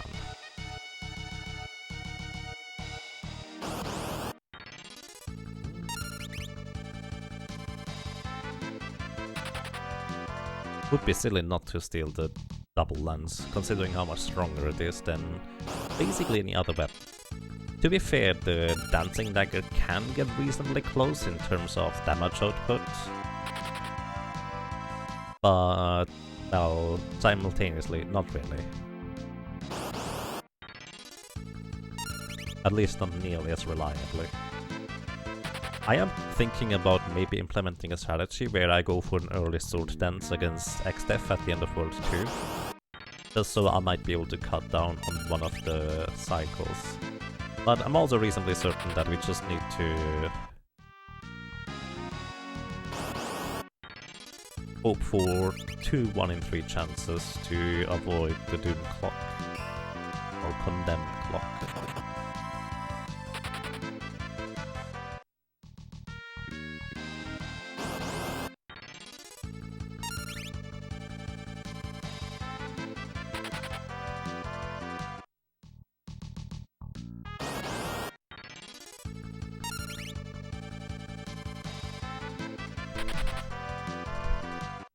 Let's see. 9 more high potions should do the trick.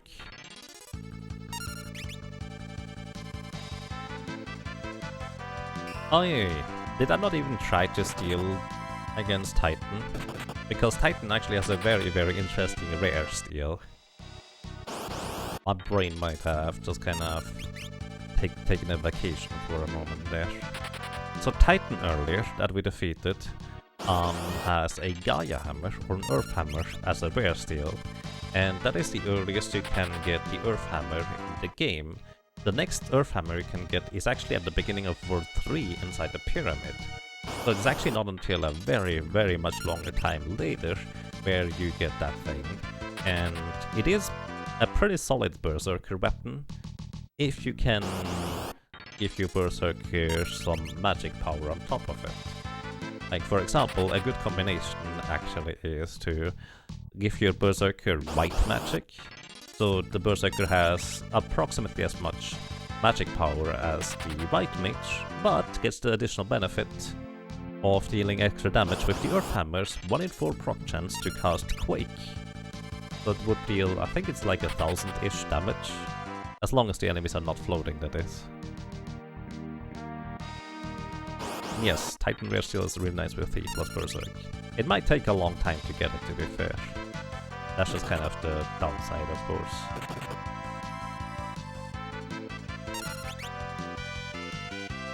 Wow, 2 misses? I do have the Thief's Glove equipped, right? Yeah. At least Reflex Ring should be easier to get with a Thief. Well, kind of. I can't really put the mages to sleep, though.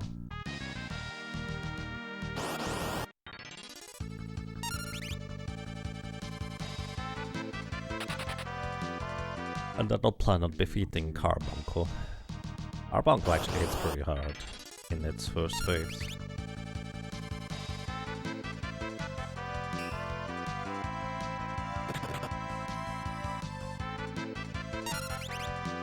But I am going to go for the rare steal on the Red Dragon, so I don't have to grind out the Flame Ring. Which might take a while. But at the same time, it seems kind of reasonable.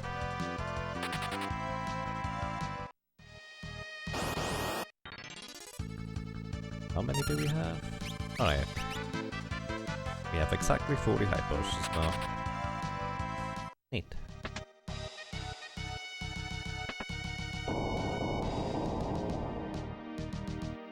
I think this is going to be the first rare steal we're going to go to. Which actually reminds me, speaking of stealing and rare steals, I actually kind of neglected mentioning what the enemies have for items to steal in the previous area.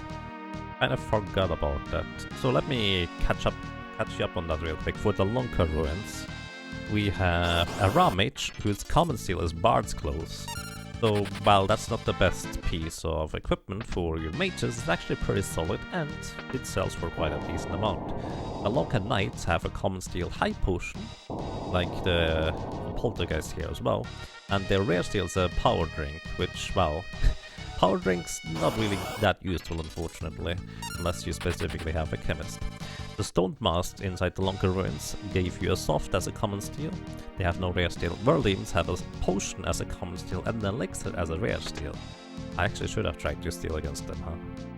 Either way, the Lamias have a Maiden's Kiss as a common steel and, most importantly, a Lamia's Tiara as a rare steel.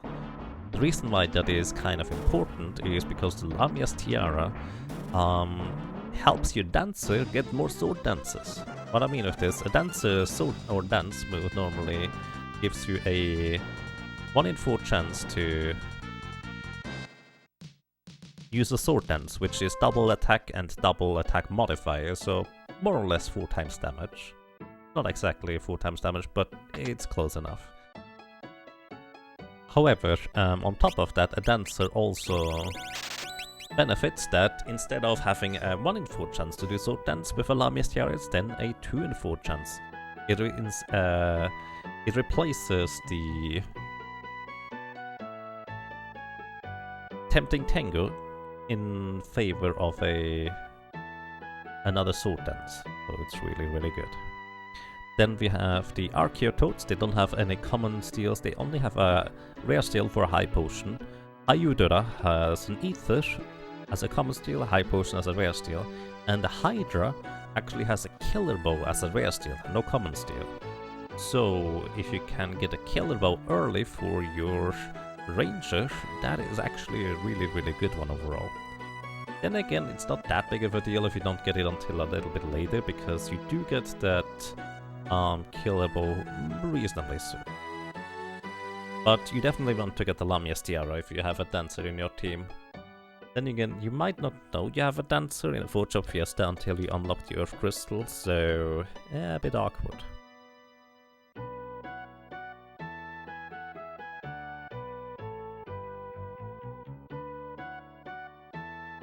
But yeah, that's kind of the most interesting steals, and as mentioned before, that Gaia Hammer from Titan is one of the most intriguing ones. There's a Wind Spear from Chimera Brain as a rare steel, which is decent, but not particularly crazy. You get the Wind Spear relatively soon, and it's not that huge of a deal for a Dragoon either way.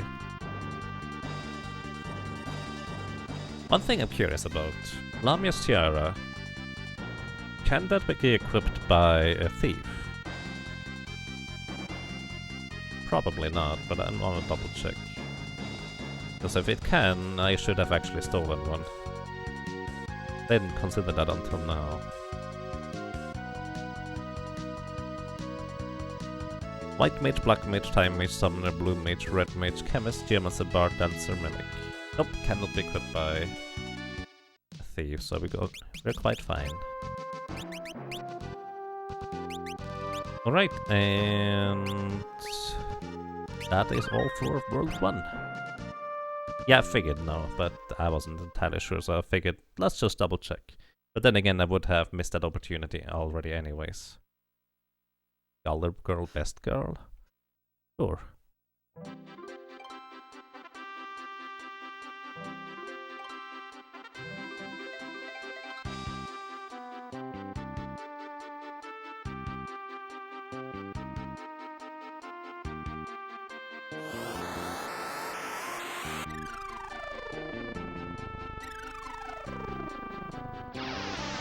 It is what you make out of it.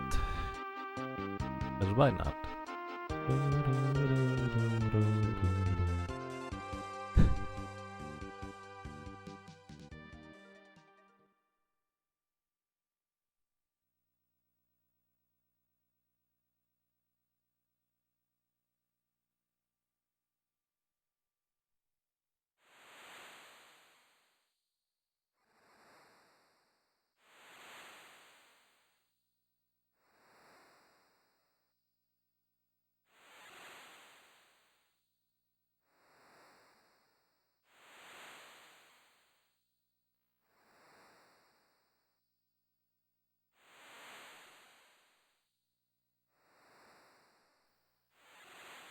Okay, just double checking, and do have a Mage Masher, yep. Suppose there's not really anything else to worry about. Hopefully I didn't forget anything.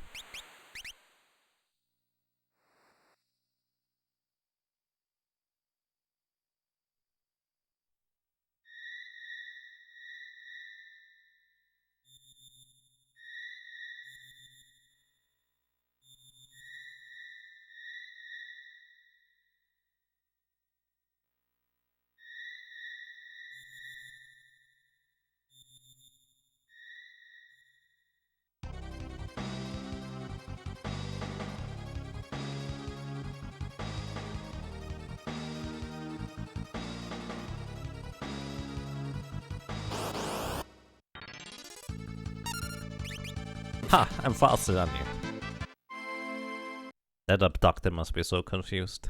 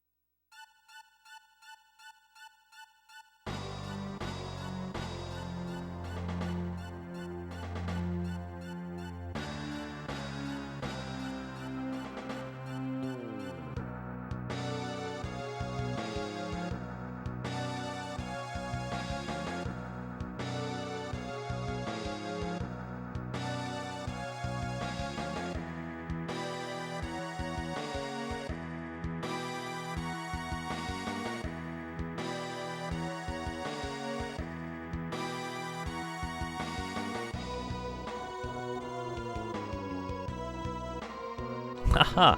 I defeated me, not you.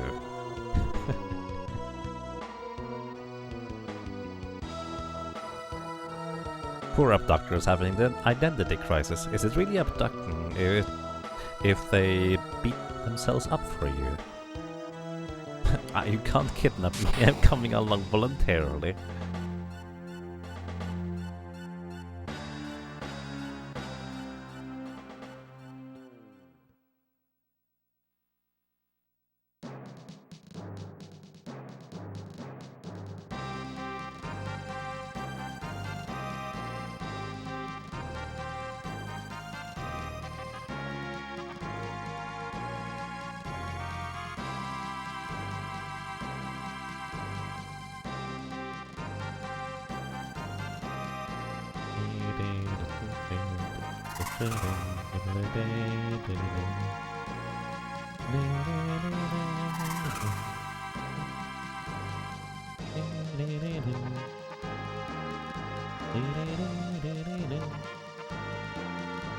Wait, did I forget something?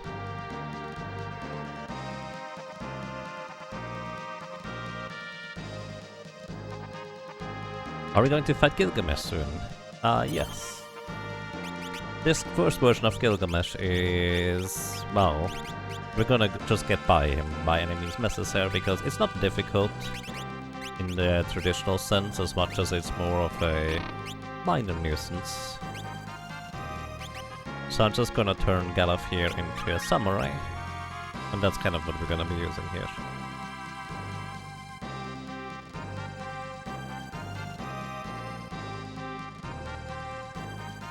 The guys who are supposed to be watching the roof intruders flying in are down in the break room comforting the abductor who's already 4 beers in. Oh wow. He just loved the music. Well, for a good reason. Really good. The first encounter here I think does not have the Gilgamesh music yet. We'll have to wait just a little bit longer. Not much longer. By the way, the reason why a samurai is because you need to deal 1500 damage to Gilgamesh right here. And, well, you do that by throwing some money at him. And Gilgamesh just gives up. It's really that simple. So yeah, in theory I could level up Galuf as a thief, like to level, I don't know, 10, 15, and that would easily be sufficient in order to defeat Gilgamesh. But kind of like another boss like Antlion, I think it's a really, really inconsequential boss in general. So I'm just gonna ignore that guy and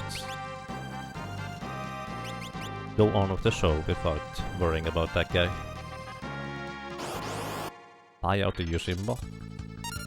Don't you need like max thingies first, like break 9999 or whatever it's called before you buy out? The reason why I gave Galuf the disc, by the way, is because I wanted Galuf to... I did not want to have a second full moon disc in my inventory, because that makes it really awkward to weapon swap.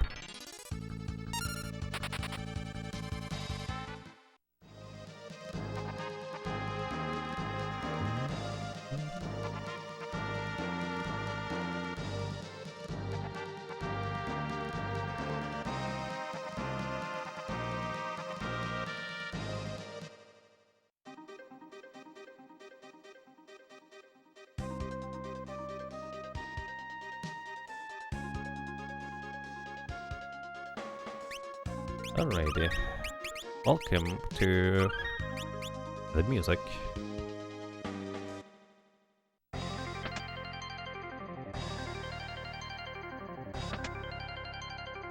I mean, we don't need to run across the bridge, do we? We can just walk.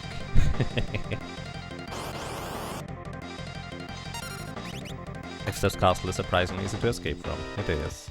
Uh-oh.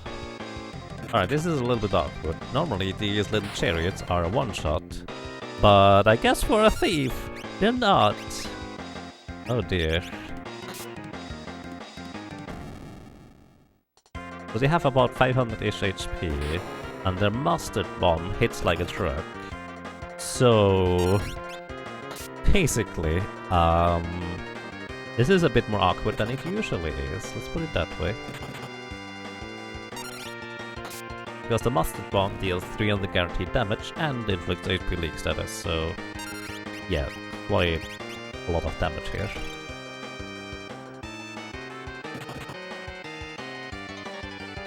But hey, we only have to defeat one of these encounters, all the other ones we can guaranteed avoid by walking the proper path. Hello.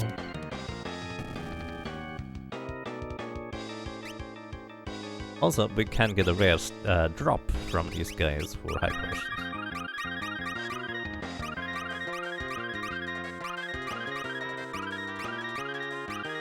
Doesn't quite work with the potion sound.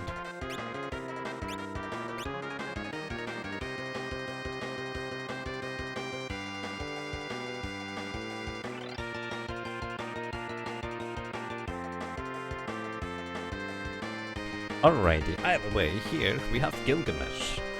Gilgamesh has 6500 HP, if I'm not mistaken. Actually, I'm gonna make sure I double check and see whether that's actually accurate. Yes, 6500 HP. Once Gilgamesh drops below 2500 HP, aka after we deal 4000 damage to him, he will go into his second phase. So, oh, I still have the Thieves Glove on, that's why I didn't touch.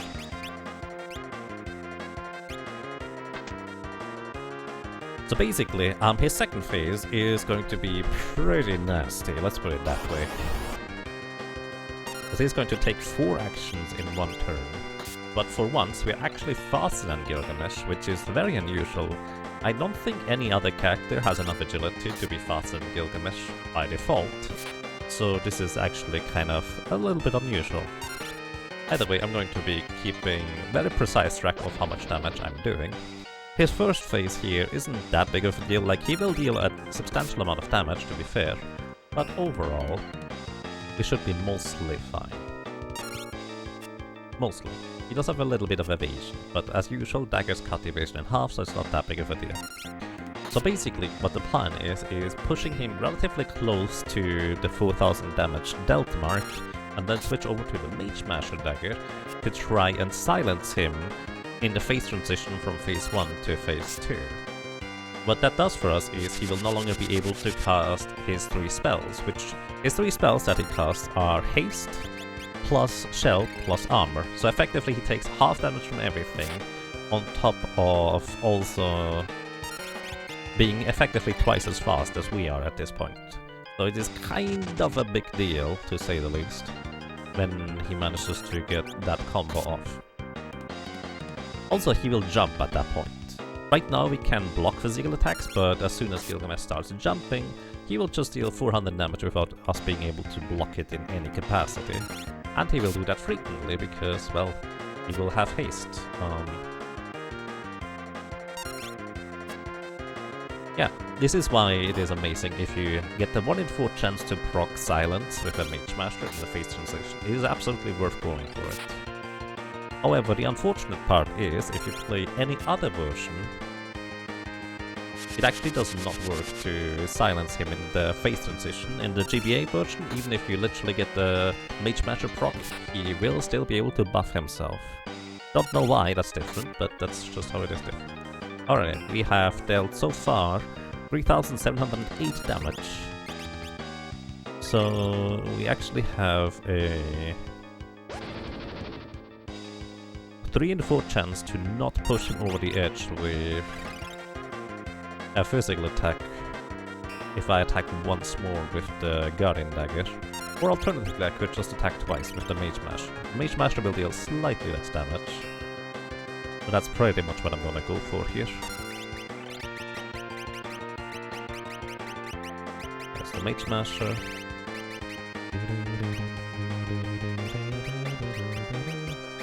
Alright, Roman 16. He is 76 HP away from transitioning, so 1 in 4 chance to proc it, and he has a chance to resist it on top of that, so it's actually less than a 1 in 4 chance for it to work, but it didn't work. So now we need to deal 2,500 damage to him, while he only takes half damage. And is twice as fast and deals a lot more damage. Good luck. To be fair, we do probably have enough resources for that, and decent enough speed that it should work. But yeah. Yeah. He's just really stupid fast. And we deal a lot less damage now. Electric Shock is literally the attack we want to see, because it is the least consequential one of all of them. I'm gonna use Elixirs here, I think.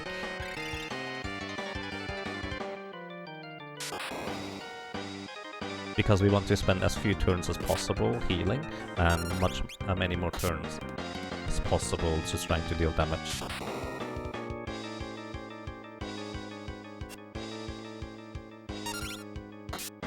I was wrong, they can't fight 4 people. Well, I mean, it literally just kind of displays how powerful Ceres is. She is more than 4 people. Or at least more than 3, I guess. By herself.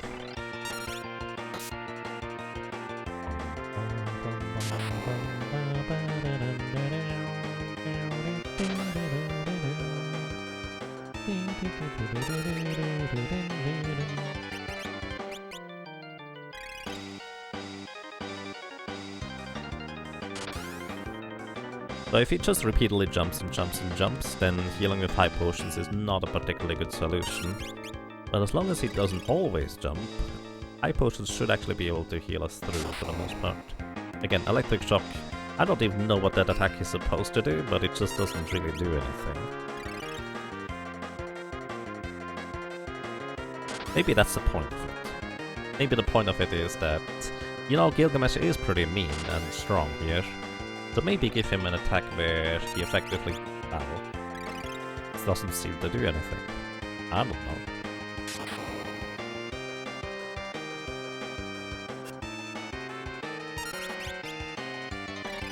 Like men, and ladies who dress like men. For me, Gilgamesh, it's morphing time. I don't know what his actual voice is in... I don't actually know whether he has a voice in, like, the Final Fantasy MMORPG universe thingy. But that's just kind of how he sounds in my head. A little bit less crazy than Kefka, but kind of in that direction. Then again, I don't actually know whether Kefka has a voice either. That's just the voice in my head. Wait, he says, do I look like a Vader? He has a voice in World of Final Fantasy, I see.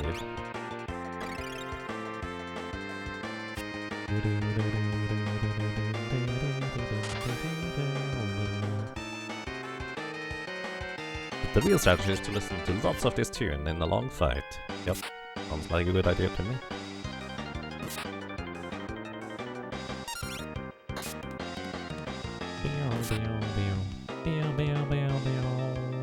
Uh-oh. I hope he doesn't get a turn before I get to go.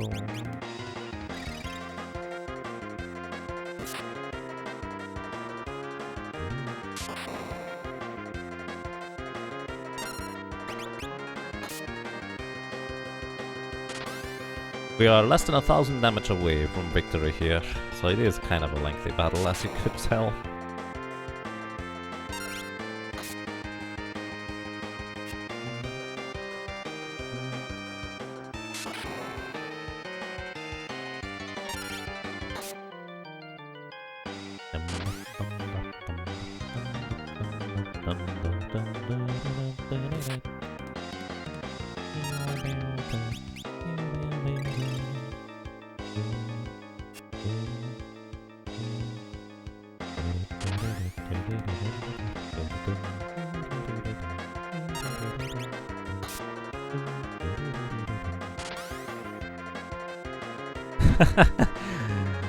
It says a ringtone, you just bop and never answer. See, that's kind of part of the thing that I never understood about ringtones. Why would you put something as your favorite ringtone if you just want to listen to it instead? Wouldn't you want to have something as your ringtone that you really don't like and want to shut up as quick as possible, so you're going to pick it up? Well, I suppose it depends on whether you want to take phone calls in the first place or not.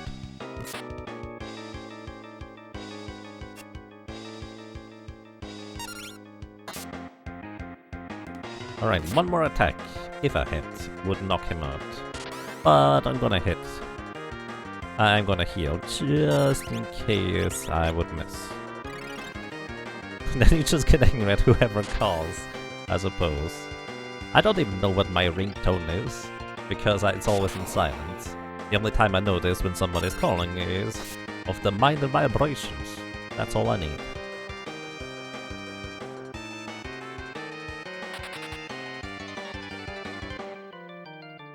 Alrighty, we defeated Gilgamesh. That was quite a few elixirs invested, to say the least, but... success.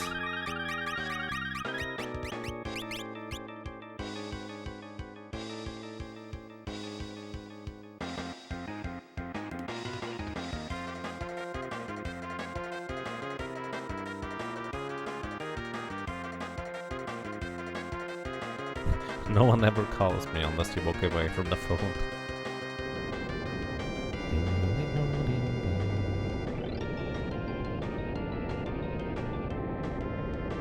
The only times when it isn't is when you're expecting a call. I see, that makes sense. I'm never expecting a call because who would call me? That's just weird.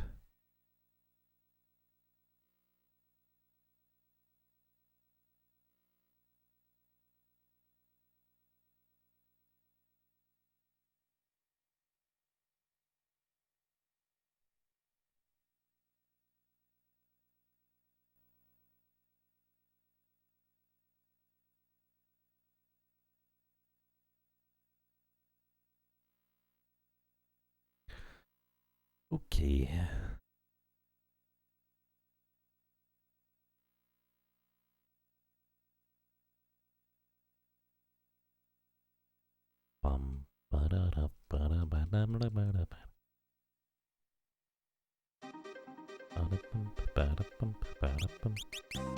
So I'm going to switch over to escape so we can reliably and quickly escape from enemy encounters here by literally just holding down the A button.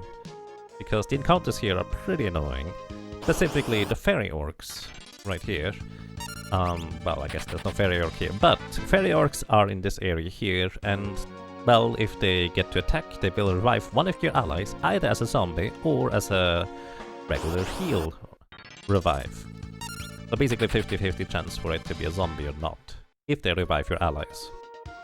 Which is annoying because no matter which one it is, they will always take away the experience from a solo character. So that's less than ideal. And they currently don't actually have the items to remove zombie status, so there's that.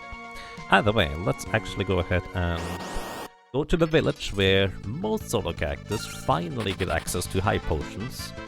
For us it literally just means that we don't have to steal all the high potions anymore, which is also kind of a nice time save overall. But also, do I care about getting a new weapon here? I don't think I do. You could buy a new weapon here, you could buy a little bit of armor upgrade here, but I don't really need to worry about that until a little bit later. What I want to do, however, is get some revivify so I can remove the zombie status from some allies that may have fallen? Question mark? Reverse fallen? I'm not sure that's the correct way to put it. But buy high potions. Hooray. No more worrying about stuff. Either way, let's also talk about the enemies we have here in terms of what you can steal from them. So, by the way, on the bridge, there was literally nothing to steal from the enemies on the bridge. They have 0 steal thingies. But here we have Lunenta. They have a rare steal, Phoenix Down, no common steal. The Dilure have a potion as a common steal, no rare steal. The Fairy Orcs have a Revivify as a common steal, and the potion as a rare steal. The Kuzar here has actually absolutely no steals at all. The Mandrakes have eye drops and antidotes. The Devourer have no common steal, and the High Potion is a rare steal, so none of them are particularly interesting. Inside the castle I just passed up, there is a Shield Dragon that has a common steal of a Mithril Shield and a rare steal Gold Shield. Then we are coming up on the area where we're gonna encounter some Blood Slimes. Blood Slimes have the common steal of a Revivify to remove some status, and then no rare steal. The Acrophies down here have a common steal of a potion, no rare steal. The Moogle Eaters have no common steal and high potion for a rare steal. The Lopros enemies have a high potion as a common steal and no rare steal. And the Tyrannosaurus has a gold shield as a rare steal and nothing else. Then afterwards in the desert, the Cactus have a potion and a soft. And Sandcrawls only have a tent as a rare steal, nothing else. Fair dinosaur fight, Yaga? No, sorry. This run is already slow enough that getting revenge attacked takes a bit too long.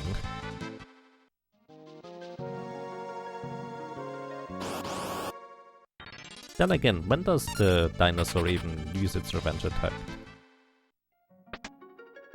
Dino is not fair if you fight him fair, pretty much.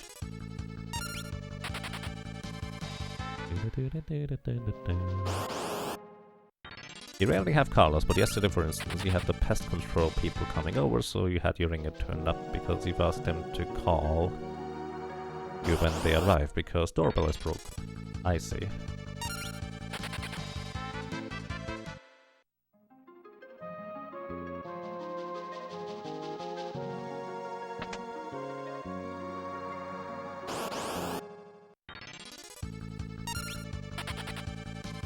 It is your duty to ask everyone.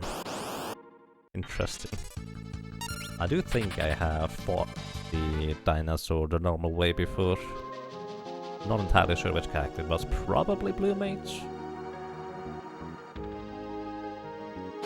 Either way, welcome to this guy here. It's kind of a boss, but not really, because it's not heavy and it's undead, so Phoenix Down will kill it. Has 5000 HP, and the main problem about fighting this thing fairly is it has a revenge attack, which means it deals damage based on however much HP it has lost. And since it probably has a lot more HP than your character does, unless you're a solo berserker, I guess, it will usually just straight up kill you. Probably. I'm actually curious what it does. Tyrannosaurus.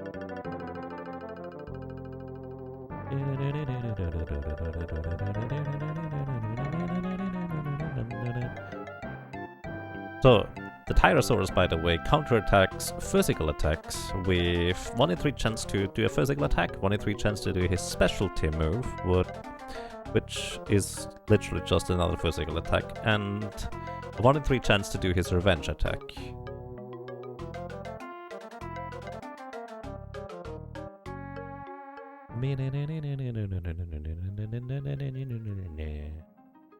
By the way, you would think, oh, as a thief you can just go across the desert, no problem, right? Because you can run away. Well, actually, the desert here has encounters where you literally can't run away from them, you have to fight them. And I don't feel like taking out an enemy that is completely optional and has 15,000 HP with the sand crawlers as a thief, so not gonna quite do that.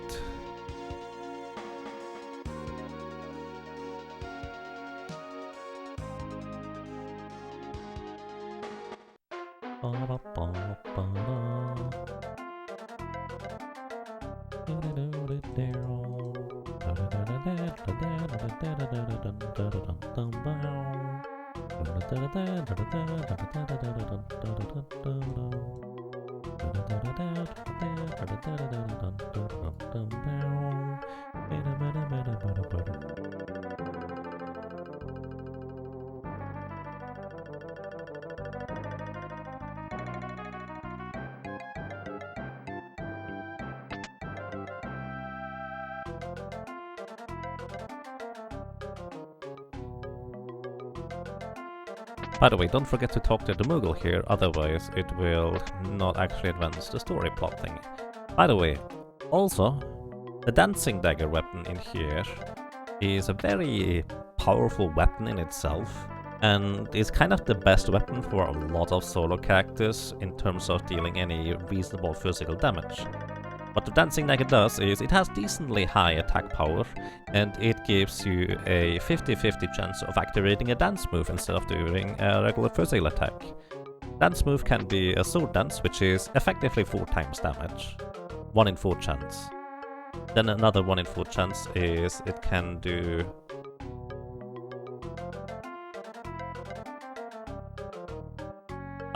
Tempting Tangle, which is most solo characters' only option to confuse enemies, and that is going to be true for the thief as well here.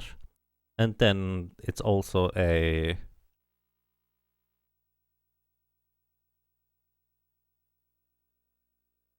one in 4 chance to use Mystery Vault, which absorbs MP from the enemy, kind of like the Psych spell from the Black Mage, and kind of like this range spell, it also has that with a Jitterbug Duet, just absorbing HP from the enemy based on your magic power.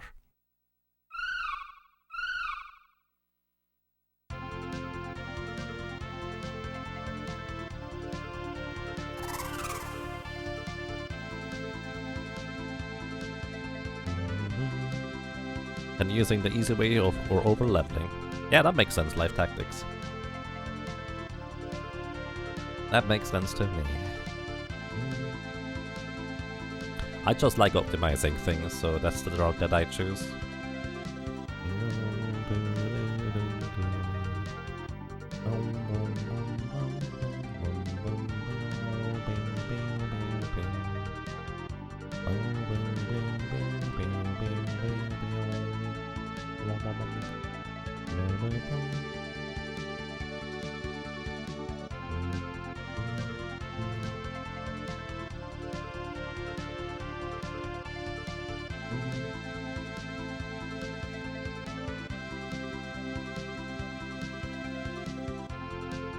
It's really 1 in 35,000. Let's see. 2 divided by 3 to the power of 12. That is 1, 2, 3, 4, 5, 6, 7, 8, 9, 10, 11, 12.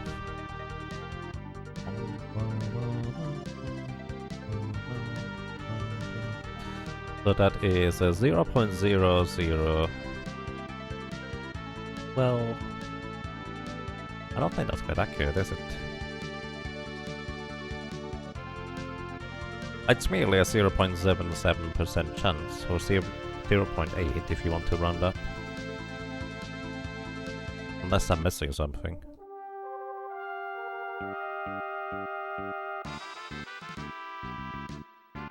So 0.77, or more specifically 100 divided by that number, is...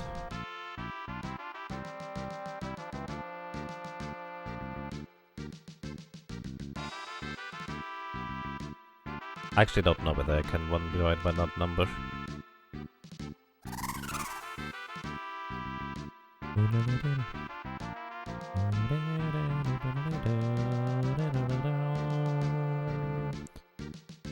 I mean, I don't know why you divide 1 divided by that number.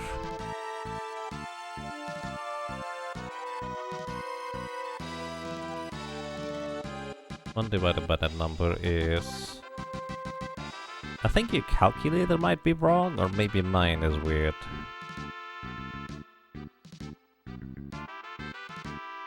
Oh!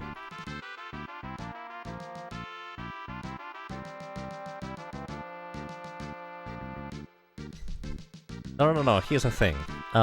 What you did is you calculated the chance of getting 12 explodes in a row, instead of calculating the chance of not getting any explodes 12 times in a row. So you need to have 2 divided by 3 to the power of 12. So that's why it seems so weird. Yeah, not quite the same.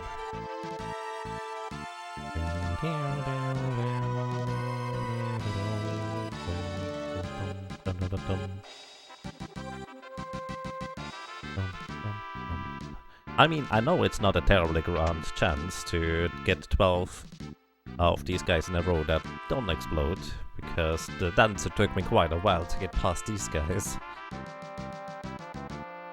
Past the Puroboros, that is. But it's not quite that low, is it?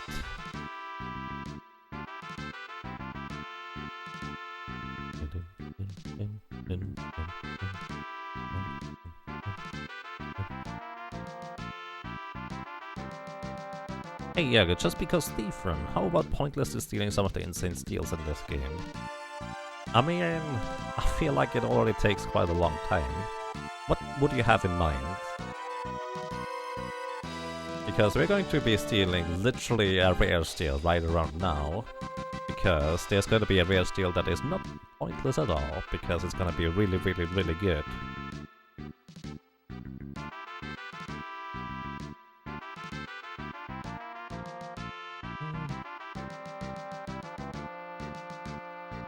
$130. I mean, I feel... Sure.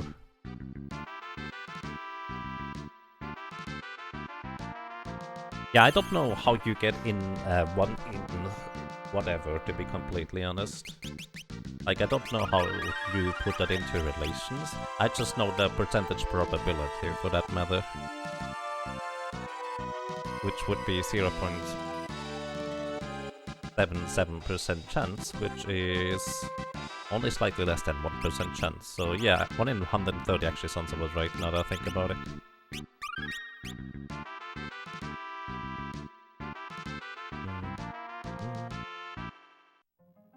Alrighty, welcome everybody to the place where we're gonna be probably stuck for quite a while here.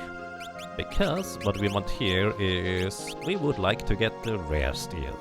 And let me tell you, this is probably going to take quite a while, because rare steals are, well, rare, as you might expect.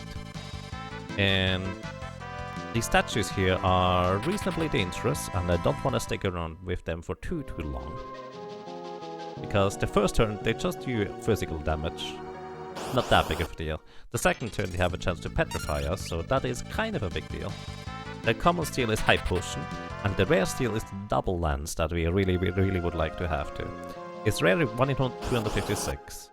Not quite that simple. Let's put it this way. So the chance to steal with the Thief's Glove is 80% success rate baseline, and then once we do successfully steal, we have a 10 in 256 chance to get the rare steal. So it is basically 0.8 times 10 in 256. Whatever that makes. So it's actually better than 1 in 256. It's still rare, but it's not quite that rare. Very nice of them to have High Potions as a common steal. Yep. It's 8 in 256, which is 1 in 32. Right. I guess I could have done it in my head. I actually did that in my head some other time. But yeah, not terribly great chances, but at the same time, it shouldn't take too long. Which, by the way, as a heads up, I think what I'm gonna be doing is I'm going to steal the double lance, demonstrate how strong it is on the abductor. That will be probably the goal for today. We did do quite a few things here with our solo little thief, so that's good. Math is easy when we remember to do it. What do you mean when we remember how to do it?